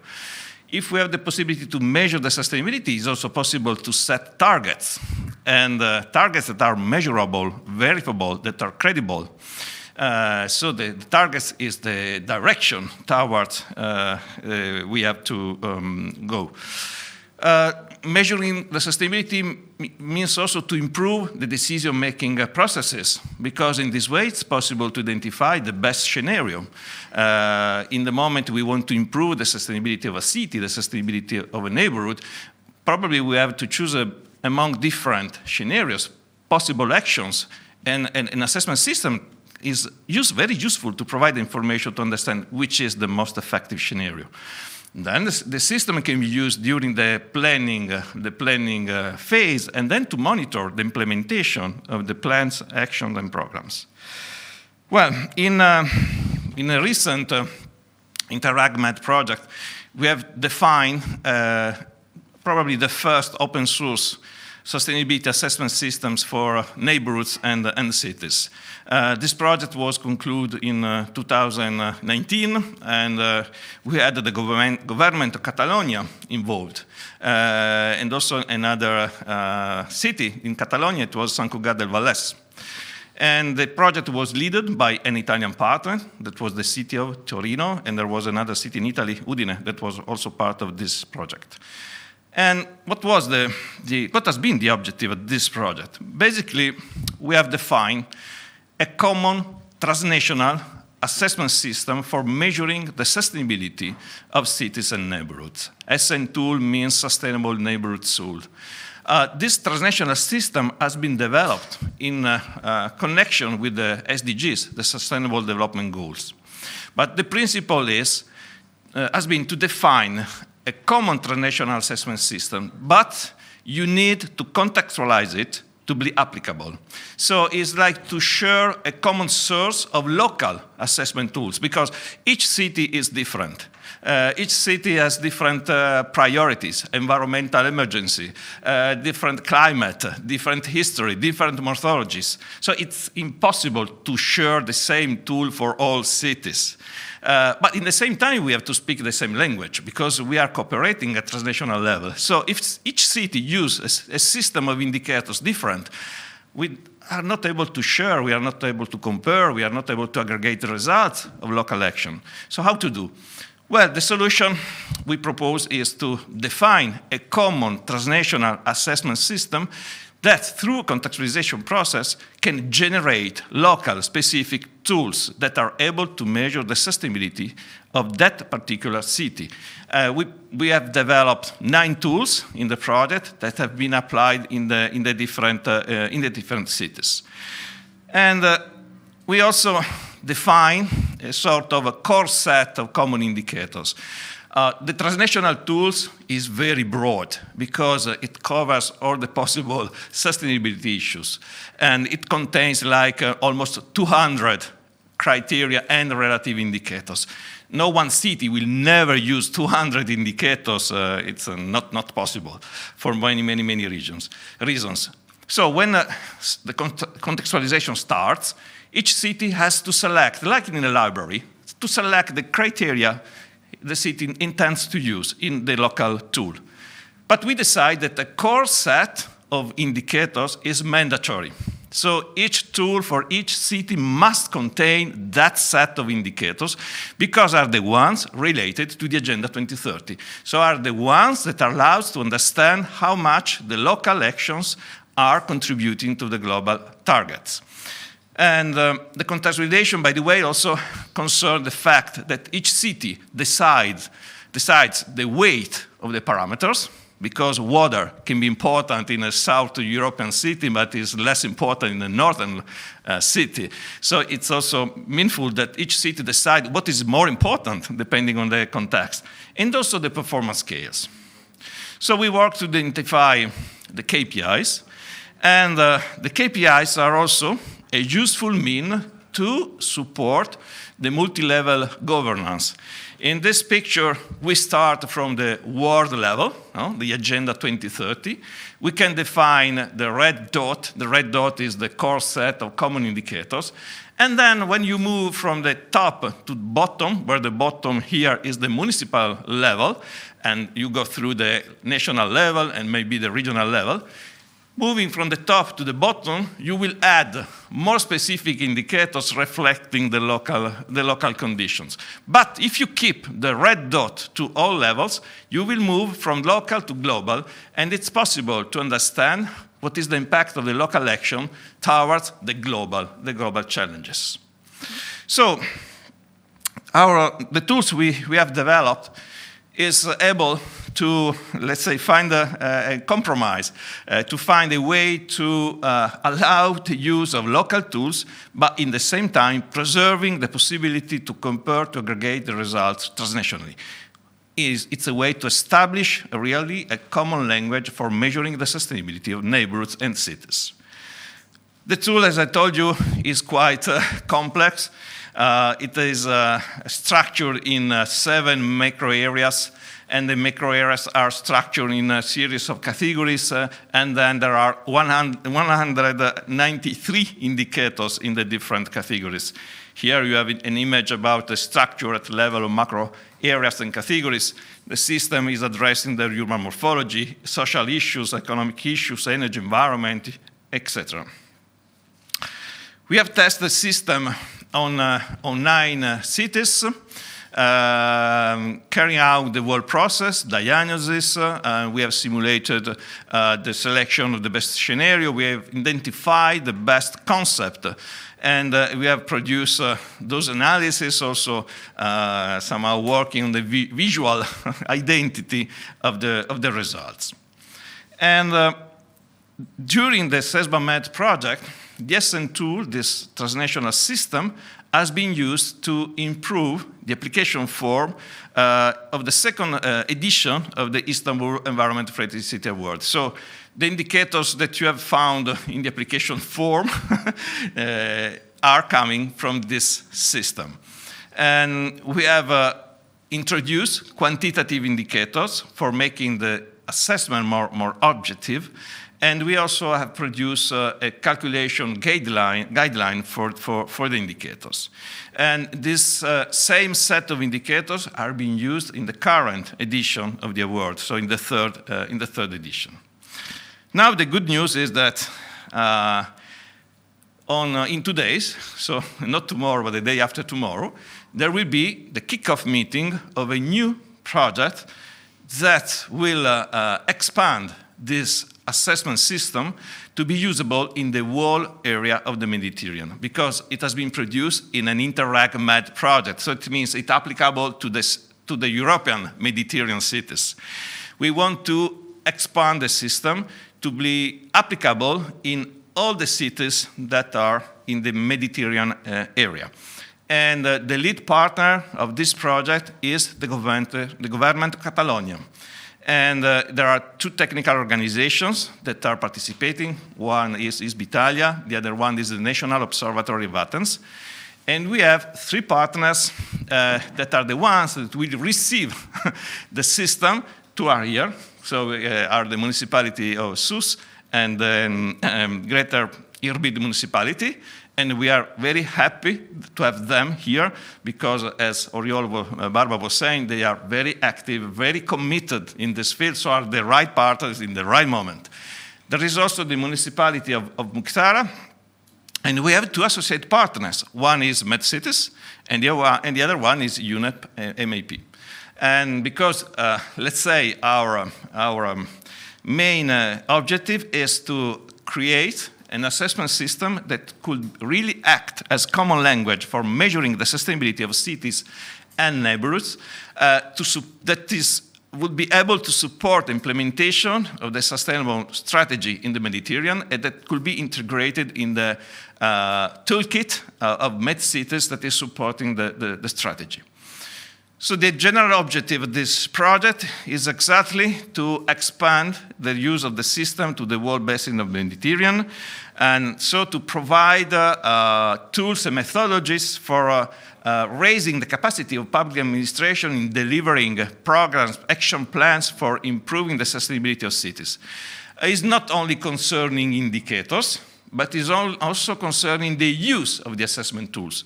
So we will work about a model of decision-making in planning processes using the indicators, and also how to use this system in participatory processes, and also how to use this system to enhance the multi-level governance in spatial planning. So this project will basically allow to upgrade the framework of indicators of the Istanbul Environmental City Award. Is one of the objectives declared in the application for. And we want also to provide, through this project, online tools for facilitate the preparation of the application forms. So we will work to better focus the set of KPIs, enlarging, of course, the scope of the KPIs to the whole area of the Mediterranean. And we'll have this online tool for measuring the sustainability of urban areas. This tool will be online, will be accessible to any administration in the Mediterranean. Through this online tool, it will be possible to calculate the indicators. It will be possible to also, let's say, have an efficient input of data for the calculation of the indicators. It will be possible to upload GIS files on the platform for having the automatic calculation of urban and territorial scale indicators. So through this system, it will be possible to have a more guided preparation of the application form, much more easy. It will be possible to visualize the results. It will be possible through the GIS module to calculate automatically a number of urban scale indicators. This module will also allow to create three digital models of the cities and neighborhoods for the automatic indicator calculation, so that will provide a platform that would really make more easy the use of those indicators. This is, for instance, the 3 model of Barcelona that was already done in CESBA Med. Because when we are dealing with urban scale indicators, sometimes their calculation is very complicated. And it's not like calculating indicators for a building. So it makes sense to calculate them to make really the indicators affordable and friendly, easy to use. It's necessary to provide tools for for their calculation. So the objective of this project will be to provide an online platform for the calculation of the indicators, and to provide this platform to MedCities, a UNEP MAP, for its use in the future editions of the Istanbul Environment Friendly City Award. Thank you.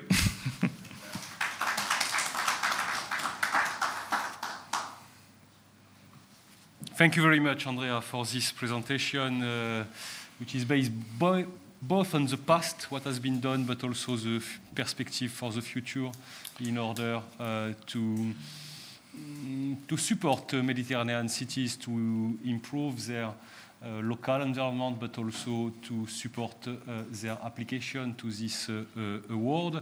Thank you very much. Before to open the floor for discussion, maybe we could try to listen the two other experts.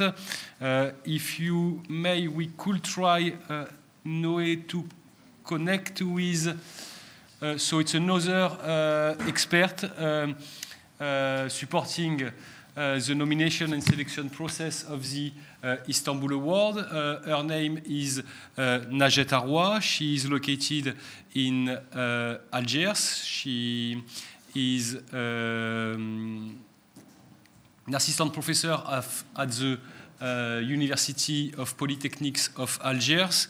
Maybe it could be tricky to have her now, but let's see 2 minutes with the technician.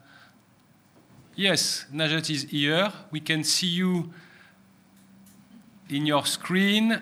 We don't hear you. Yes, and we hear you. So please. Yeah. So just a few words. Thank you very much for being with us, Najet. Again, we regret a lot for not having you with us in Barcelona today. It's really unfortunate, and it's going beyond your own responsibility. But thank you very much for being with us. So we had, I know that you have followed the event partially. This morning we heard the voice of Mediterranean coastal cities, both the winner of the Istanbul Award, first and second edition, 2017-2019, then 4 applicant cities of this third edition. You know them very well. And we had this afternoon presentation from a regional institution active in the field of sustainable urban development.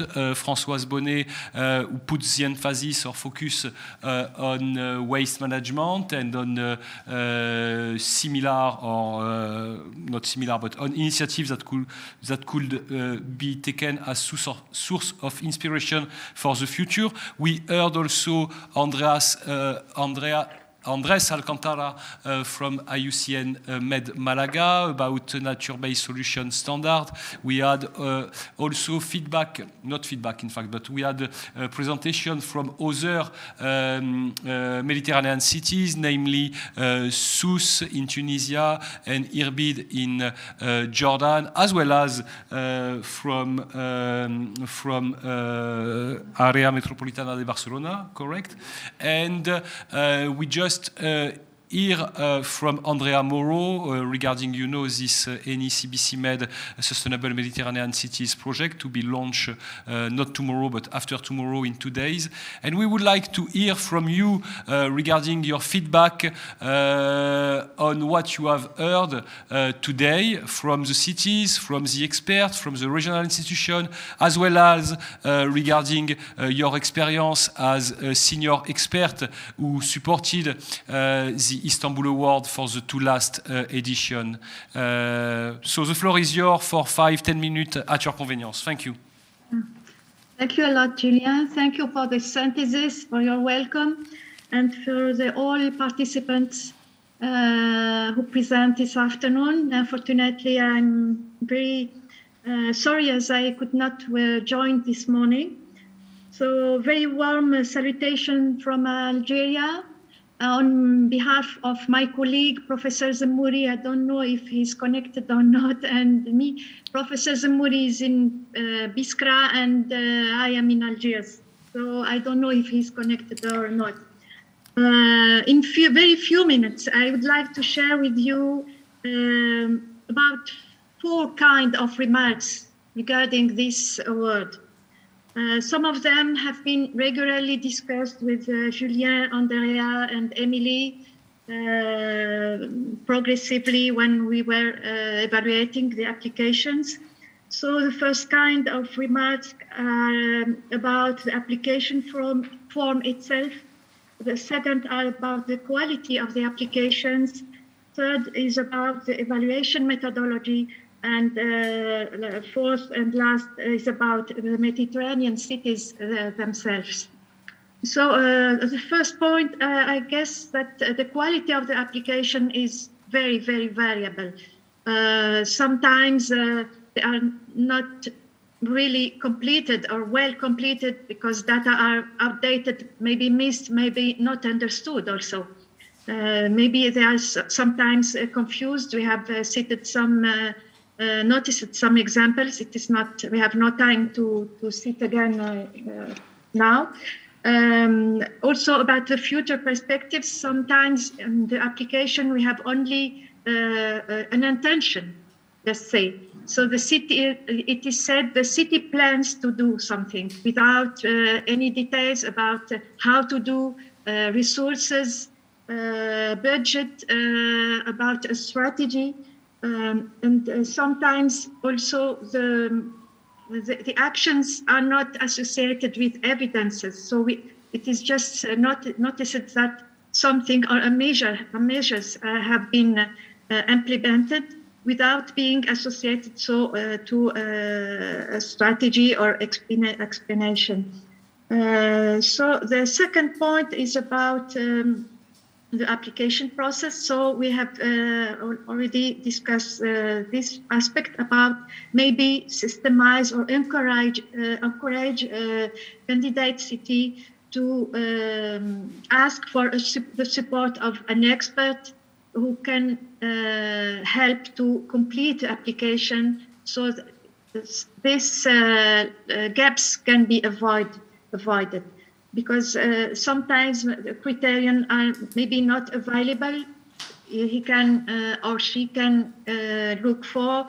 Second also aspect is about the geographical level that had been underlined. Maybe we can consider only the municipal level. Also, some criterion could be maybe distinguished. I specifically think about resilience. Maybe we can distinguish the urban resilience from the natural system resilience. About some criterion that could be differently interpreted. For example, urban compactness. Sometimes it is a good thing, sometimes no. About the water consumption, that should be appreciated after the allocation or the local demand level. Third is about evaluation process. So sometimes the progress in relation to local capacity, I mean E3, is quite difficult to be assessed because we have no information about local capacities. That is supposed to be our reference. So maybe we can rather focus on the durability or the holistic and long-term approach, just like Andrea has just presented, the wonderful project he just have shared with us. Second point is about we should, as a member jury, we had to compare and we very attentive about information provided in the general text of presentation and information provided in the application form. Sometimes they are contradictory or not very clear. Also, some criterion could be mandatory rather than recommended, as like the efficiency in water use, the green urban areas. That is a very important parameters we consider in sustainable urban planning. Also about the future perspective, that maybe we can consider the horizon or term 2030 or even 2050 because 2030 is now a very short term to consider. So the general remark is that as assessor or jury member, we have to consider the context variability. Andrea has just underlined that key word, that is the contextualization. It is a very, very important approach and notion for us. So maybe we can suggest that we can develop more flexible application. Julien also has said that first time we have more robust methodology and application form, and now we have to see for a more flexible one, focusing on the essential aspect of sustainability. And that is why I have also noticed another final remark concerning the Mediterranean cities themselves, that finally we have 4 main issues we can focus in the next edition, that all Mediterranean cities are suffering from issues in relation with wastewater and solid waste, with marine pollution, with urban sprawl and migration. That is let's say, the lowest common denominator for all cities around the Mediterranean. We have remarked also that E3 do generally scores more than E4, that is at least for candidate cities.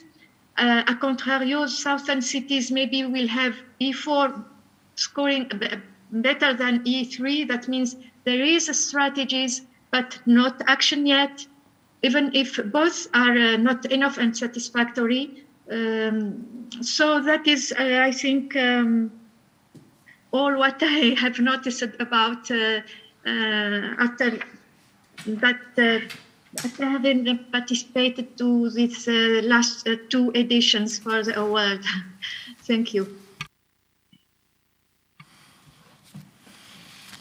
Thank you, Najet. Thank you very much to you for sharing your feedback. It's not obvious at distance, but we have taken note of most of your points, and we will have further opportunities in the future to discuss again with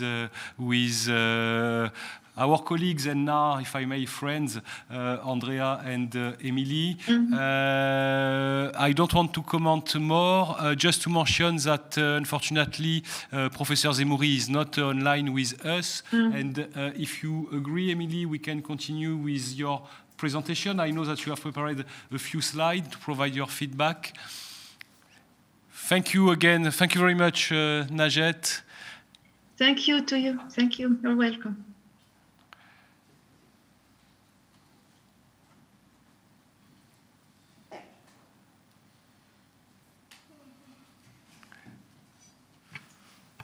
Good afternoon to everybody.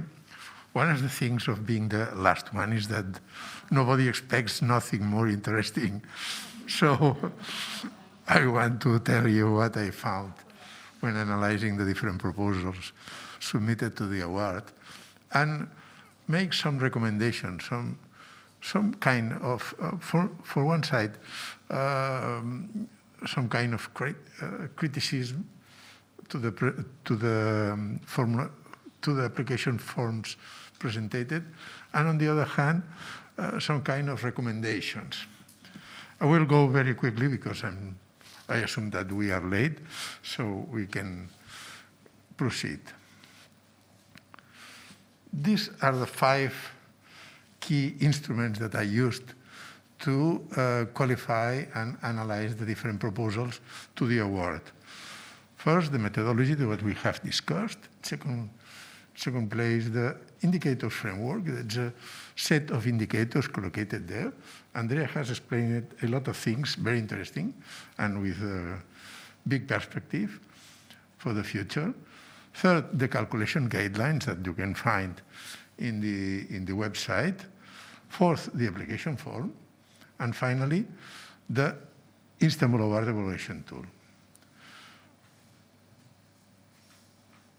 Where do we get the information? First of all, from the application form. But also, I made some internet research. I looked at Wikipedia articles.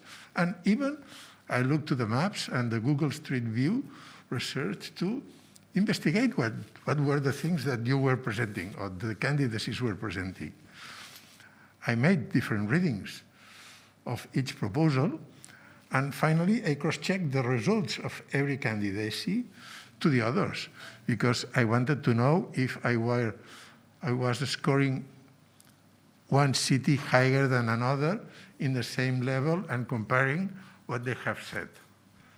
This was my way of working, because I needed to know where I was. For me, the most important keys assessment criteria are these one. First, the strategic approach. We can have indicators, more or less complete, more or less difficult to calculate, but we need to know where are we going, where are the cities going, what they want to do. The second thing that I find very interesting to know is what's the kind of cooperation among institutions. We have the national level, the regional level, the county level, the city level, the metropolitan level. This for me is very important, because you know, when every power works with the other power, things become stronger and the results are much better. So for the future awards, take care the candidacies that you have all the administrations working with you. Third one, there are some key indicators beyond the long list of indicators that we have. Some key indicators indicate you if the quality of the candidacy is high or is not so high. For me, the coast, the transport, the waste management, the waste and wastewater management, and also the private neighborhoods.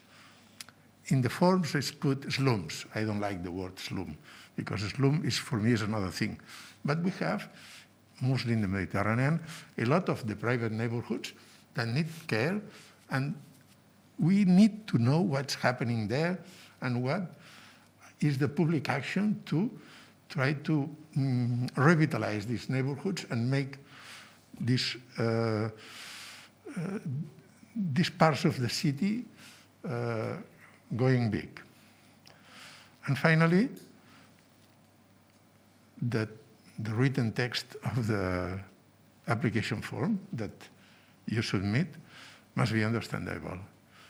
Somewhere they are explaining, some candidacies are explaining things that are not really related to the matter of the award. Some critical issues I found. First, application forms and references changed by applicants. That means that someone in an office decided to change the application form, cut parts of it, relocate it, put another year of reference year. For me, this is not fair, because if the form is a formal form, it's an established form, the candidacy don't really have to touch it. They can explain, they have a space to explain what's going on in each one of the indicators, but to move parts of it and cut parts of it is not fair. Secondly, the way of calculating the indicators. If there are calculation guidelines, the indicators need to be calculated in the way established there. Third of all, some cities, I am discussing about the experience of the three different years, 17, 19, and 21. Some cities provide raw data about the indicator, but they don't calculate the indicator. Others don't understand the indicator at all. What does it mean? Others answer things different. Then there is a common thing in most applicants, that they put at the beginning one figure for the population. And then when you go back in the text, the population changed. Somehow changed. This is not the same. And this is the same with the area. In some cases, we have areas, and the area of the city changes.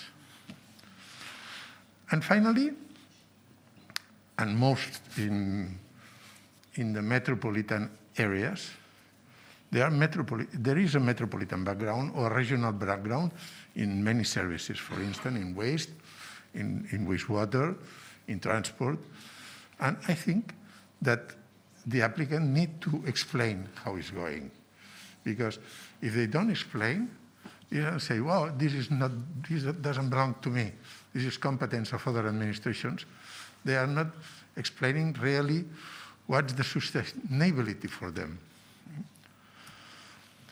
Final recommendations, and this will be all.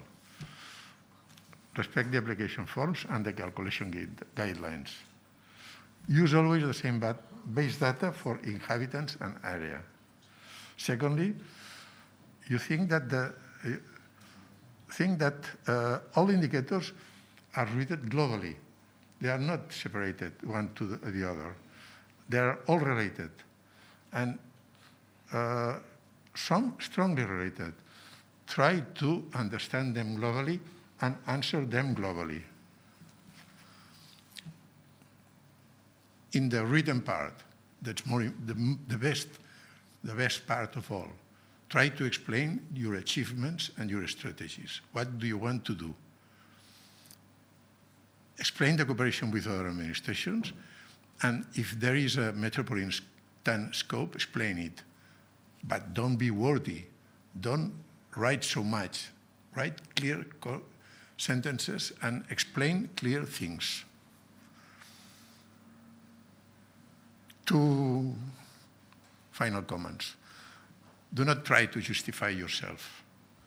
The indicators are the indicators. You don't need to justify yourself if you consider that you are doing well or you are doing bad. No, the indicator is the indicator.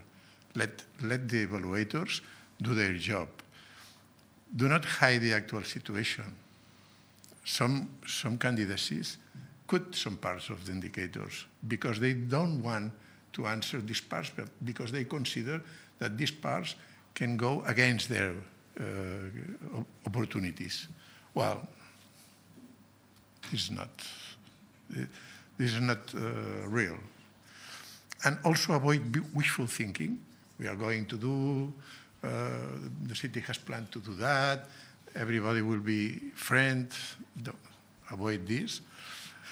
And avoid marketing presentations. We are not discussing the marketing plan of the city.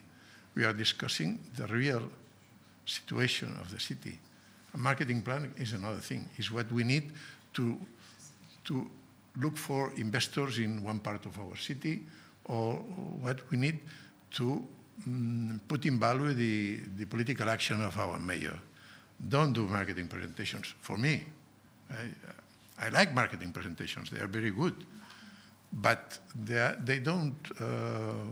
not related to the award.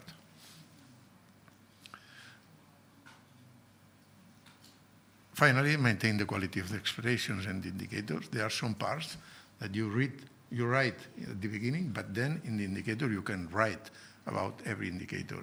Try to maintain the quality, because sometimes the first part of the application form is filled in by one person, and the indicators are explained by other persons, and they say different things or not in the same way. And finally, review the application form after completing it. Read it again, read it again. And that's all for me. Thank you.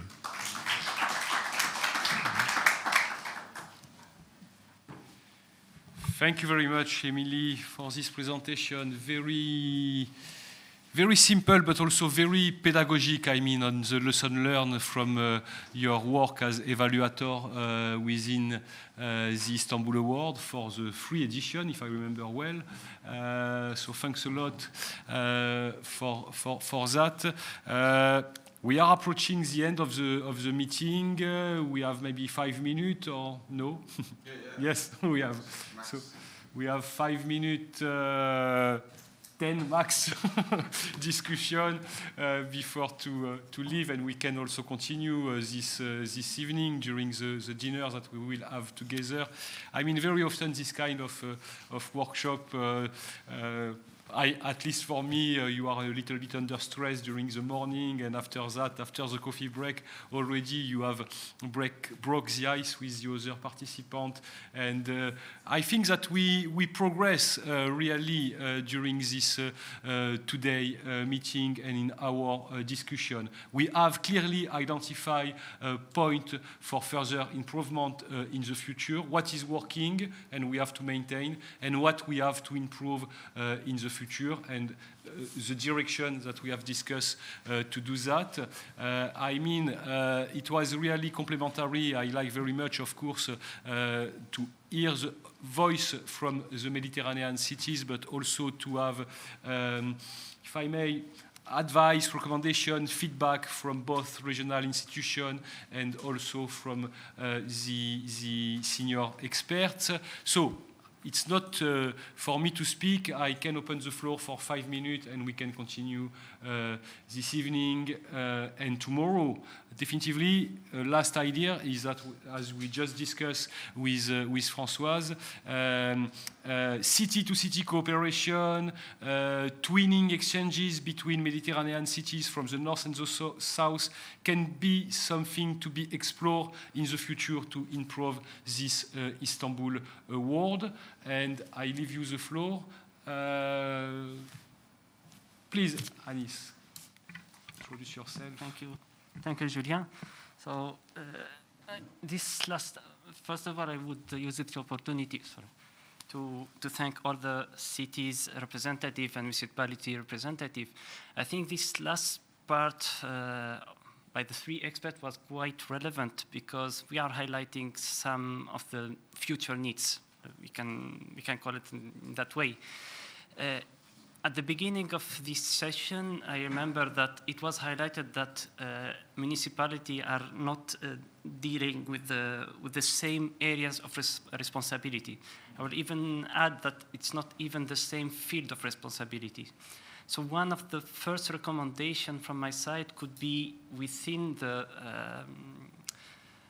template we have. You have the first part, of course, where we are asking cities to highlight in 1 page, if I remember well, why they are submitting their candidature and why they would apply for this award. Maybe this could be also something to be added. What are their field and area of responsibilities? Because we saw today in the different presentations that sometimes they even go beyond their responsibility and do something really great. So this will even help in the evaluation. So based on that, we will have the opportunity to evaluate a municipality or a city based on what he did compared to what he can really do. The other thing, I think this last part is also quite important. I don't know if a kind of video tutorial could help cities, because some even maybe municipalities are reluctant to apply just because they think it is difficult. Maybe it is, maybe it is not, but something in that way could be useful. And finally, there were a very good question from your side. It was why this award. Of course, Julian explained it very well, but there is a hidden maybe part, which is also to discover the gaps compared to other cities, because as Andrea was saying, it is the same language. We are doing all these steps because we have a common objectives. So if you found by doing this exercise that you are not, between brackets, eligible for this award, this means that there are still gaps and still something to do. And in the diagram that Andrea was showing, this I really like it. So to go for different step and have the monitoring at the end. But at the end, this is the very important step, because it's there where you will see if you succeed and if you're not, and why you are succeeding and why not. So this is when we discover our gaps. So maybe this is also something that the Istanbul environmental friendly work can bring to the cities to say, look, you applied, you were not selected, but this is why you are not selected, because you still need some improvement on that. So some guidelines also in that way could be quite helpful. So gaps identification, I was saying, could be also something we can try to improve. That's all from my side. Thanks. Thank you very much. Please, Françoise. Yeah, I think that Andrea's presentation was, of course, very interesting, and I'm happy to see that there is a follow-up with the application to the Mediterranean, the South Mediterranean part. This is, of course, key, I think.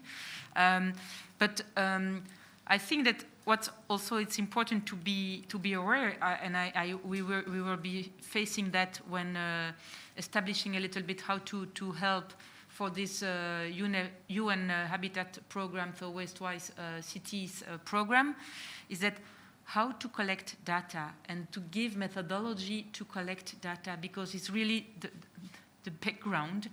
And unfortunately, there is still a big gap in this. And so I think that it has also to be taken into consideration when you analyze an application to the award, because it's really the first step. I still need mentors and methodology, and this is the first, I think, the first training session that they have been established, I mean, settled up with this program, UN Habitat, is data collection, but of course concentrated on waste, but it was just that, to give methodology and a common methodology also. Thank you, Françoise. I am taking note. I mean, I don't know if I will have time to prepare any report from this workshop, but definitively I think it will be important to capture clearly in a very short text, not all the points which have been made today. I like very much also your point, Anis, regarding the need for follow-up. I mean, it's not only preparing an application, it's not only delivering or giving an award to a city, but it's also ensuring the follow-up. Why you have failed, why your application have not been selected, and how to improve the work in the future, including through city-to-city cooperation, but I am anticipating too much the second day of our workshops that will be held tomorrow at the premises, prestigious premises of the Secretariat of the Union for the Mediterranean. Before to close this meeting, I would like to give the floor to Oriol for some point, logistical points and other information. Thank you, Julian. And thank you very much, by the way, to UNEP for the trust you put in us in organizing this meeting. Just some logistics, okay? We will meet now in 5 minutes in -1 floor, okay? It will take some time if you need to, maybe pick up your things, go to the restroom or whatever. We will meet in floor -1. This is important because ground floor is closed at this time of the afternoon, okay? So we will meet at the lobby of -1, and these 5 minutes will let me go to my office to pick up the computer, okay? Which is in the other building. And then we will take the bus, the bus 23, as we did this morning, to the hotel in Plaza España. You will have some time to rest, and we will meet at the lobby of the hotel at 7:45 at the lobby of the hotel, okay? We will have dinner in a restaurant very, very close. We will walk there, European time. No one in Barcelona eats dinner at 8 o'clock, but still, I think, exactly, okay. 7:45 for tomorrow.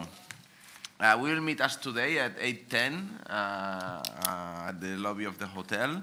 We're trying to keep this event environmentally sustainable. That's why we're using public transport. And the same thing we will do tomorrow, okay? Because there's a metro station right in front of your hotel that takes us directly to the UfM secretariat, okay? Noé will be with you and Clara will be with you as well.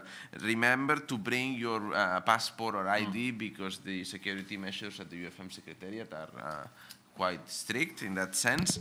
And we will have our session in the Pedralbes Palace, and we will have lunch there and directly go for those joining the technical visit. We will leave directly from the premises of the UfM Secretariat until 5, I don't know if it's 5 or 5:30, that the bus will take us back to the hotel. So tomorrow at 5:30 you will be again at the hotel. If you have any questions, well, I'm here, Noé is there, and also Julian in case you need anything else.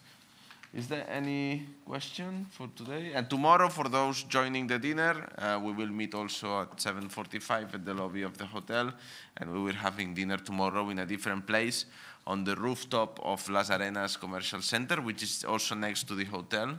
And the interesting part there is that there are very nice views of the city from the rooftop. If you cannot make it tomorrow, I suggest you to go to the rooftop today to see at least the views.